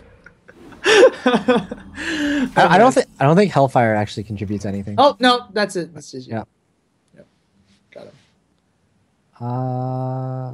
Yeah, Yeah, that's good. yeah, that's it. There we go. Alright. And yeah, Ekop with the Sylvana Shadow Flame is gonna pick up this fourth game, and we finally have like an ace match here. Yeah, it's exciting. Is this the first match that's gone to the ace match? I think so, yeah. It might as well be the last one. It's just a very intense series. Very intense ending to our first day of the Pinnacle number 3.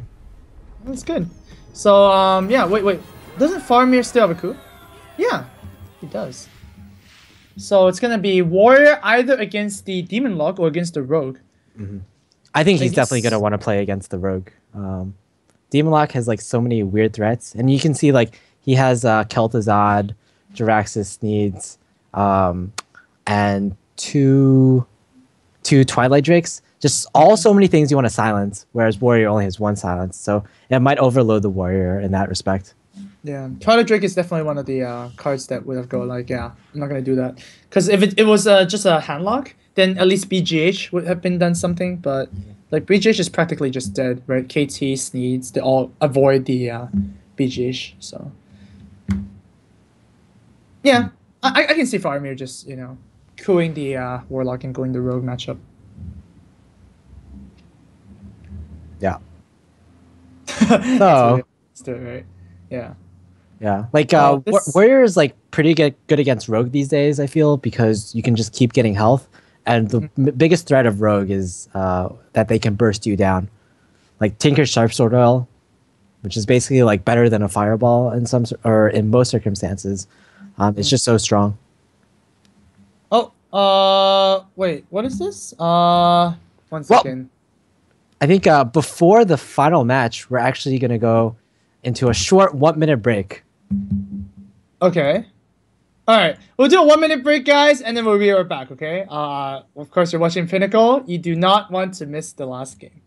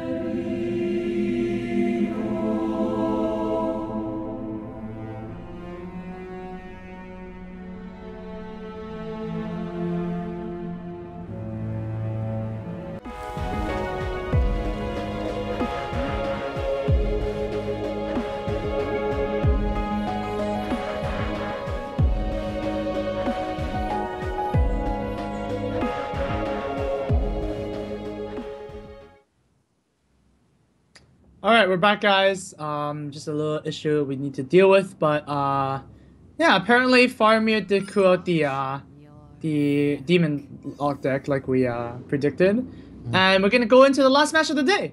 It's gonna be a warrior versus a rogue. Yeah, I think this is going to be a matchup that Faramir is really excited about, especially because he has Harrison Jones is in his opening hand. Plus, he has an armor smith. Like, that's pretty good. All he needs is like his other weapons, his Death Spite, his Fire War Axe, and he'll be a very happy camper. Yeah, especially as the coin as well. So I think everything is working out for Faramir right now. Like, every single thing. Definitely has to give the edge to Faramir in this match right now, judging by the cards especially. Yeah, the Harrison Jones is just so valuable right now. I mean, it's at worst, it's a draw 1 or draw 2 cards for 5 mana and a 5/4 body. Which is like Ancient of Lore. Yeah, Ancient of Lore for 5 mana and destroy your opponent's weapon. Mm-hmm. Did we forget about that? Well, one thing that Ekop could do to get back into this game is draw a prep. If he draws prep sprint, he could just get immense card advantage and eventually maybe burst his opponent down.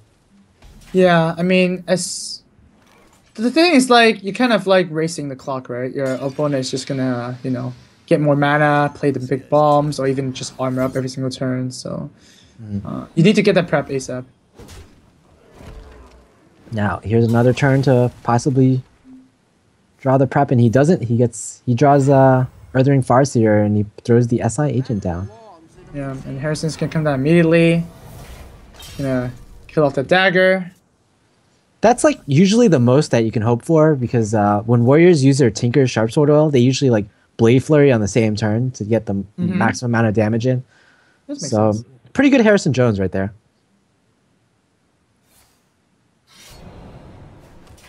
Yep. And just gonna... Ekop does realize that the only way to win this matchup is to go for face. Yeah, he can't really win in a trading war, so going for face is fair. Yep. He's going to force his opponent to make the trade for him. And that's really important, right? A lot of new players go like, I'm trading everything, why can't I win matchups, right? But sometimes you just... If your opponent's gonna do it for you, then you might as well do that, because otherwise you're missing out damage to the face. Yeah, exactly. Coming up on turn 6, Ekop, again, not really any great plays. Backstab is alright. Backstab helps a lot, actually. Like, just if you didn't draw the backstab, just like a blank Violet Teacher is just feels so weak. Like, Warrior is definitely almost always going to have a way to deal with it. And he still has a way to deal with it now, but at least you kind of clear up the board a bit. Right. Well, you stop the Shield Maiden from developing, right? So, it's always good. Despite also. It's a pretty good card there. Gonna choose the Despite plus Taskmaster option instead. I like that. Yeah, it's less passive than Shield Block, Shield Slam. Well, he didn't need to shield block there. He can just shield slam there, but at least we're establishing something. Sprint, of course, one of the best rogue cards right now. Unfortunately, he didn't get a prep to go along with it, but this is fine. Like, probably one of the best turn 7 plays you could come up with. In fact, probably the best outside of a preparation sprint, something. Well, to be honest, even if he had a prep, I don't think he would have prepped sprint, right? Because you just want to... If you prep sprint, you have to play 3 more mana this turn. And, like, how can you play 3 mana this turn? So, Could, I like, think... maybe you can, like, SI Agent as well. That would have been the best, I guess. And Dr. Boom's going to come down here. Dr. Boom is so threatening against rogues because you either have to kill it or you have to sap it. And sapping it just gives your opponent more boom bots, which is just not acceptable with rogue when you're like you have so few healing cards.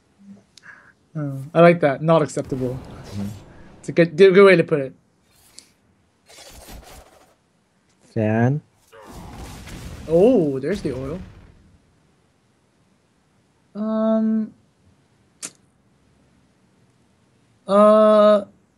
What now? Oh man, I guess you don't want to use the pirate, right? Because the pirate is like pirate oil is like so good. Well, if he uses the pirate right now and he equips Sharp Sword Oil, then he's gonna make his opponent He's already seen at least one Cruel Taskmaster. Has he seen two? Not yet. Okay, so if he just South Sea deckhands right now, he's gonna make his opponent make it very awkward for his opponent to deal with it. He'll have to like attack face, I guess. Well, that's not awkward at all, right? Attacking face. And you just That's- win the game with Ragnaros. Uh-huh. It's actually not awkward at all. Good point. Yeah. Good point. I guess this pirate is just gonna kill the Dr. Boom. That's the best. But man, Faramir is looking to just win the game. Look at his hand. Just Grommash in the face. Oh, just Ragnaros in the face. Yeah, that might be a bit better. 'Cause then Ragnaros into Grom Shield Slam wins the game. not doesn't even need to do that, right? You can still have the Death Bite available. Oh yeah. If he somehow lost his Death Bite. If for some reason if Ekop played like a Harrison this turn, I don't know. Oh wait, Akab actually needs to heal this turn or he's dead. Like, what can you Azure into? That. No. Yeah, he needs to heal this turn or he's dead. Azure Drake into Sap. Azure Drake into Sap? No, he can't do that. Doesn't work. Well, from his perspective, it works, right? Right. Or like Azure Drake into Earthen Ring Farseer? Nah. Okay. Nah. So, unfortunately for Ekop, he's out of the tournament. If Farmir can see this, and I'm pretty sure you can see that. It's gonna be the play, and yeah, Farmir's gonna advance to the playoffs. Congratulations to him. Yeah, congratulations. It's going to be Dog and Faramir. I think like, Ekop's like, of course Yeah. you have that. I think out of like all the players in this tournament, or in this group at least, Faramir and Dog have been performing the best. So I Yep. think it's probably like the money was probably on them to Okay. advance to the tournament. So Yeah. as I guess expected, those were your yes. predictions. So it did come true, which is awesome. So yeah, those are the matches, guys. I hope you enjoyed day one. You do want to tune into day two because, let's recap day one first of the brackets, if we have those. So once again, Dog is going to advance through to the winners bracket. He's going to start in the winners bracket in the playoffs. Faramir is going to go to the losers bracket of the playoffs, but he's still in. So he has to win 3 games to the victory, where Dog just needs to win 2, and then he will secure the #1 spot. Over at the Group B stage, same thing, guys. Tomorrow we're going to start 11 a.m. EST again. Gara and Kalento is the first match, and Masan and Sixo is going to be the second match. And of course, we're going to complete all the games in Group B tomorrow. So I'm also going to make another tweet asking if who you guys think will come up at the winners bracket in Group B, and we are also going to give another giveaway for that. And of course, Carlos SS. Some numbers, I guess. Congratulations for winning the G2A 35 Euro gift card. I think that's it for today. Pretty cool games. Monk, any last words? Yeah, they were definitely very cool games. We got to see some really cool decks, especially from Ekop, who played that Demon Lock.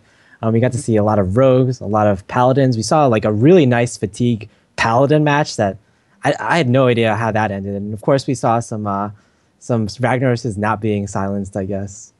So yeah, a very fun day, I'd say. All right. So from Pinnacle 3 production, admin and Monk and Amaz here. We wish you a happy day, and join us tomorrow to see more of Pinnacle 3.